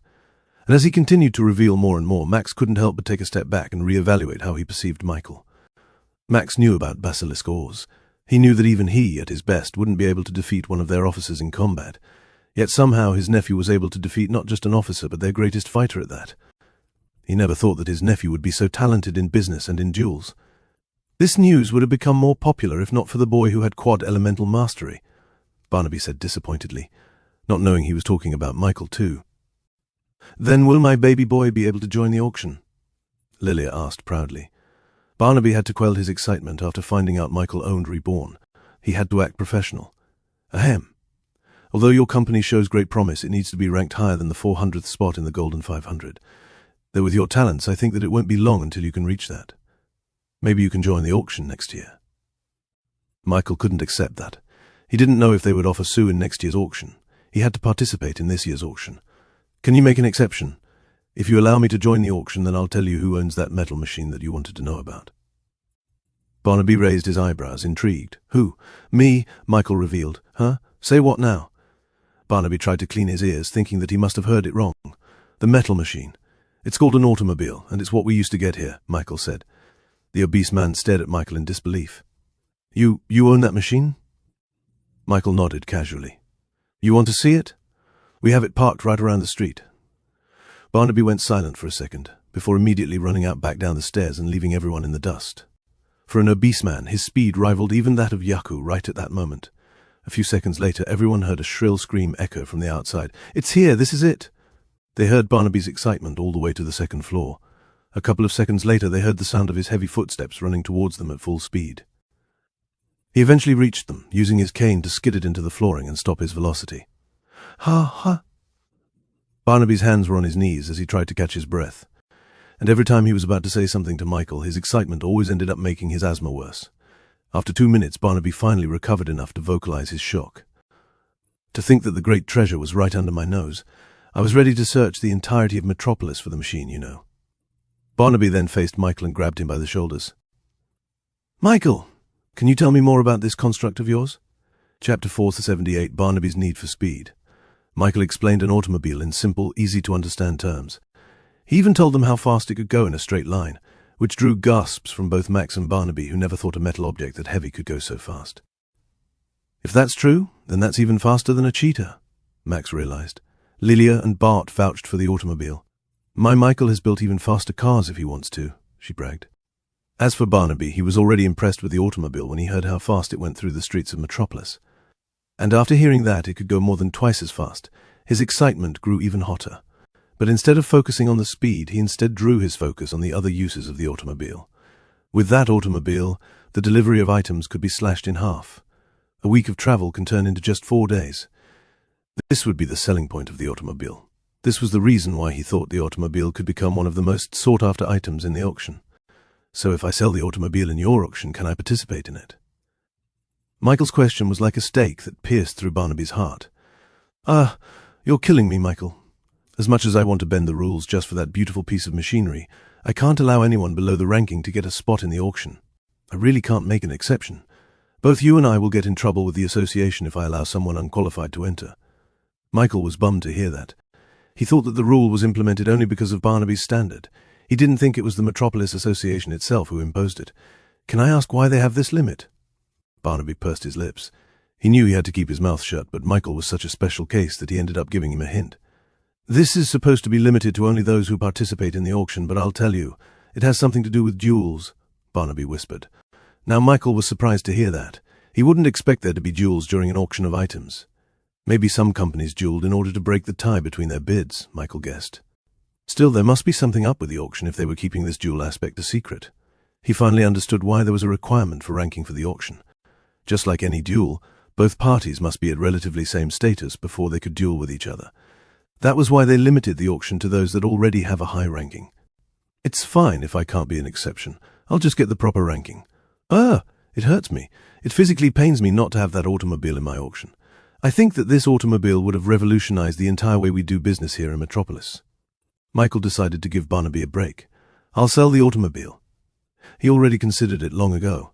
Selling the automobile in the auction would put a spotlight into the vehicle, allowing for people and, most importantly, companies to realize the true value of an automobile. He would have sold the automobile whether or not Barnaby gave him the exemption. Really? That's great! Barnaby cheered, jumping up and down in happiness. I have about 20 sedan cars and 10 trucks ready to be shipped out. I'll put them up for auction, Michael said. And this time Barnaby froze mid-air as if he was hit by Michael's switchability.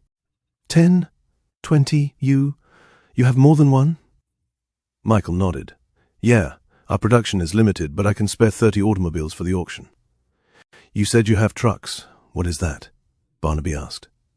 It's like an automobile, but it's twice as big and has a large container on the back that can carry a ton of weight. It's what I'll use to transport my products from the King's region all the way here. Barnaby collapsed on the floor when he heard that. The truck was even better than he thought. Using them would completely change the transportation business in Metropolis. Once companies find out what it can do, he had no doubt that it would become one of the biggest bids of the night. Let's talk about it more and make this official, Barnaby said with fire in his eyes. He was never going to let go of this opportunity. Okay, Michael replied. Barnaby immediately burst inside his room and took out a contract from his desk and began writing out the details of the auction. Michael looked over the contract with ChatJK4, making sure nothing was looked over. He even had Una take a look at it as well by sending her the details via shadow transportation. Anyway, it was just a simple agreement between them that allowed Barnaby to sell the automobile in the auction. He would get a 5% charge on the sale, which Michael thought was fair. A couple of minutes later, both of them signed the agreement.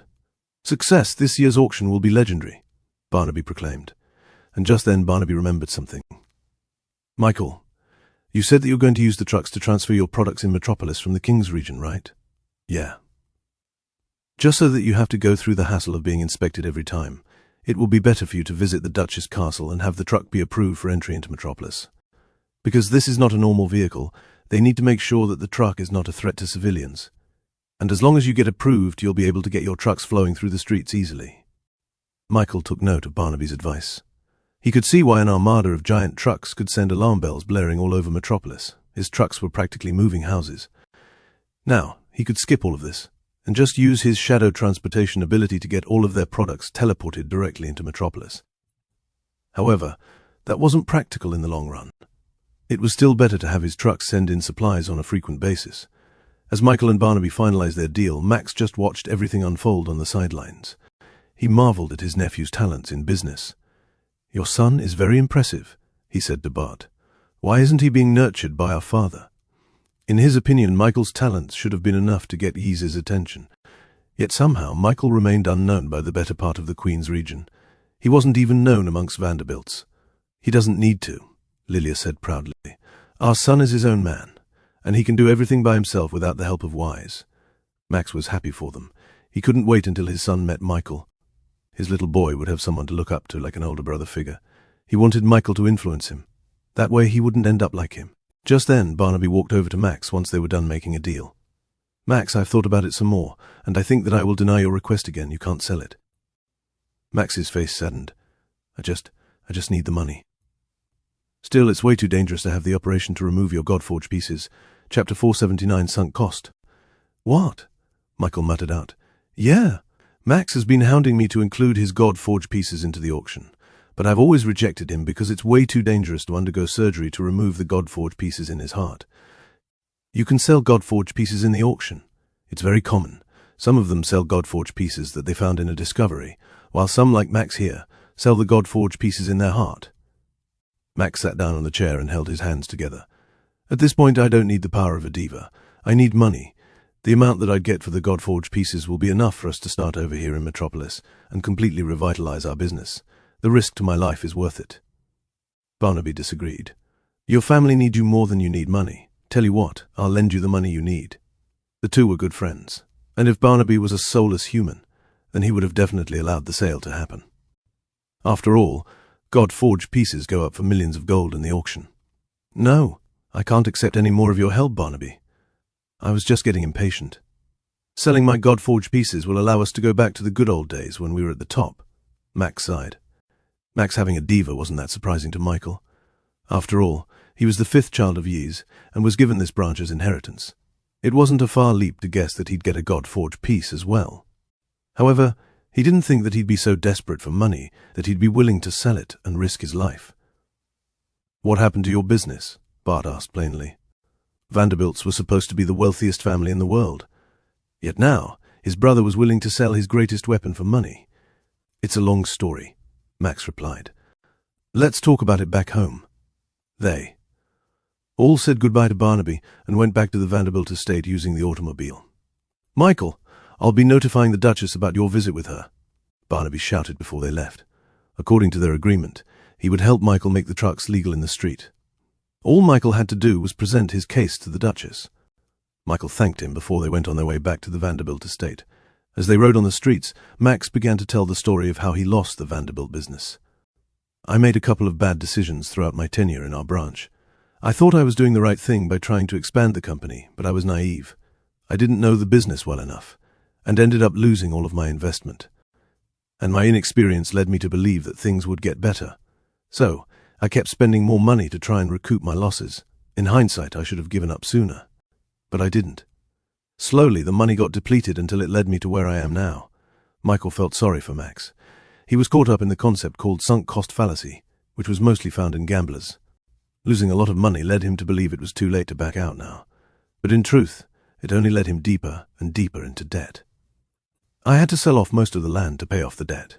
However, this led me to lose more business since I didn't have that territory to rely on, meaning I lost even more money. But hope is not all lost. I'm slowly working on bringing it back. We have a small business that brings enough money for us to stay stable. We're trying to buy back the territories we had. It'll take a while, but we'll eventually retrieve them." Max was optimistic enough to smile. Still, there was a tinge of weariness in his eyes that could never be hidden. Eventually, they arrived back in the Vanderbilt estate, where they were welcomed by the butler and a few other people. "Dad!" One kid who looked to be the same age as Michael immediately rushed up Max's embrace. Right behind the kid was a woman who had short, bob-cut hair. She gave Max a peck on the cheeks as a greeting. "William, Tracy, I'd like you to meet our relatives. This is my brother, Bart, and his family." The little kid called William immediately turned wide-eyed as he saw the metal automobile that they rode in. "Whoa, what's this? It looks so cool."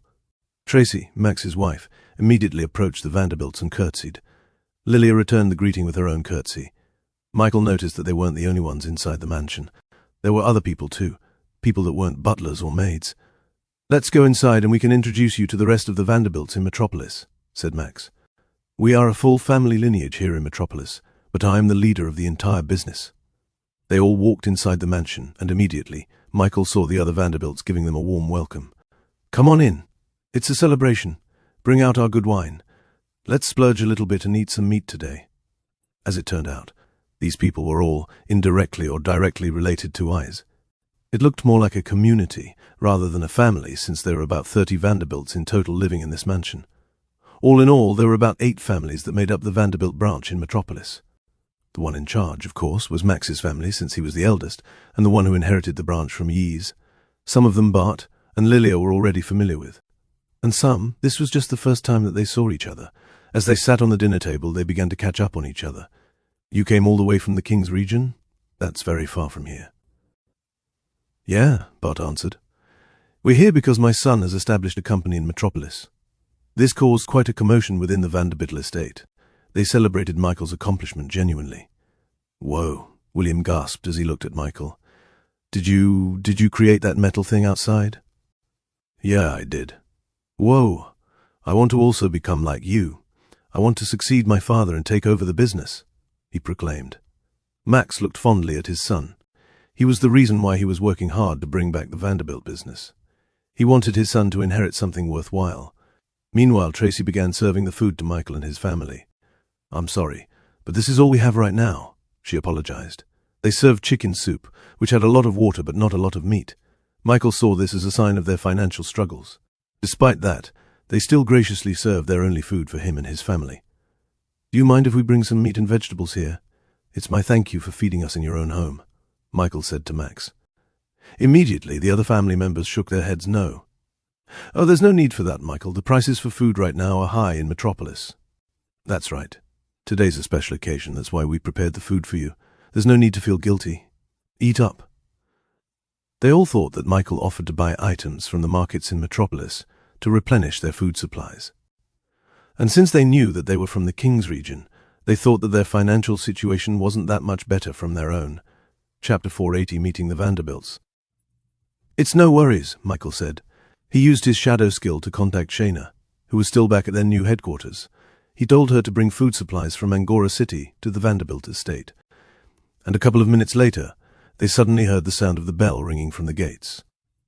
The butler came out and saw the white-scaled dragonborn waiting patiently outside, with about 10 crates stacked neatly on the sidewalk behind her. "Greetings. Can I help you?" the butler asked. Shayna bowed and introduced herself. "My name is Shayna, and I came here on behalf of Lord Michael." "Oh, Michael," the butler muttered. It was only a second later that he realized the name. "Oh, Lord Michael has instructed me to give these food supplies to your estate." The butler could only stand there with shock and awe as Shayna opened one of the crates and showed fresh meat and produce ready to be cooked. There were even some expensive spices like salt and sugar on some of the crates. Shayna helped the butler take the crates inside, where the rest of the Vanderbilt family gawked at the bountiful food that was in front of them. They were by no means poor, but they could only ration themselves with stale bread and leftover soup. They hadn't seen this much food in over 10 years. The little William wasn't even born yet when they were successful enough to frivolously buy this much food. Is this all right?" Tracy asked them, worried. "We couldn't accept such a heavy gift." Lilia immediately eased her worries. "Don't worry. We have plenty of food to spare. Too much, even." "Yes, this is just a small token of our gratitude for letting us into your home," Bart said. "And besides, we're family." The Vanderbilts were teary-eyed as they said that. Bart had to shout cheers and celebrations just to bring back the mood of the party. The dinner came to a close, and the topic of conversation shifted to what they were doing here in Metropolis. Max hadn't said anything to them yet, so the other Vanderbilts were completely clueless.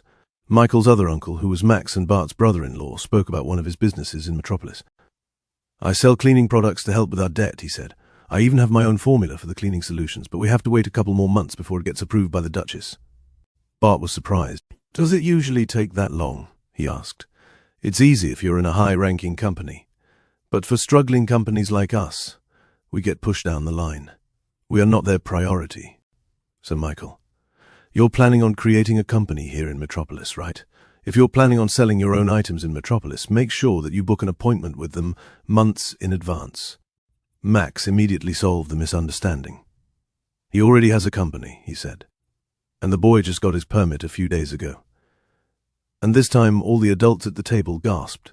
They thought Michael was just an ambitious kid who set up a little company purely for the experience. They didn't think he was good enough to pass the test. Only 5 companies get their permits every year. That spoke to Michael's talents if he was able to get that in his youth. Wait a minute, didn't the Upperwood Festival just finish? Yeah, that coincides with his permit test. Lilia put her hands on Michael's shoulder with a proud grin on her face. That's right. Michael here passed the test while the festival took place. He even won a tournament. More and more gasps resounded throughout the table. They truly couldn't believe that such a young kid could accomplish so much. My God, he has the same talent as father. Why do we only know about him now? They went through the same roller coaster of emotions as Max did when he first met Michael, and while his parents beamed in happiness as their relatives praised him, Michael felt a little bit awkward. Somehow, it was a bit more embarrassing getting praised by relatives rather than strangers. Thankfully, they were soon interrupted by another bell that rang on the gates. The head butler opened the doors and took a peek at their guests. His eyes widened as he saw the gleaming armor in their bodies, but their weapons and armors weren't the one that was truly intimidating for the butler. It was the crest that was on their chest. They were none other than soldiers of the Duchess herself. The butler almost had a heart attack when he saw them in formation, raising the flag of Metropolis right outside their gates. The butler immediately informed Max and the other Vanderbilts, "Master, there's royal soldiers outside." Max immediately got up off his seat and ran out the door. The other Vanderbilts on the table followed closely behind him, with Michael and his family not far behind. They eventually reached the gates, where they saw a man in royal attire holding a scroll in his hands. Once this royal man saw Max Vanderbilt in front of him, he unfurled the scroll and began to read it to them. "Hear ye, hear ye. The Duchess of Metropolis hereby requests your appearance at her royal court. Please accept this invitation at your earliest convenience." Because of the immediately recognizable armor of the royal guards, the other people around the Vanderbilt estate couldn't help but get curious and eavesdropped on the side of the road. "Wait, aren't those the Duchess' personal guards? Why are they here? And on the Vanderbilts' personal estate too? This doesn't make sense. Those guards are only deployed for important guests of the Duchess." "Yeah, hasn't the Vanderbilts fallen out of ranking? Why would the Duchess personally send her guards to meet them?" The reputation of the Vanderbilts had tanked because of their bad business decisions. So it was truly a mystery to them all that they suddenly got the attention of the Duchess herself. This situation was so strange that they could only come up with theories that didn't make sense. Wait, could the soldiers be here to take control of their mansion? Maybe. They lost most of their territory by now. It's not a leap to think that they're losing the mansion as well. Meanwhile, Max and the other Vanderbilts ignored the gossip that happened around them. Instead, they focused on the royal man who addressed them. "Excuse me, but who is invited by the Duchess?" The man in royal attire looked at the scroll again and announced, "The Duchess requests the visit of one Michael Vanderbilt and his family. Also, she requests the current leader of the Vanderbilt branch here in Metropolis, which is you, Max Vanderbilt." The other Vanderbilts gasped once they heard that. Their nephew even got the attention of the Duchess. Their status as Vanderbilts only allowed them an appointment that was nearly a year away from today. Yet Michael was personally being attended by the Duchess's personal guards. They couldn't help but gawk in awe and excitement at Michael's stature. "I'm Michael," Michael said to the royal man. "Please get into the royal carriage, and we can go on our way to the castle," the royal man said. Michael, his parents, as well as Max, all boarded the royal carriage that was attended by 30% of the Duchess' personal guards. Now, this incident had gone long enough to gather a lot of spectators on the side, many of whom thought that the guards were here to seize the property of the Vanderbilts. "Make way," the soldiers shouted at the pedestrians. "These are the Duchess' personal guests, and she ensured that they must be treated with absolute care and respect. Anyone who gets in our way will be punished by law. Mass release goal, 500 GT6, chaps 1000 GT, equal to 10 chaps." The crowd immediately dispersed out of the road and let the royal convoy get on its way back to the Duchess' castle. Once they were out of earshot, the spectators couldn't help but gossip amongst each other. "Did you hear that? They're the Duchess' personal guests. I thought that the Vanderbilts were supposed to be on their downfall, so they weren't here to seize their territory." They all couldn't help but look at the rest of the Vanderbilts still left on the property. There were looks of shock, amazement, and even envy thrown at them. However, even the other Vanderbilts were shocked and amazed that their very own nephew got the attention of the Duchess. This made them feel proud once again to become a Vanderbilt. Usually they just received looks of pity from anyone that crossed their mansion. But now, their gazes were one of amazement and envy as they got to receive the honor of having the Duchess' personal guards escort them to the castle. This kind of privilege wasn't just given to anyone. It was the kind of thing that only people from the legacies received. Because of this, the question lingered in everyone's mind. Were the Vanderbilts about to return to their rightful place in the highest spots of Metropolis? Meanwhile, Michael and the rest of them stayed in the royal carriage gilded with gold. Lilia looked satisfied and comfortable, knowing that Michael rightfully deserved to welcome this extravagant. Bart, on the other hand, busied himself and eased his nervousness through fixing up his hair and tidying his attire. Unlike him, though, Max looked as pale as a ghost. His grey hair turned grisly white from all the worrying that he went through as the carriage rode through the streets. Michael couldn't blame him. The Duchess' castle did look intimidating. He looked out the window and saw directly in the horizon a giant mountain plateau that housed the extensive castle of the Duchess. It looked bigger than life, as if the castle dwarfed the planet and the sun itself. Having it elevated at such heights made it so that anyone looked in Metropolis, they would be able to see the majesty of the Duchess' personal castle. "Excuse me, but why did the Duchess ask for us?" he asked the royal man sitting opposite him. "Her Royal Highness has been informed of an invention of yours that is unusual in its nature. Usually, permission to make this invention legal in Metropolis is done by professionals employed by the royal court. But for this specific instance, the Duchess requested to see it for herself first. She also wanted to see its inventor. And that would be you, correct?" Michael nodded. Barnaby told him that he would be contacting the Duchess for the automobile's inspection. But he didn't think it would be this fast. It had only been a few hours since they left Barnaby's vault. For such a man with a heavy stature, he sure does move fast, he thought. Despite the unexpectedness, he accepted the invitation immediately. It saved him the trouble of applying for an appointment with their castle. Of course, having a personal escort wasn't too bad either. The carriage continued to ride through the streets until they eventually reached the walls separating the Plateau Mountain to the rest of Metropolis. The guards on the gate saw the carriage, as well as the royal man's emblem that he flashed on the window, and immediately lowered the drawbridge that allowed passage through the river moat running around the walls. Then they ascended into a winding road that would eventually lead them into the castle itself. Michael noticed that there were quite a few people hidden in the trees and quietly observing their surroundings. I guess they're the Duchess Secret Service. Though as good at hiding they might be, they couldn't hide the light mana signatures in their body. He still saw them regardless of their stealth spells. Anyway, they were pretty harmless. They just stayed on top of the trees and observed quietly, so he didn't mind them that much. Eventually, the carriage reached the top of the plateau, allowing them to gaze upon the castle of the Duchess. It looked like a palace built on clouds since it was constructed atop a mountain, meaning its surroundings were nothing but blue skies. The castle occupied most, if not the entire area of the plateau. It was only surrounded by gardens that were neatly maintained, and that was it. The carriage stopped as they reached the front doors, with the royal man stepping out and spreading his hands wide with pride and bravado. "Welcome to Her Highness Royal Castle. Please make yourselves at home." His welcome was loud and accompanied by drums and trumpets that rang out from inside the doors. It was very extravagant, something you would expect a royal like the Duchess to do. The Duchess of Metropolis would first like to apologize as she is currently away on business for the time being. She wants me to assure you that she will be back in a timely manner. In the meanwhile, please go inside the royal castle and treat the castle as if it was your own. The door opened, and Michael saw butlers and maids lined up parallel in front of the doors. They kept their bow towards them, as if waiting until Michael and the others to cross before they could return to their normal positions. "This is nice," Lilia said with a proud and content smile on her face. She expected nothing less of a welcome for her son. Bart, on the other hand, took to the butler's welcome with a normal attitude. He grew up in the Vanderbilt estate, after all. Max was the one who couldn't keep his mouth shut. It had been so long since he experienced this kind of extravagance that he almost forgot how it felt.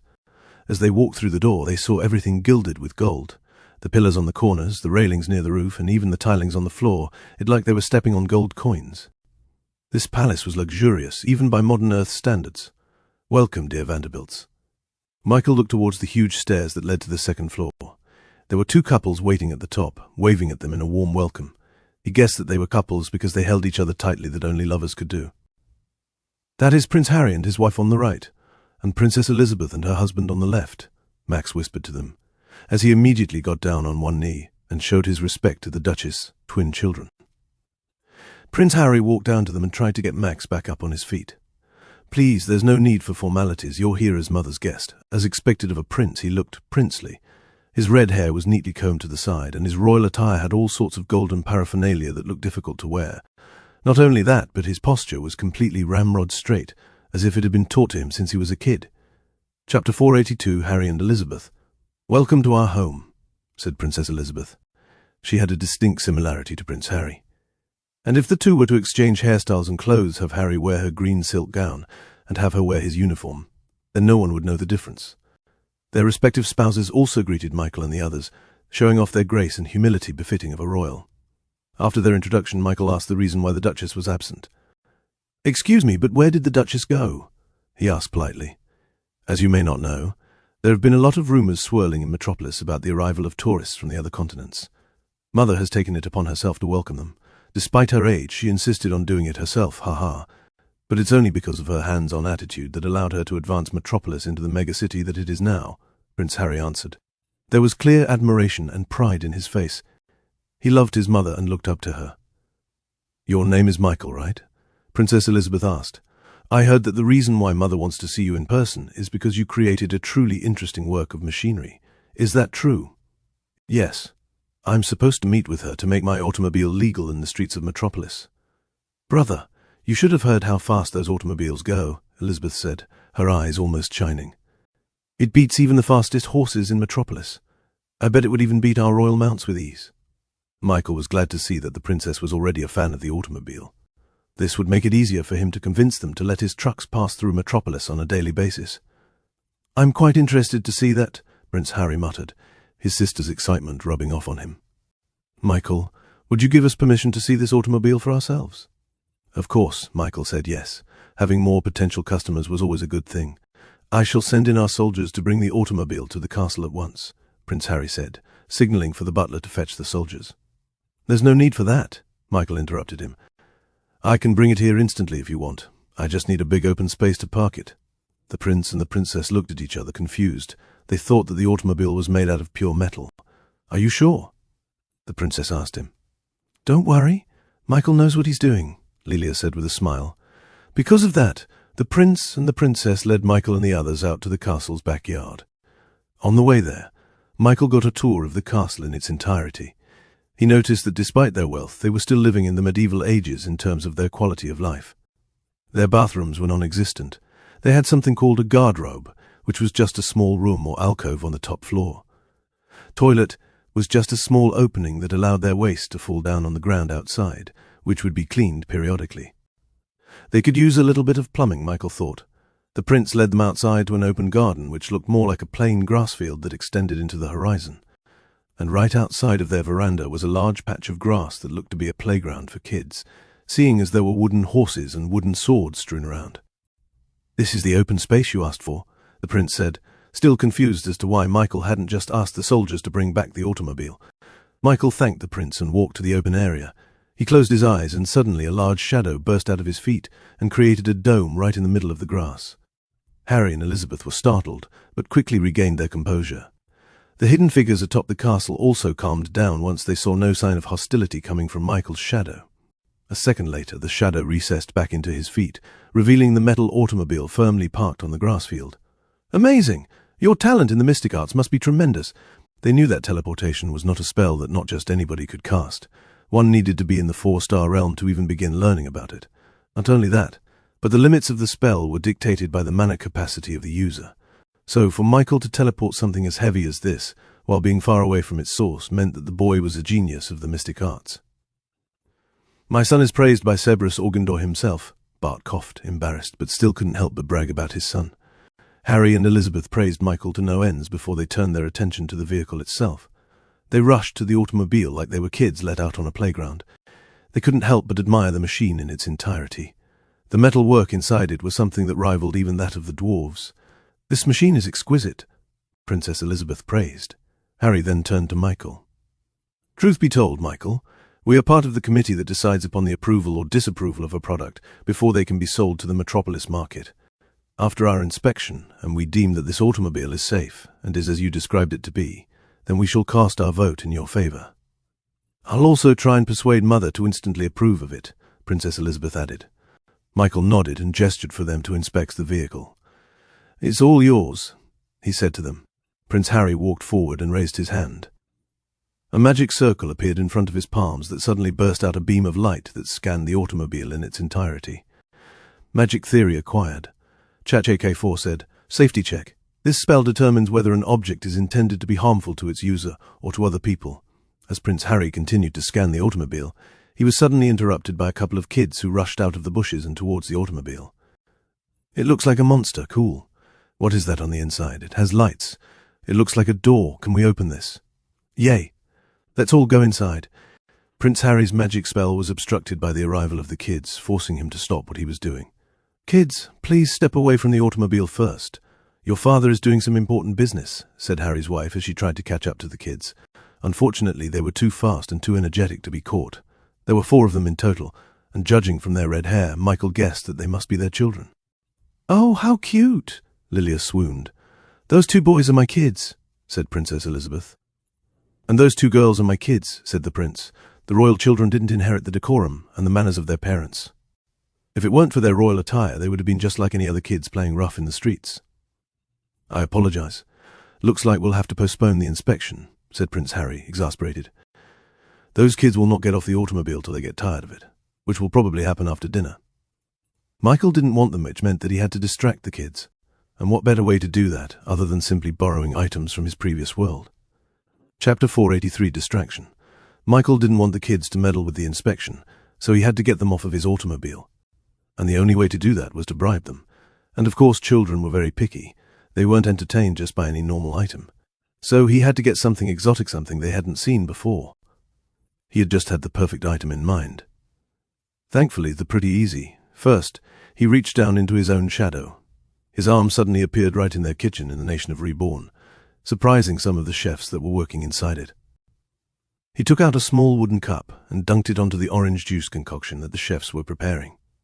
He would have chosen another kind of drink, but this was the only one that the chefs prepared for today. Following ChatJ4's instructions, he filled it with other ingredients like sugar and some other syrups. And after that, there was just one final thing he needed to do. He used his supreme skill to gather all of the carbon dioxide into the air and transfer them over to the drink itself. And by applying the right amount of pressure, those carbon dioxide gases began to turn into a liquid that slowly dissolved into the orange drink.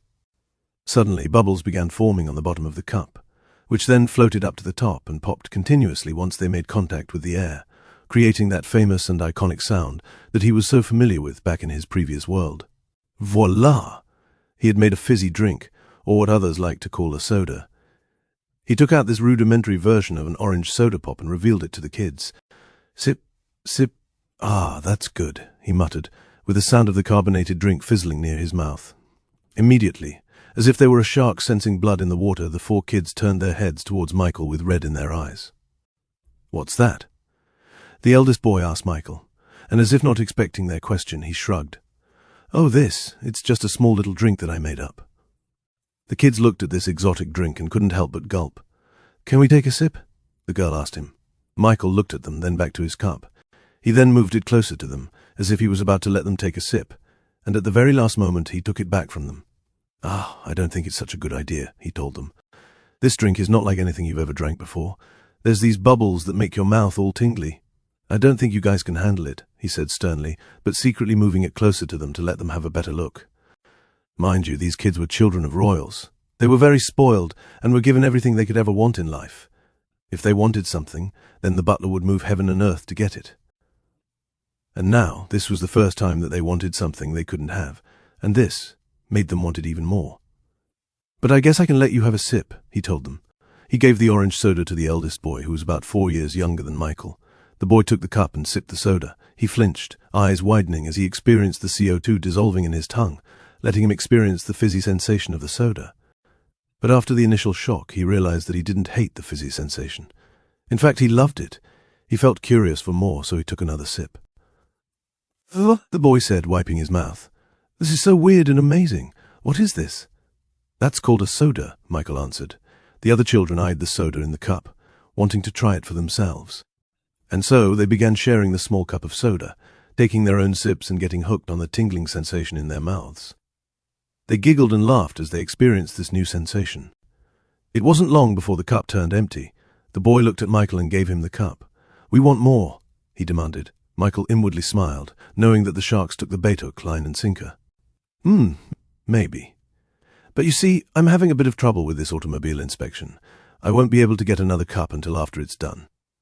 Can you guys wait back in the castle and let us finish this inspection?" Immediately, the 4 royal children stood up straight and saluted at Michael. "Yes, boss," they shouted, and just like soldiers, they began marching back towards the mansion shouting, "We want soda! We want soda!" Meanwhile, their parents watched all of this unfold from the sidelines. As they saw their kids march back to the castle without another word, their jaws dropped on the floor. Their unruly children showed discipline and control unlike anything they had ever seen before.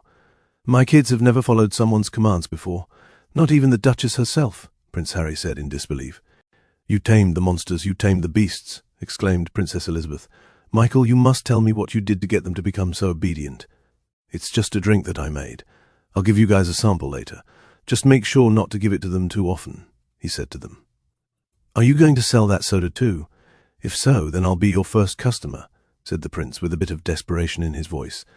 Me too," Michael nodded, easing their worries. "I'll probably sell them once we get settled down in our spot."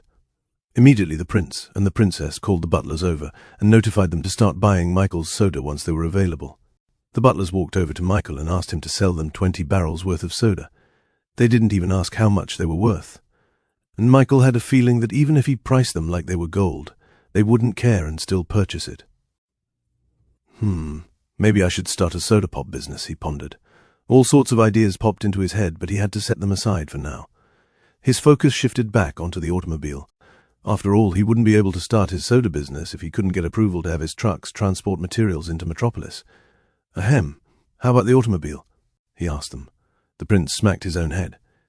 I'm sorry, I was so focused on my children and the soda that I almost completely forgot. I shall begin with the inspection immediately. Just like before, his hands shined a light that scanned the entire automobile. This time, it was completed. The light dissipated in Prince Harry's hands. He nodded in satisfaction, as magic itself determined that the automobile was safe and had no hurtful mechanisms hidden inside. It is safe, Prince Harry declared. Now is it my turn? Princess Elizabeth asked. I would like to see the capabilities of the automobile myself. Michael agreed and gave her instructions on how to drive it. So this the brake, that's the acceleration, and I control it with this wheel. Got it, she said as she got on the driving seat. Michael was about to tell her to be careful, when the automobile suddenly rode off into the distance, leaving Prince Harry shocked at its immense speed. Chapter 484. The Twins Vote. Michael was actually surprised how well Princess Elizabeth drove the car. The automobile was an automatic, which meant it was easier to ride, but most people would still need a couple of hours before they got the hang of it. Not Elizabeth, though. It only took her half a minute. About 5 minutes later, the car came skidding towards the castle into a full stop. The princess, whose hair used to be tied up into a neat ball, now had her hair fully let down. She got out of the car, swung her hair around like a model for a sports car, and took a deep breath of contentment. "Liz?" the prince asked, unfamiliar with this side of his sister. "I feel truly free," Elizabeth said, breathing out fresh air. "Did you see how fast I went? I felt like I could fly. It's an even better feeling than riding a wyvern through the skies." Prince Harry did see the speeds at which the automobile ran through the grass plains. It was unlike anything he had ever seen before. "That roaring? Is it from the monster that is hidden inside the automobile?" the prince asked, hearing the constant humming of the car's engine. "There's no monster inside. It doesn't run on animals or magic. It runs on fuel," Michael answered. "It's like oil." Princess Elizabeth put her hands on the hood of the car. "You mean to tell me that something that goes this fast is only powered by some kind of liquid? That's it? You don't need magic or anything else?" Disbelief was clear in her tone. When she drove the car, she felt an immense amount of power coming from inside the vehicle. It was unimaginable to her that there were no magic mechanisms inside that allowed it to move at that speed. Michael explained to them the mechanisms of the automobile. He told them how the engine created mini-explosions by compressing and lighting up the fuel from the inside. They didn't understand it all that much, but they followed the logic. "Do you know what this means, brother? This will completely revolutionize the way we travel the world," Princess Elizabeth claimed. "Truly, I can see it now. With the speeds that it could go up to, I can imagine that it will become the new and accepted mode of transportation in Metropolis.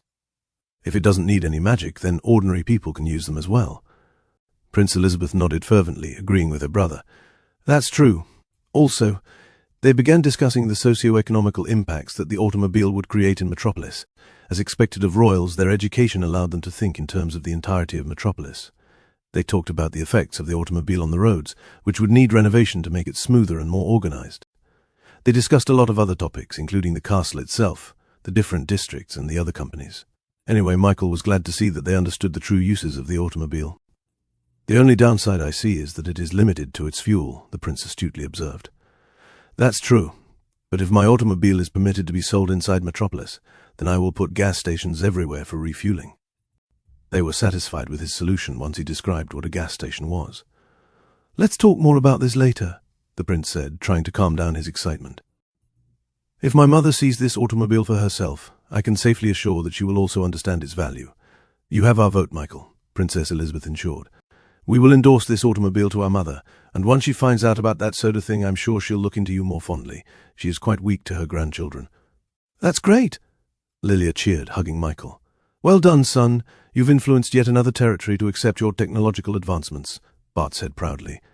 Meanwhile, Max couldn't help but shed a single tear from his eyes as he saw this scene. His nephew earned the recognition of the royal twins. Everyone said that Vanderbilt children were a disgrace to Yeezy's legacy, and he thought he proved them right ever since their business began to fail. But now, here came his nephew, proving everyone wrong, and it was at that moment that someone knocked on the door. "So here you were. I was looking everywhere for you guys. I thought you left me." Everyone looked back at the veranda and saw a man dressed in black royal uniform leaning against the door frame. "Uncle Jack, it's nice to see you," the prince muttered under his breath.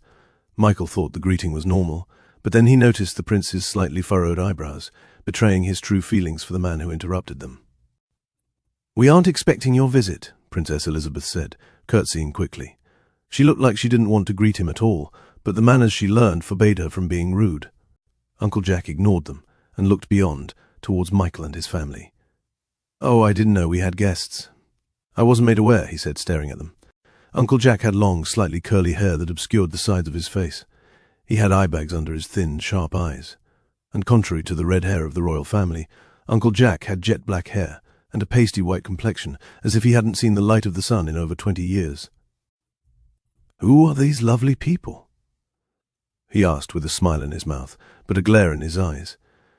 Prince Harry immediately put himself forward, trying to block Uncle Jack's view of Michael and the automobile. "They're the guests of my mother. She explicitly demanded that we treat them with respect and care while in her absence," Harry said, warning him.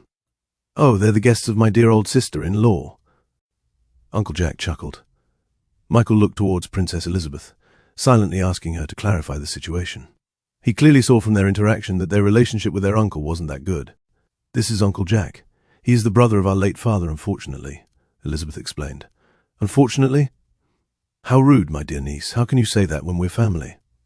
Uncle Jack said, pretending to wipe off a tear. Family doesn't try to usurp our mother's throne, Prince Harry accused. Uncle Jack had his hands on his waist, laughing to himself.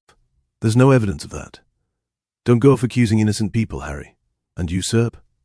If I did what you said I did, then it wouldn't be called usurping. It would be called taking what's rightfully mine. Metropolis should have been under my control, if not for my stupid brother handing over the throne to his wife. Princess Elizabeth bit her lips as she tried to rein in her anger. She wanted nothing more than to run him over with the automobile, but she couldn't. Like he said, he was proven innocent despite the accusations. I'm sorry for him, Harry said to Michael. Since he is our uncle, we can't do anything to him. I think it would be better for you and your family to leave now and just go back later. Just then, Uncle Jack walked forward and approached the automobile. It's too late for that, my dear nephew. I already heard you say that this thing will revolutionize Metropolis. What a load of bullshit, Uncle Jack scoffed, glaring at the automobile. Chapter 485, Michael is fuming. A load of bullshit? Harry asked incredulously. You clearly don't know the real value of this automobile. Uncle Jack walked forward and knocked on the automobile, as if testing its durability. This thing is clearly not practical. It's made out of metal, so it'll move way too slow.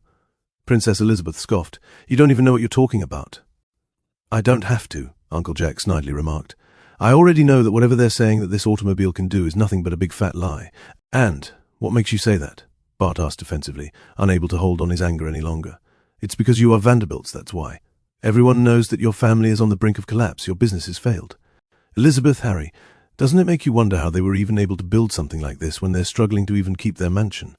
There's no way that they could have funded the research and development needed to create this miraculous automobile that can replace carriages and horses. It just doesn't make sense. So the only explanation is that this is a scam that is specifically meant to target us, the royal family, who have unlimited funding. And I've got to give them credit for it. You guys were gullible enough to believe their lies. Right now, the automobile works just fine, but that's probably because of some magic that they installed inside. But when it comes time to sell it to the public, it's going to be nothing but deadweight, a scrap of metal. It won't matter to these Vanderbilts once they get the money to reclaim their lands. Is this what the legacy of the great Wisey Vanderbilt has left? If so, then their reign as the wealthiest family in the world will soon come to an end once he dies off. At this point, Michael was fuming from the inside. He disparaged not only the name of Vanderbilts, but also the craftsmanship of his automobile. Stop it with this nonsense, Prince Harry growled. You will not disrespect our guest with your lies. What lies? Uncle Jack laughed. I spoke nothing but the truth. If you want someone to stop lying, then you should talk to these Vanderbilts. Michael cracked his neck. So you're saying that the automobile doesn't work? Jack crossed his hands. It does work, but with magic. How else could such a heavy weight move? And you say that the Vanderbilts are on the brink of collapse. That's the word you used, right? Michael asked, his voice a timbre lower than his usual tone. Uncle Jack stood proud. That's what I said. Care to prove that? Michael's threat was ineffective against someone ignorant like Uncle Jack. Ha ha! Kid, are you challenging me to a duel? Do you even know what that is? That's right, a duel.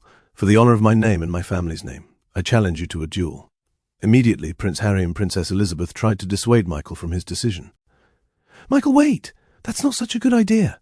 You don't have to do this. Don't get caught up in his words. He's just trying to provoke you. And provoke me, he did. And he'll pay the price. What do you say? Do you accept? Seeing as Michael was steadfast in his decision, Harry and Elizabeth looked at Michael's parents so that they could dissuade him from getting in a duel with their Uncle Jack. However, Bart and Lilia remained silent behind Michael's side, seemingly giving him permission. Meanwhile, Max didn't know if he was going to try and stop Michael, or simply let him have the duel. As a Vanderbilt, he wanted nothing more than to see Jack's face eating the ground. However, as Michael's uncle, he didn't want his precious nephew to get hurt, especially since he was so talented and valuable to their family. Brother, should we stop Michael? Max looked at his brother and saw him fuming, with smoke almost coming out of his ears. Son, I don't usually ask for much, but this time I want you to teach that bastard a lesson, Bart said to Michael. As for Lilia, she just had a few words. Michael, dear, beat his ass, she said with a smile, but with her eyes narrowing like that of a monster. Using my authority as a prince, I shall stop this duel nonsense. It is inappropriate, Harry declared. You're right about one thing there, nephew. It is inappropriate, said Uncle Jack. I am a grown man, while the one who wants to duel me is a kid. The power disparity between us is too large. But there is a solution to that. If you can beat my personal guard in battle, then I shall accept your duel." Uncle Jack snapped his finger, and suddenly an armored man wearing a hoodie appeared kneeling right beside him. "At your service," the guard muttered, his voice cold and calculated. "So what do you think, kid? Can you beat him in a duel?" Harry and Elizabeth gasped when they saw the hooded guard appear.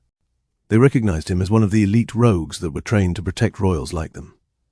"That's Python," Harry realized. "He's part of Uncle Jack's personal guards. They're extremely loyal to him, to the point that they are willing to give up their life to serve him." "Michael, reject the duel.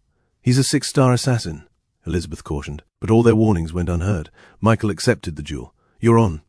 "Ha, you have guts, kid.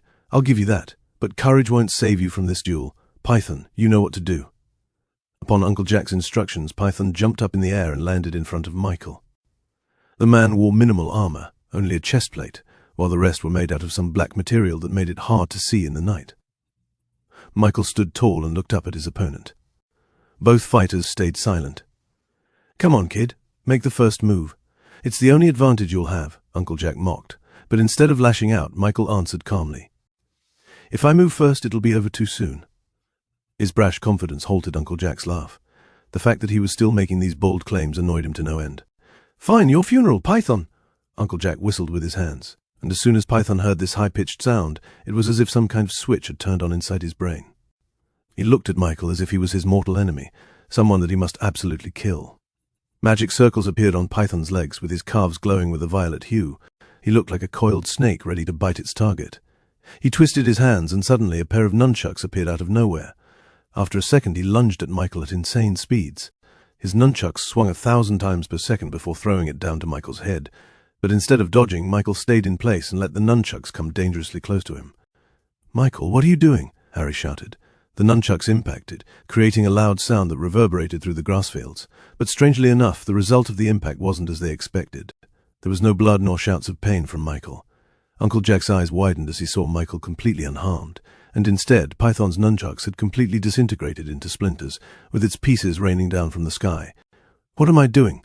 "I'm letting him have the first shot," Michael answered.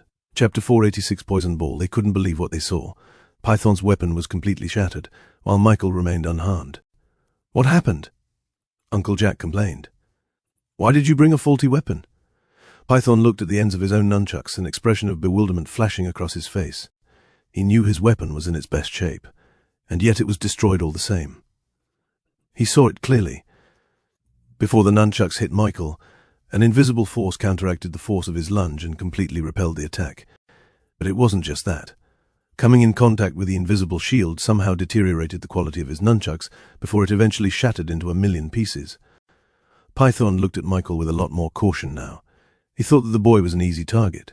But as it turned out, he had an incredibly complex and powerful defensive system that protected him.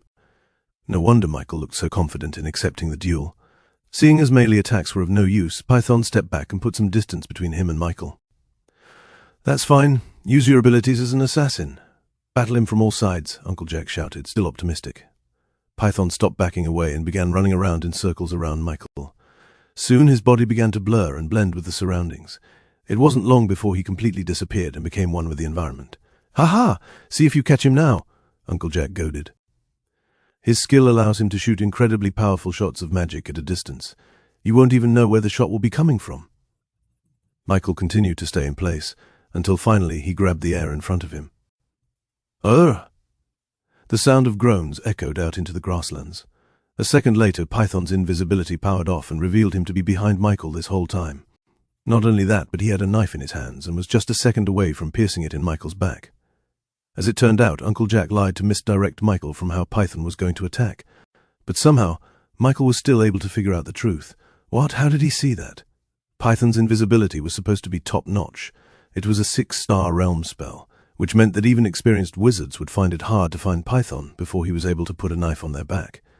This worked numerous times before, and with people that were much stronger than Michael. It didn't make sense how he found out, but that wasn't even the most surprising part. After all, Michael wasn't even touching Python. He simply grabbed the air, and somehow this force was transferred over to Python, who was behind him. "Stealth magic is still magic," Michael muttered. "It's like using a flashlight to hide in the darkness." With his supreme skill, no kind of magic could hide from his eyes. It was easy to see the light mana emanating from Python's body, allowing him to see through his stealth from the very beginning.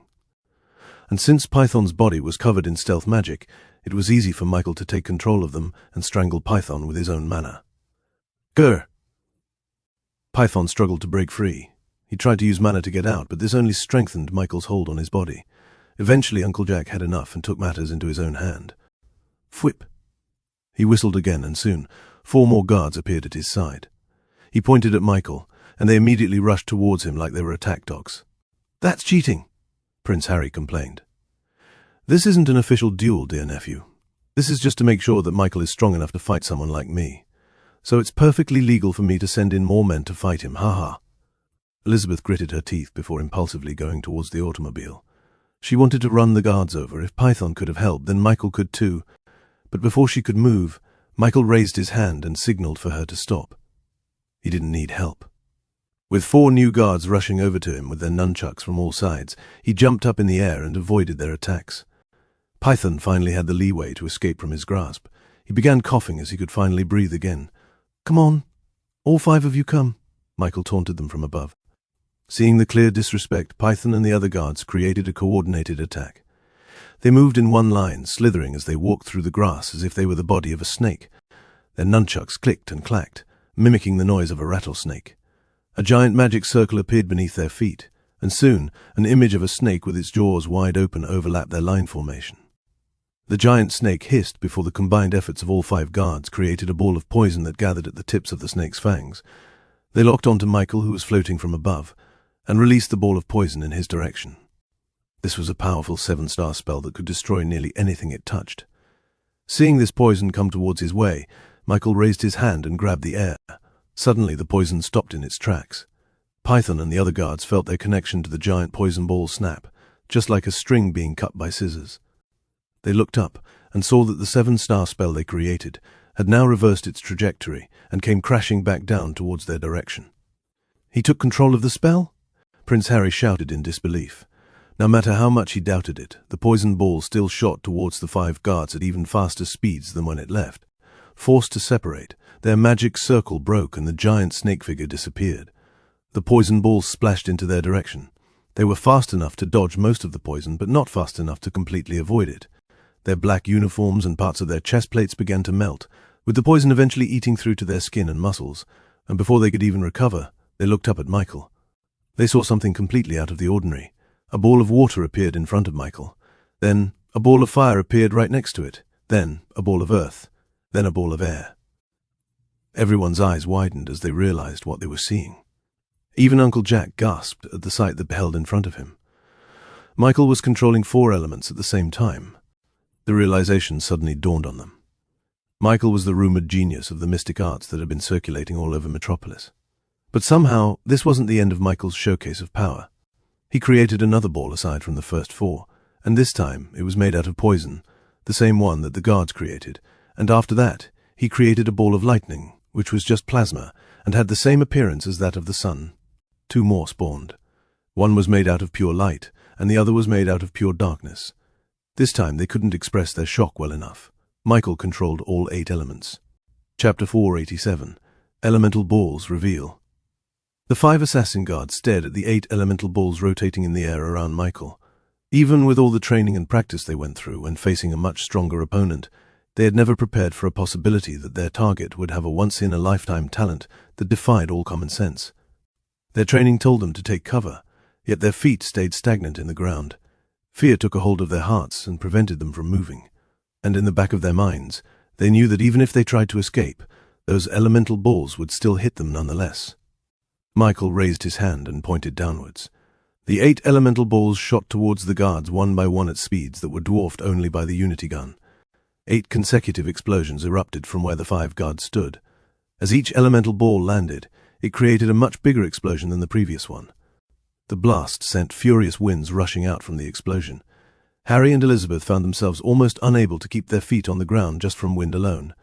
A few seconds later, the explosion settled down, sending bits and pieces of soil and rock raining from the sky. The 5 assassin guards lay tens of meters away from the explosion, unconscious and barely clinging to life. Their armor and their black uniform had been burnt to bits, leaving only a little bit to keep their bodies from displaying indecency. A few seconds after everything settled down, everything was still silent.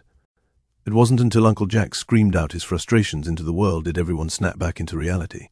No, this isn't possible. Uncle Jack lashed out, almost pulling out his hair out of frustration. You can't have 8 elemental masteries. That's inconceivable. Meanwhile, Harry, Elizabeth, Max, and any other people who didn't know about Michael's talents were completely shocked as well. And if they were being honest, they understood Uncle Jack's disbelief about Michael's magic mastery. Even throughout the written history of the world, there had never been an 8 elemental mastery person before. There were those who had 3 elements, and maybe even 4, but never 8. The only rumored people to have had all 8 elements were the rumored ancient humans that created the mithril relics. It was already surprising to learn that Michael was the boy genius rumored in Metropolis, but it was mind-shattering to learn that those weren't the extent of his talents. Prince Harry stepped backwards, unable to process this information. Max, on the other hand, was among the people who couldn't express his shock well enough. He was about to speak, when all of a sudden he saw something in the corner of his eyes. He looked to his side and saw the unconscious assassin guard just a few feet away from him. His eyes narrowed as he saw a glimpse of something that was branded onto the guard's chest. This emblem was normally covered in 2 layers, the guard's black uniform and the chest plate that was on top of it. However, Michael's 8-element explosion burned everything away and let the hidden become unearthed and see the light of day. It was a red emblem of a coiled snake, which looked to be swimming through the skies just like a dragon. Even from far away, Max recognized this mark. This was tied to one of his greatest failures as a businessman in Metropolis. One could even say that it was the cause of their downfall entirely. A look of shock and complete betrayal flashed across his face. This mark shouldn't have appeared here, yet it did. He looked at Uncle Jack and a sense of realization washed over him. At first, a sense of gloom flashed across his face, but it slowly transitioned into anger as he finally put a face to the man who pushed him into ruin, and it was none other than Uncle Jack himself. "Damn it!"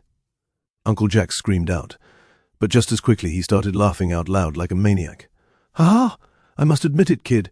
You surprised me. Who would have thought that a kid like you was the rumored mystic genius boy of Metropolis?" Michael slowly floated down and faced Uncle Jack directly. "Am I still not strong enough to fight you?" he asked innocently. Uncle Jack spat on the ground. "You clearly showed you have enough power. You beat 5 of my greatest soldiers. Because of that, I applaud you. Clap, clap, clap, clap." The creepy old man began to clap for Michael as if Michael's feats were just about enough to impress him. "Come on, guys. Give him a round of applause," he said to the royals. "You have finally convinced me that you Vanderbilts aren't so bad after all. Maybe the genes of the great Lion Wise just skipped a generation and landed on you, young little fella." "Skip the talk. Are we going to duel or not?" Michael asked, his patience wearing thin.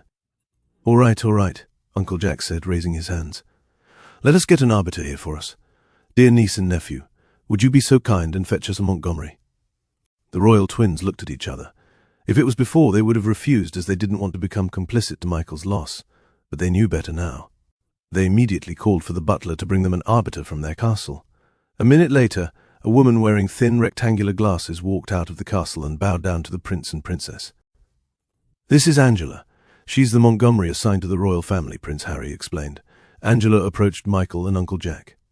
"Angela, how have you been, my lovely?" Uncle Jack asked, wrapping his hands around her shoulders.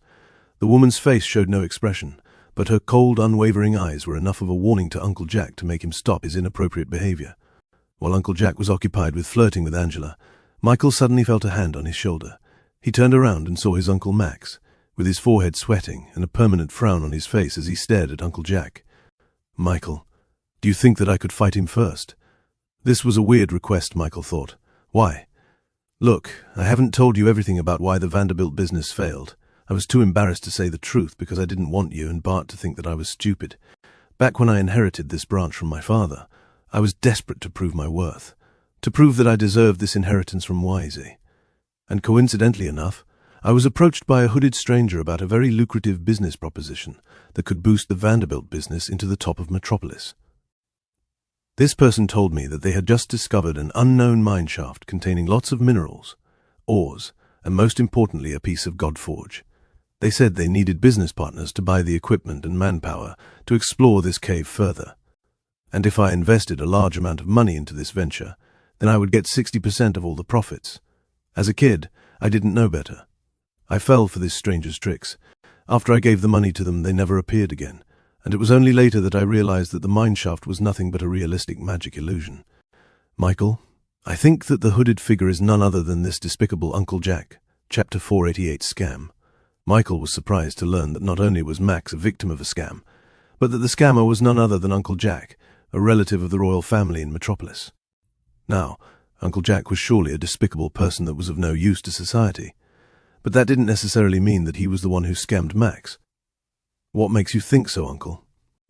It's because of that red mark on the guard's chest, Max said, discreetly pointing to the unconscious assassin. I will never forget it.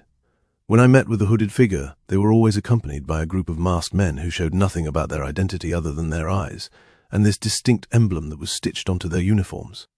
They told me that this was the symbol of their company, so I thought nothing more of it. When I realized I got scammed, I contacted the association to try and get some justice. I pointed to them about the red symbol that I saw the guards wear, but they told me this company never existed in the first place, and even if it did, then it would have probably existed outside of Metropolis, which meant they had no jurisdiction over them. I was distraught when I learned this. I became depressed, so much so that my work suffered for it. It's true that I lost a significant amount of money from that scam, but it was the emotional distress after it that truly led to the eventual downfall of the Vanderbilt business. I lost my confidence. After all, I had to loan my territory just to get the money that was needed for the project. I thought I was securing my future, but I was dooming it instead.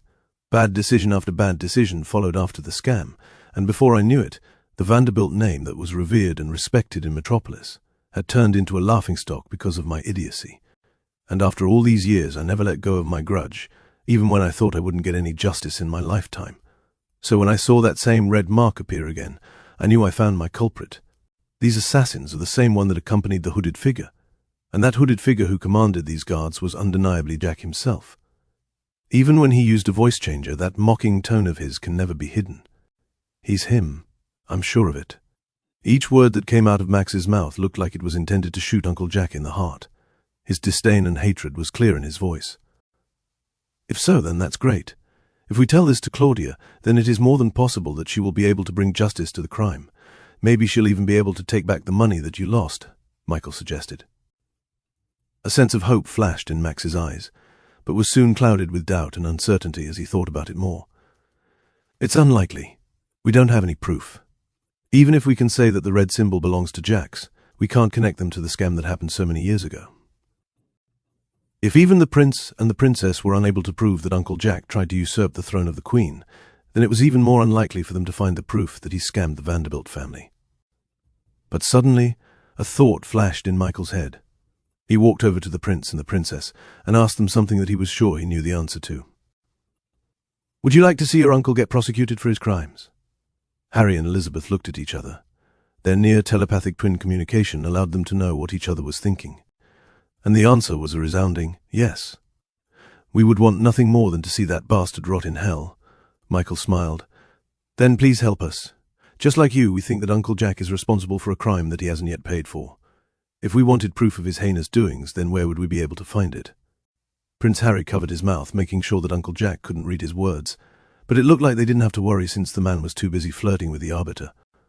We also thought about this before. We had investigators try and find proof that Uncle Jack was the one who put the poisoned leaf in our mother's tea. We knew that he had to have hired an herbalist to concoct the poison, so we tried to track down where he could store the herbs. They were able to find Uncle Jack's secret mansion near the outskirts of the walls. Elizabeth bit her lips as she remembered this specific memory. But the place was surrounded by his guards at all times. No one is allowed to enter, not even us. We tried and successfully invaded his mansion with ease, but when it came to finding evidence, we found nothing. As it turned out, he had a secret vault inside his mansion that only he knows where it's located. We tried to find it, but Uncle Jack arrived and flipped the whole situation and made it seem like we were the ones who tried to poison him. He's sly, Michael thought. If he wanted to find evidence, then he needed to find that vault in the mansion, which seemed to be guarded 24/7. But there is hope, Prince Harry soothed. As much of a narcissist Uncle Jack is, he can't do it all alone. He has a treasurer called Viperion. He's the only other person who knows the location of his secret vault. Max raised his head, remembering something. I do remember another guy that was with him back then. He was a chubby guy, right?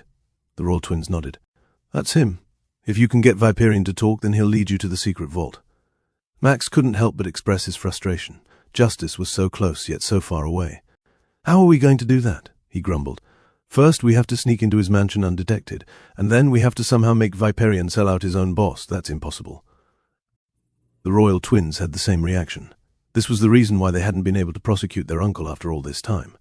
The worst part was that this was probably the best chance they would ever get.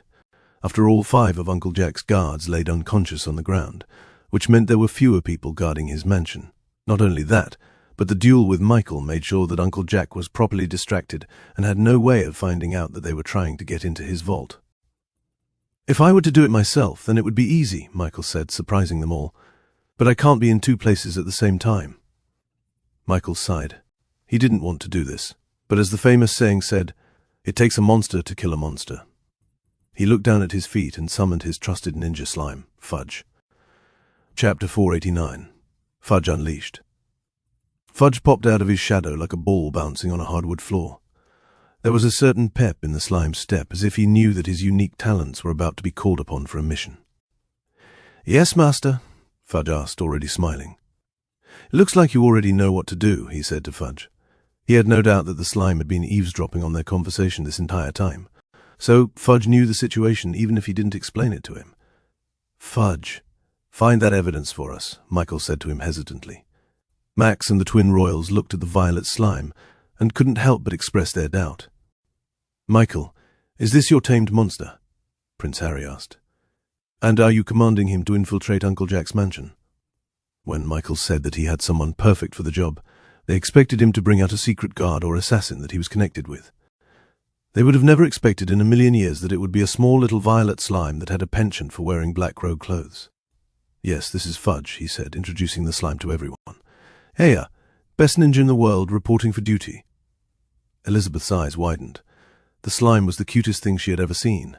If it weren't for the importance and heaviness of the situation, she would have immediately gone over and hugged the little fella. "Ahem, Michael. You want to deploy this cute-ahem slime?" Michael nodded. "Trust me, if there's anyone that can do it, then it would be Fudge." The violet slime jumped up and down after receiving that compliment. "I have to reiterate that those guards are the best at what they do," warned Prince Harry. "I'm not sure if you know, but there are Secret Service guards monitoring the castle at all times. Uncle Jack's guards are the same, if not better, than the guards here when it comes to protecting their mansion." Fudge looked around and scoffed. "Tow them. Then this will be easy. They're not even ninjas." As arrogant as it may have sounded, Fudge had a point. Michael knew the slime would have no trouble sneaking past the guards. It was dealing with Viperion that's the problem. Master, is this important?" Fudge asked. "Yes, Fudge, very important." The violet slime's smile grew wider. "Then that means that I can use whatever means necessary to do the job, am I correct?" Michael sighed. Fudge was very good at his job. Too good, one could even say. However, the little slime also had a tendency to go off the books and do things that others might consider villainy. There were no such ethical boundaries for Fudge. Heck, he even built a religion purely to manipulate his enemies to do his bidding. Michael had no doubt that he would be able to fetch them the necessary evidence to put Uncle Jack behind bars for the remainder of his life. However, he was worried that by using Fudge for this reason, he could end up releasing a far greater threat to humanity than Uncle Jack could ever do. "Master, am I free to do what I want?" Fudge asked again, giggling and barely able to hold his excitement. "Yes, you do what's necessary to get to the vault." Fudge swallowed his smile and turned solemn like a good ninja should do. He looked up at Michael and saluted. "I shall not disappoint. The shadow shall be ever present wherever secrets lie." The slime acted cool and mysterious right before sinking down into Michael's shadow. Just before he completely disappeared, everyone heard the sounds of an eerie laughter coming from the shadow. Hee. Michael shuddered at the thought of what he had unleashed. "I hope that this works," Prince Harry prayed. "I'm going to ask for forgiveness now for whatever Fudge is going to do," Michael muttered. It was at that moment that Uncle Jack finally had enough of getting constantly rejected by Angela. He turned towards Michael and angrily gestured for him to come over. "Are we going to start this duel or what?" Michael turned to everyone and gave them a reassuring nod. He then walked over to Uncle Jack and stopped right when they faced each other. Angela stood at their side, still displaying a solemn expression. She looked like the epitome of fairness. Her demeanor reminded Michael of the famous sculpture of the blindfolded woman holding a balanced scale. This was very impressive, given how Uncle Jack tried so hard to piss her off. "Please state the terms of your duel," she announced. Uncle Jack looked at Michael and gave him a warm and welcoming expression. "Michael, boy, I think we got off on the wrong foot here. I think that this duel is a chance for us to make up and bury the hatchet between us. Michael nodded. Our grudge will be settled for sure after this duel, he muttered. Then we're on the same page. You see, I think that I was very much mistaken about your automobile. Your talents have led me to realize that maybe you are telling the truth and that the automobile will soon revolutionize Metropolis. And given how complex it is, I'm willing to bet that you will have trouble producing these automobiles on a large scale. By my estimation, you'll only be able to create one per weekend. That's if you have the best blacksmiths on your side. Uncle Jack then walked towards Michael and got closer to him. Now here's the thing. I want to help you out. You'll need a lot of money and capital to be able to get the labor and the tons of metal resources you need for the production of the automobile. I'm sure you don't have that. The Vanderbilt family here is struggling to even keep their mansion. But you don't have to get bogged down by their poverty. You can get it all on your own. And here comes me. I'm going to offer you a deal of a lifetime. You see, there's this mine shaft that I just recently discovered. And the potential payout for this mine shaft will be very lucrative for both you and me. And don't tell others I told you this, but there may also be a God-forged piece hidden down there somewhere. If you give me just one of your automobiles, then I will consider it as enough payment for you to get a whopping 50% of all the profits in the mine shaft. This is an investment opportunity for you. It will allow you to bring back the glory of the Vanderbilts and maybe even get the attention of your grandfather. So, what do you say? Uncle Jack couldn't hide the greed from his eyes well enough. Even if Michael hadn't heard this story before from his Uncle Max, he would have still doubted the authenticity of this supposed mineshaft. Since he already knew that the offer was nothing but a scam, he knew to avoid it entirely. However, call it being vain. But Michael wanted to gain something from this scammer as a sense of poetic justice. And what better way to do that other than to have a contract overseen by a Montgomery? Chapter 490, Trap in the Terms. I have another proposal, Michael suggested. If you win the duel, then I will give you the step-by-step instructions I followed to create the automobile from scratch. Immediately, Uncle Jack's eyes flared up with excitement. He thought he was getting the opportunity of a lifetime, but of course, Michael didn't tell him the whole truth. He specifically said that he would give up the instructions on how to create the automobile. But he didn't tell Uncle Jack that it was written in English, making it completely useless to him. He still made sure that Uncle Jack would win nothing in the very unlikely event that he would lose. Ha ha ha. You're making the duel very exciting for me, boy. Tell me, what will I have to give up? Uncle Jack said, rubbing his hands together. He looked just about ready to agree to any terms Michael presented, just to make sure that he didn't suddenly back down from the fight. You can agree that the instruction manual is very valuable, seeing as it contains the secret to my automobile, right? Stop teasing me now, Uncle Jack muttered with a laugh. If I win, then I can have everything that you have right now in person. Uncle Jack laughed. I see. You must have seen my mithril relic, he said, bringing out the staff from behind him. This was his weapon. It was a glowing violet staff with a mirrored ball at the very top. This weapon is indeed valuable, and in my opinion, it is equal to the instruction manual for your automobile. If that is the terms of our duel, then I accept. Michael smiled as he heard those sweet words come out of Uncle Jack's mouth. There was also another trap hidden within his terms. Uncle Jack thought that he only wanted the mithril relic he had on him. But in truth, Michael wanted something that was a lot more personal to him. It was so personal, in fact, that it could only be found in his heart. He aimed for the God-forged pieces in Uncle Jack's body. There was no doubt in Michael's mind that Uncle Jack had a diva. It must be the reason why he was so confident in fighting against him, even when he revealed that he had an 8-element mastery. In contrast, Uncle Jack thought that he had no diva. The old man must have thought he only relied on magic and mana, which was why it never even occurred to him that Michael was targeting his God-forged pieces. And of course, since Angela Montgomery was presiding over this duel, she would ensure that the terms of the match would be followed after its conclusion, which meant that Michael could legally obtain the God-forged pieces in his heart. Michael, do you accept the terms of the duel? Angela asked. Yes, he replied. Now, we must move on to the venue of your duel. Uncle Jack shrugged. It has to be a sanctum duel, of course. Agreed. Angela nodded. Then please discuss the environment of the sanctum. Uncle Jack crossed his arms. I would like a large cornfield farm. It has to have a big open area and tall stalks. Michael smiled. An open area? I've no problem with that. Angela took their words and started to concentrate on her skill. She closed her eyes, and suddenly a bright white light emanated from deep within her skin. Her body levitated a few feet off the ground before she started mumbling some unintelligible words. Her words abruptly stopped, and right after, a swirling white portal appeared in between Michael and Uncle Jack. Let's see that mystic talent of yours beat my power. Uncle Jack dared before he stepped into the portal and disappeared inside. Michael took one last look back at his family, who gave him support and encouragement to, as his mother said, beat Uncle Jack's ass. He stepped inside, with a bright white light blinding him for a moment, and when he opened his eyes, he saw himself right in the middle of a cornfield. Everywhere he looked, he saw nothing but tall corn stalks blocking his way. "Michael, boy, are you there? Can you hear me? I'm right on the opposite side of you." Uncle Jack let his location be known almost immediately. This completely ruined his advantage of having tall corn stalks in the first place. Michael knew that something weird was afoot. He used his supreme skill to look through the thick cornfield until he eventually saw the light manner signature coming off of Uncle Jack, and just like he said, he was on the very opposite end of the sanctum. "Ha ha! Are you wondering why I want you to see me?" Uncle Jack asked, his laughter reverberating through the open field. "It's because I want to show you that your gift in the mystic arts is completely useless to someone who has my ability, or should I say, ability." Uncle Jack raised his staff, with its purple glow growing ever brighter. A green venomous snake with great big black eyes appeared on top of Uncle Jack. Strangely, though, there seemed to be something off with this green snake. It looked way too thick to be a snake. Not only that, but its head and its eyes were abnormally bulged outwards.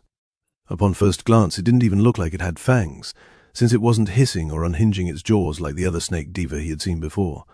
"Ah, this is called a diva. The power that it gives me triumphs even against someone like you. 4 elements, 8 elements. It doesn't matter how many you mastered. Abilities function completely differently than magic. My ability, for example, allows me to become a dragon. The legendary strength, speed, and fire of the Draconians will be under my command, and there is nothing that you can do to stop it." Roar! With his supreme skill, Michael saw Uncle Jack's body slowly transform into a 4-legged creature.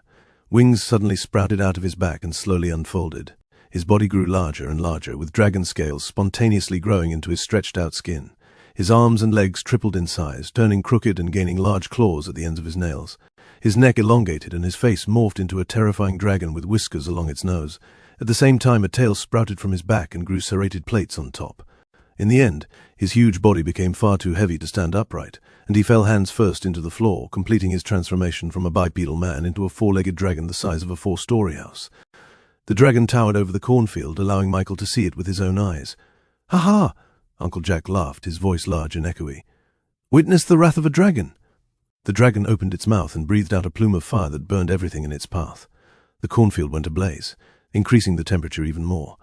The blue skies of the sanctum turned dark orange. Did you know that dragon fire can even burn through magic? Do you feel the mana in the air start to weaken? Do you feel it start to burn away? Your invisible shield will be of no use. Chapter 491, Uncle Jack's Ability. With his supreme skill, Michael saw the extreme difference in mana quantity in the air. It was just as Uncle Jack said. The dragon's fire breath burned through even mana itself. This is his ability, Michael wondered. Ha ha ha! That is not the extent of my ability. With the power given to me by the heavens itself, I can summon a rock from the skies that will obliterate you into nothing but smithereens. Michael looked up and saw that within the endless blue skies there was now a large meteor crashing towards the earth at insane speeds, enough to ignite itself and leave a trail of fire behind it. Judging from its speed, it would take less than 2 minutes before the meteor crash landed into the sanctum and reduced everything into a large crater. The green dragon then walked up to Michael, with its footsteps creating large reverberations throughout the entirety of the sanctum. It turned around and waved its tail among the tall cornstalks, hoping to find Michael somewhere within. "Come on! I don't want to hurt you any more than I should. Surrender now before you feel the wrath of my ability." Michael teleported himself away, just in time as the dragon's limb trudged through the cornfield. It thrashed its large body and breathed fire any time that it could to try and find Michael, who seemed to disappear at the very last second. As he dodged, Michael took this time to observe the dragon. He didn't know why, but he felt like there was something wrong with it. The first thing was that he didn't understand what kind of ability Uncle Jack had. Usually, abilities controlled or bent some kind of reality to conform to their powers. However, it usually required some kind of caveat or condition before it could activate. He needed raw materials for the switch. Blazel needed to touch objects to make it explode. All other abilities he'd seen needed a condition as well. However, Uncle Jack seemed like he didn't need any kind of activation at all. He simply just transformed into a green dragon whose strength reached that of a 9-star monster without any prior condition. Now, Michael would have accepted this as some kind of anomaly. However, he started to have some doubts when Uncle Jack summoned a meteor out of nowhere. He just said that he wanted to summon a meteor, and it magically appeared in the air. Is this an illusion? Michael first thought. However, when he observed it through any sort of verification, he noticed that it did look real. The dragon had a light mana signature, just like any other monster or human. Even the mana quantity inside its body was proportionate to how powerful it was. Michael also felt the dragon's breath. It was burning through the cornfield maze with ease, increasing the ambient temperature and letting out copious amounts of black smoke in the air. By all metrics, everything looked real, even the meteor, but somehow Michael felt that something wasn't right. Abilities didn't work this way. Uncle Jack shouldn't just be able to manifest a dragon or a meteor too. At least, he wasn't powerful enough to do that. Knowing that there was some kind of secret to this power, Michael brought out his drone and unfurled its propellers. He then took out the glasses from its compartment at the side of the drone's body and equipped it in his head, entering the drone vision. Immediately, his consciousness was transferred into the drone, letting him pilot it as if it was his own body. "Ha ha! Come out, wherever you are!" The dragon bellowed out, but no matter how strong it was, it couldn't locate Michael anywhere in the cornfields. The drone remained on the ground as Michael waited for the perfect chance, and just as the dragon released its fiery breath, he took off as fast as he could, gaining altitude and escaping into the endless blue skies. The dragon's fiery breath masked the buzzing sound made by the drone's propellers. Not only that, but the dragon was far too occupied looking at the ground that it had a big blind spot in its vision of the sky. Now that he released the drone, Michael used its 360-degree camera to search for any anomalies in the sanctum. There must be a secret to his ability, Michael thought. If he could create anything out of his own imagination, then why can't he have just created numerous more dragons and taken over the world? Eventually, something caught his eyes at the very edge of the sanctum itself. There was a patch of land there that looked unusual, as if it had been dug up recently. He piloted the drone to float down and investigate. It wasn't long before he saw a small little cave opening beneath the ground, and was hidden within the tall stalks of the corn. As he moved his drone closer, he finally saw him. It was Uncle Jack, sitting with his eyes closed as if he was sleeping. This was weird because he was supposed to have transformed into the giant green dragon that was rampaging through the sanctum. And suddenly, as soon as he laid eyes upon Uncle Jack, Michael heard the sound of glass breaking, as if the illusion had finally been unearthed. In just a single second, the entirety of the cornfield, which had mostly been burned to a crisp, started to shimmer and show the true reality of the situation.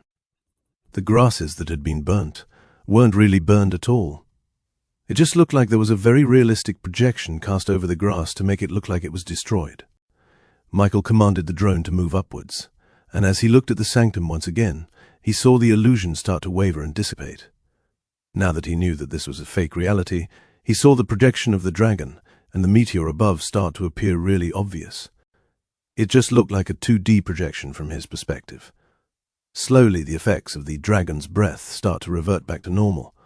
The mana that was burned away appeared instantly, as if it never left in the first place. The dragon's fire became as harmless as air. He finally figured out Uncle Jack's ability. He was able to create an illusion about anything and make it look as real as possible, as long as his target couldn't see his real body. That was why when Michael laid eyes upon Uncle Jack, the ability shattered, allowing Michael to break free from the very realistic illusion. After figuring this out, Michael exited his drone vision and returned to his original body.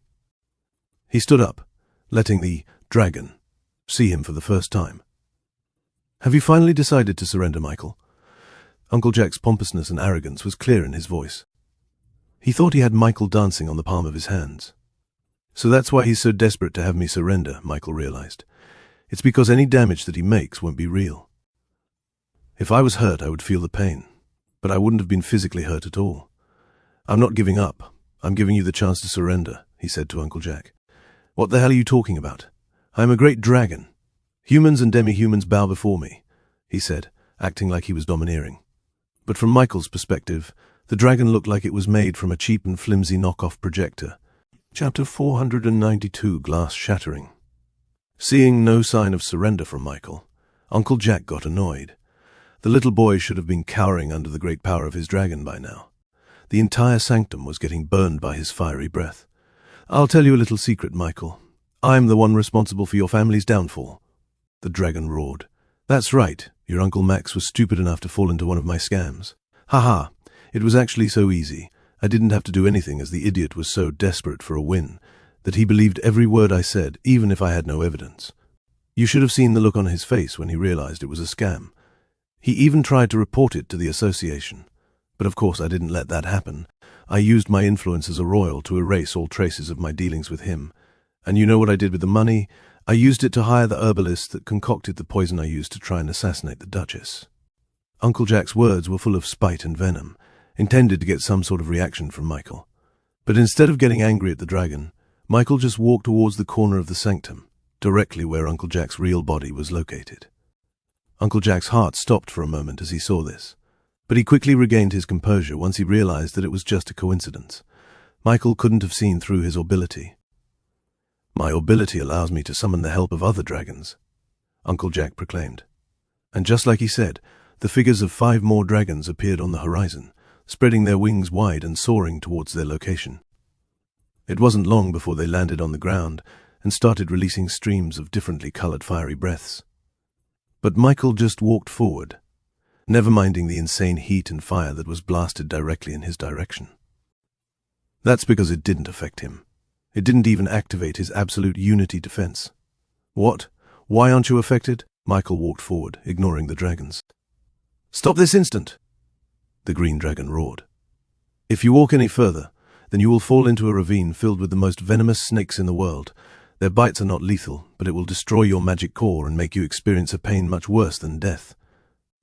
As soon as he said those words, the ground split horizontally in front of Michael. The cornfield separated, showing a large pit that spanned the entirety of the sanctum. Deep below, the sounds of snakes hissing echoed out into the air. Despite all that, Michael still walked forward and into the ravine. Surprisingly, he stepped into the air as if there was an invisible platform on top of the abyss. "What? That's impossible. Your magic shouldn't work on my ability." Uncle Jack thought Michael used a spell to walk in the air, but in reality, he simply saw through the illusion and knew that there wasn't really a ravine deep below. It was just a projection. A sense of foreboding washed over Uncle Jack as Michael continued to walk unimpeded in the sanctum. All sorts of thoughts played in his head. Could Michael have some kind of magic spell that allowed him to break free from the illusion? Was he bluffing? Was he wandering around the sanctum with no idea? "I gave you the chance," Michael said as he walked straight into the corner. "Wait, where are you going?" the dragon asked, one of its hind legs and slamming it in front of Michael to stop him. But instead, Michael just floated up and away from the dragon as if it didn't exist in the first place. "Stop this instant!" Uncle Jack's voice started quivering as he realized where Michael was going. But that wasn't possible, he thought. Michael couldn't have possibly broken through the secret of his ability, since he hadn't seen his real body yet. Yet Michael kept on walking towards the corner of the sanctum with purpose. It was as if he knew exactly where Uncle Jack's real body was hidden. As he reached the edge of the sanctum, he stopped. He then punched his hand into the ground before eventually yanking out Uncle Jack from underneath the cornfield stalks. Uncle Jack's face was ashen, with bits of soil and dirt all over his hair and face. How did you know?" Uncle Jack asked, his lips quivering. "That's not possible. My ability cannot be seen through by magic or anything else. You have to see me through your own eyes. You never saw me." As Michael held Uncle Jack by his collar, the drone slowly lowered down behind him, letting Uncle Jack see the reason for his downfall. "What is that?" Michael shrugged. "It's a drone," he explained, knowing fully well Uncle Jack had no idea what it meant. "Let go of me," Uncle Jack demanded. Yet no matter how much he tried to get away from Michael's grasp, it was of no use. "You can't win against me. This is impossible. You're just a talented mystic arts user. You're a product of the past." He didn't want to believe that he was going to be defeated by someone who only used mana. "I should have won. You don't even have an ability." It was at that moment that Michael's body started to glow. And suddenly an image shimmered above his head. His diva, the 2 futuristic mechanical hands, finally showed itself in this duel. Uncle Jack's eyes widened, his breath gasping for air. He couldn't believe what he was seeing. You're a magnetic? But how?" Michael took out an iron switch from his pockets and flicked it towards Uncle Jack's throat, and suddenly, no matter how much Uncle Jack tried to scream out, no voice nor air came out of his mouth. He struggled, unable to realize what was happening to him. "I didn't use my ability in this fight because I knew I didn't have to. I only used it now to shut you up," Michael said, watching as Uncle Jack struggled to speak. "Want to know how I knew I could beat you without it? It's because you are nothing but a scammer. That's how you win. That's the only way you can win. You scammed my uncle because you don't have the business acumen to build your own company and make it successful. And you might paint yourself as this insanely strong fighter, but that is nothing but your own bravado. You're weak. Very weak. You can't even break free from my switch when most people break through it easily. Your entire ability is built on scamming. And your diva, I should have known. That is not a snake. It's a caterpillar whose defense mechanism makes it look like it's a venomous serpent. Your entire ability is built on a lie." Uncle Jack looked horrified as he realized who he was truly fighting against. He thought Michael was just a boy talented in the mystic arts. He would have never thought he had a diva as well. "I gave you the chance to surrender. Now you can't." Uncle Jack's eyes widened. Without a voice, he couldn't surrender. Literally, chapter 493, Viperion Stranded. At the same time as Michael battled with Uncle Jack, there was a certain violet slime that was currently swimming in the shadows of Metropolis. Fudge ran through the tops of the roofs. Even though he didn't need it, he created hands on his blobby body and let it go behind him, copying the way that a famous ninja character ran in Michael's previous world. "Ninja, ninja, I'm a good ninja," Fudge muttered to himself as he stopped atop a rooftop with a mansion right in his eyeline. This mansion looked unimpressive at first. Its blocky architecture and very minimal decorations made it completely blend into the natural environment, with other people not even realizing that there was a mansion in this land. This was none other than Uncle Jack's hideout, where his supposed secret vault was hidden. If one tried to look inside this place, they wouldn't see anything out of the ordinary. In fact, it looked like there weren't even any people living inside it, making it look completely abandoned. But for Fudge, he saw a completely different reality. The shadows cast from the sun above in the sky perfectly hid a few assassin guards who used magic to obscure their presence. They barely breathed to limit the sound that their heart made, almost turning their body into a statue. Despite that, these guards had their attention fully open. Their eyes constantly scanned their surroundings, trying to ascertain if there was another intruder that hoped to get inside. It was at that moment that a single leaf fell from a tree that was located on their neighbor's side. As the leaf landed on the ground, 4 assassins wearing completely black clothing appeared out of nowhere and stabbed the leaf into the ground with their knives. "False alarm," said one of the guards. "This is overkill," complained one of the assassins. "There's no way that an intruder would be able to disguise themselves as a leaf. You still lack training. We don't do this because we think there's an intruder. We do this for our own pride as assassins. We don't even let a single leaf pass by us." As the assassin guards were talking amongst each other, they were unaware that a violet slime was happily skipping towards the door. Fudge had successfully infiltrated the mansion. What took the prince and the princess months of planning and training only took a few seconds for the self-proclaimed best ninja slime. Once he was inside, his slime body separated into 2, creating one perfect clone. Without a moment later, those 2 bodies split in half. This cell division-esque cloning continued until Fudge had nearly replaced all of the natural shadows in the mansion with his own clones. At this point, there was nothing in this mansion that he couldn't find. It wasn't long before one of his clones found a secret passageway that led to a basement room occupied by only one person. The man called Viperion was Uncle Jack's right-hand man. He was the person who was controlling the entire enterprise, making sure that everything ran smoothly and without a hitch. He knew all the dirty details of Uncle Jack's devious deeds. He was the only one who knew the location of the secret vault, but of course Viperion was a hard man to crack. When Prince Harry and Princess Elizabeth infiltrated this mansion themselves, they tried everything in their power to try and break Viperion into giving up his business partner. However, Viperion was a man of focus and loyalty. No matter how much money they offered, no matter how much they pressured him, he wouldn't talk. Fudge laughed, lounging in his chair, enjoying a nice cup of tea. Everything was going nice for the man with an oval face. Their business was very lucrative this season, as there were a lot of companies in and out of Metropolis that were very desperate to get an influx of cash. And the more desperate they were, the easier they could be duped. Viperion put down his tea and began looking over their plans for the month. But as he looked at the parchment paper, he realized that it was completely different from the one he wrote before. Now the paper said, "Look down." Viperion sensed that something weird was afoot. He raised his head and looked around, only to see that his basement office was starting to get flooded with some kind of black liquid that was bubbling at its surface. What the? As the liquid reached to see that it wasn't toxic or anything. Still, he knew that this was weird, so he started shouting for the assassin guards to come pick him up. "Anybody there?" But no one came down to check on him. Usually a single word was all it took for them to follow his commands. This meant that something bad happened to the guards. Viperion waded through the ankle-deep flood and walked out of the basement.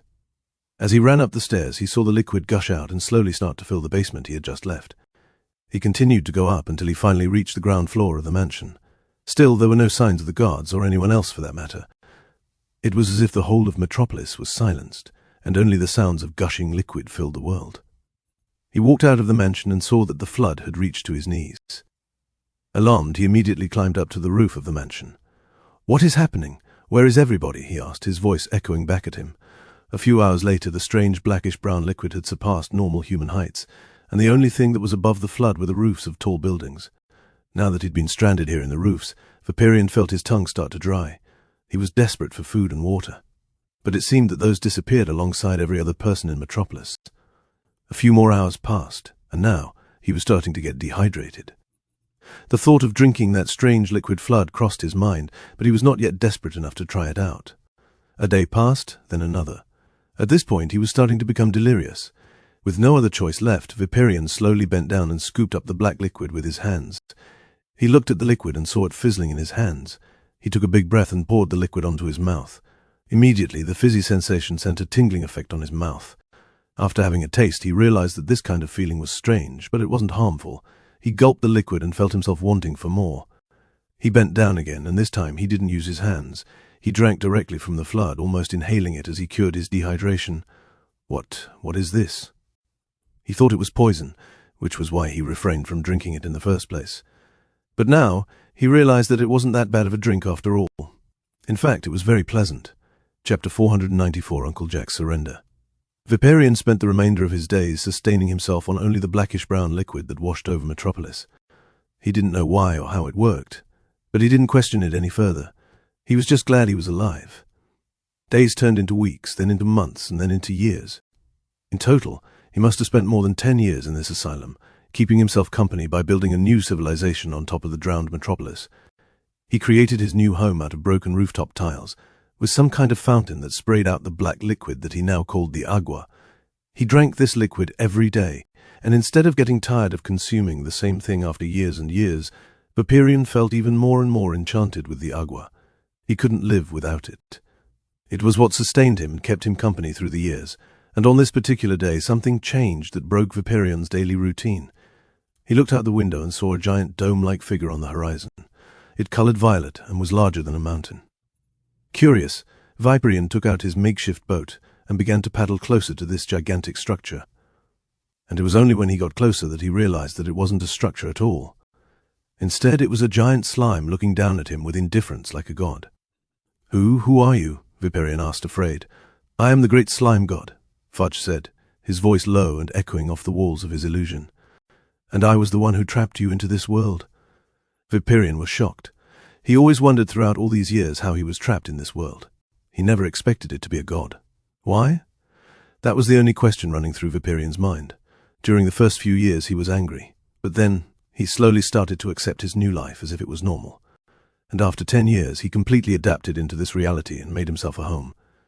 It's because you were destined for something greater. You had to learn and change into the man you are now. Ask yourself, are you better as the man you are now, or the man you were 10 years earlier? Viperian stayed silent as he internalized the slime god's question. 10 years ago, he was just an orphan picked up off the streets and was taught to manage a multi-million gold coin company. He loved every second of it, even if he had to scam people to get it. He didn't care. He could finally buy stuff he could only dream of. But 10 years later, after being stuck in this place, all of those luxuries were washed away. The only thing that remained was agua. He learned how to live, how to create his own house. And after all this time, he realized that he was being used by Uncle Jack to do his dirty deeds. If he didn't spend years in isolation, he would have never realized that. "You're right, oh great slime god, I am a better man today," he confessed. "Good. Now is the time for you to return to your old life after having learned this lesson. It's just like one of those reincarnation animehem. Never mind that last part." Fudge almost messed up and let his mysterious god facade slip. "But I don't want to return," Viperian begged. "I have everything I need down here. I have agua." Fudge flashed an imperceptible smile. "That agua that you love so much is called a soda, and this version is inferior to the real thing. If you want to experience it authentically, then you must return to the real world." Viperian hesitated, not wanting to let go of 10 years of memory with this place. But the prospect of obtaining real agua made him strengthen his resolve. "I am ready, O great slime god. I am willing to do what it takes to get that Awano soda." Zeal and unyielding loyalty flashed on Viperian's face. "Good. Now do you remember your previous boss, Jack? I need you to tell me where his secret vault is located and we can bring him into justice." Viperian nodded. "I shall lead you to the right door, great slime god." Meanwhile, back in the sanctum jewel, Michael stared at Uncle Jack and couldn't help but savor this moment. "You're going to pay for what you did," Michael vowed. Uncle Jack took this chance as he raised his mirror ball scepter in the air and swung it towards Michael's head. Despite being a blunt weapon, it was still a mithril relic nonetheless. Bashing someone's head with it could still do massive amounts of damage. But before it could reach Michael, the drone moved its barrels and pointed it straight at its target. With a single shot, the Unity gun broke through the glass ball in the mithril relic scepter and pierced straight through Uncle Jack's chest. He fell on his knees, weak. This was perhaps the first real pain Uncle Jack went through, which meant that he was thoroughly unprepared for it. "Arg!" he screamed out. After a minute of total silence from Uncle Jack, he was finally able to break away from Michael's switch ability. It fell off of his throat, allowing him to summon his voice again. Me? Pay for my crimes? You're wrong on that one. Even if I lose, you will never put me behind bars. You have no evidence. It's your word against mine. And if people are given a choice, they will always believe a royal man like me over a boy like you." Michael smiled. "Are you sure about that?" Uncle Jack tried to laugh. The hole in his chest made it hard to even breathe properly without experiencing a tremendous amount of pain. "Karg, I surrender!" Once those magic words were muttered in the Sanctum duel, the terms of the battle were finally met. Michael won the battle. Uncle Jack felt a tugging sensation on his body as the Sanctum forced him out of this reality and back into the real world. Before he left, he flashed a confident smile to Michael, provoking him even further. Soon after that, Michael was taken away by the portal and spat out on the other side. Uncle Jack landed on the ground, clutching his chest in pain. "Ah, he tried to kill me!" he screamed out. He made sure to spread his blood on his chest as he presented the injury to Angela, their arbiter. However, Angela just ignored him and raised Michael's hand to declare him winner. "Michael Vanderbilt has won the duel." Uncle Jack gritted his teeth. "Are you not going to arrest him for trying to kill a royal? I'm going to have to report this behavior to the Duchess herself, and she will make sure you lose your job." Angela finally turned around and faced Uncle Jack, a sliver of a smile flashing on her mouth. "Good, tell her that now." She then pointed to the side, where an old but glowing woman sat on the veranda of the castle, sipping tea with her twin children. "The Duchess?" Chapter 4, 95 Duchess. Michael opened his eyes and also saw the woman lounging and sipping tea in the veranda. Even if he didn't know her face, he could tell that she was the Duchess just from her posture and the overall aura of grandeur that she was giving off. She didn't look young, but she didn't look old. Despite the wrinkles, her face was still glowing like a spry 50-year-old. Just then he felt a tug in his feet. He looked down at his shadows and saw Fudge giving him a wink and a thumbs up, signaling a successful mission. He smiled, knowing that Uncle Jack would soon be brought to justice for his crimes. "Duchess, I didn't think you would go back home so soon," Uncle Jack said hurriedly, trying to fix his hair and uniform. "I take it that the business with the tourists has gone well." The Duchess, with her white hair balled up in a nice little bow, didn't acknowledge Uncle Jack's words and just calmly finished her tea. It was only once she had her fill did she finally stand up and approach them. "First of all, it is none of your business whether my deal was a success or not. And second of all, it would have gone better if I wasn't called back here to deal with a certain individual," she said, her words clear and authoritative. Everyone listened to her when she spoke. "Also, what were you saying about Angela and our new guests here?" Uncle Jack laughed off the awkwardness. "Oh, ha. It's a small matter, Duchess. No need to concern yourself with it." The Duchess glared at him. "You used my name. Clearly, I need to concern myself with it." "All right. It's just that I've just finished a duel with this young man over here. Things didn't go well as he started accusing me of crimes that I didn't commit. Not only that, but he tried to kill me as well." Uncle Jack twisted the story perfectly, trying to get the Duchess' sympathy, but before Uncle Jack could spin his lie again, the Duchess threw a bunch of scrolls in his direction. "And what is this?" she asked. Uncle Jack couldn't hide the shock in his eyes well enough. Those were his ledgers, his secret ledgers that were only found in his vault. How could it have seen the light of day? It's very interesting about the records on these parchments. Embezzlement, fraud, and most importantly, attempted murder, the Duchess accused. He tried to maintain his composure, but he ended up becoming a bumbling idiot by the end of it. It's just nothing like... Seeing the triumphant smiles on Prince Harry and Princess Elizabeth's face, Uncle Jack knew that he was backed into a corner. He didn't know how they were able to get their hands on his vault, but if he were able to destroy it right then and there, they wouldn't be able to prove anything. Of course, his logic didn't make sense as the Duchess already saw it with her own eyes, but Uncle Jack was so desperate that he ended up just doing it anyway. He lunged forward into the scrolls, using a simple one-star ember spell to incinerate the ledgers into pieces. However, his clear ineptitude in the mystic arts showed its ugly head, as he took more than 4 seconds to even materialize the magic circle in his hands. "Damn it," he cursed, his magic circle shimmering. He eventually released the magic spell, but as just the ball of fire was about to reach the paper, Uncle Jack felt his control over the spell terminate. With the spell out of his control, the fireball shot towards his face and incinerated part of his wavy hair. "Ah!" the Duchess confronted her assassin. "I always suspected you had something to do with it, but it let my fondness for your brother get in the way of me accepting the truth. You are a criminal who deserves to forfeit their life in prison. Guards, seize him." 10 of her Secret Service guards appeared in an instant and immediately cuffed Uncle Jack's legs and arms, leaving him no chance to escape. "Let go of me," he thrashed. "I don't want to die, forgive me." But all of his voices were ignored until he faded out into nothingness as the guards took him into a secure place that not even light could escape. "Ah, vindication. That feels good," Prince Harry said, sipping his tea with a serene smile. "Mother, you knew that he was the one that poisoned you?" Elizabeth asked, surprised. "Why didn't you arrest him sooner?" The Duchess sighed. "He is the last link to your father, and I thought that he would change. I was wrong." The royal twins hugged their mother after finally getting justice after all these years. "But let us not talk about family business. We have guests to entertain," she said as she looked at Michael and his family. "Vanderbilts, I must say. I'm surprised." Max kneeled to the Duchess. "It's been a long while, Duchess." "Yes, it has been a while. The last time I saw you, your father just handed you the reins to the Vanderbilt branch here in Metropolis." The pain of failure bore heavy in Max's heart.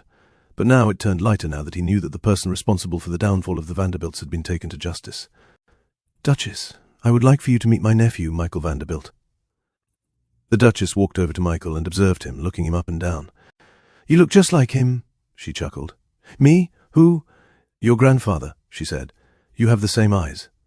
I think that he would be extremely pleased to know that there was someone in his family to continue the legacy." And without missing a beat, Michael said this: "I'm not continuing his legacy, I'm building my own."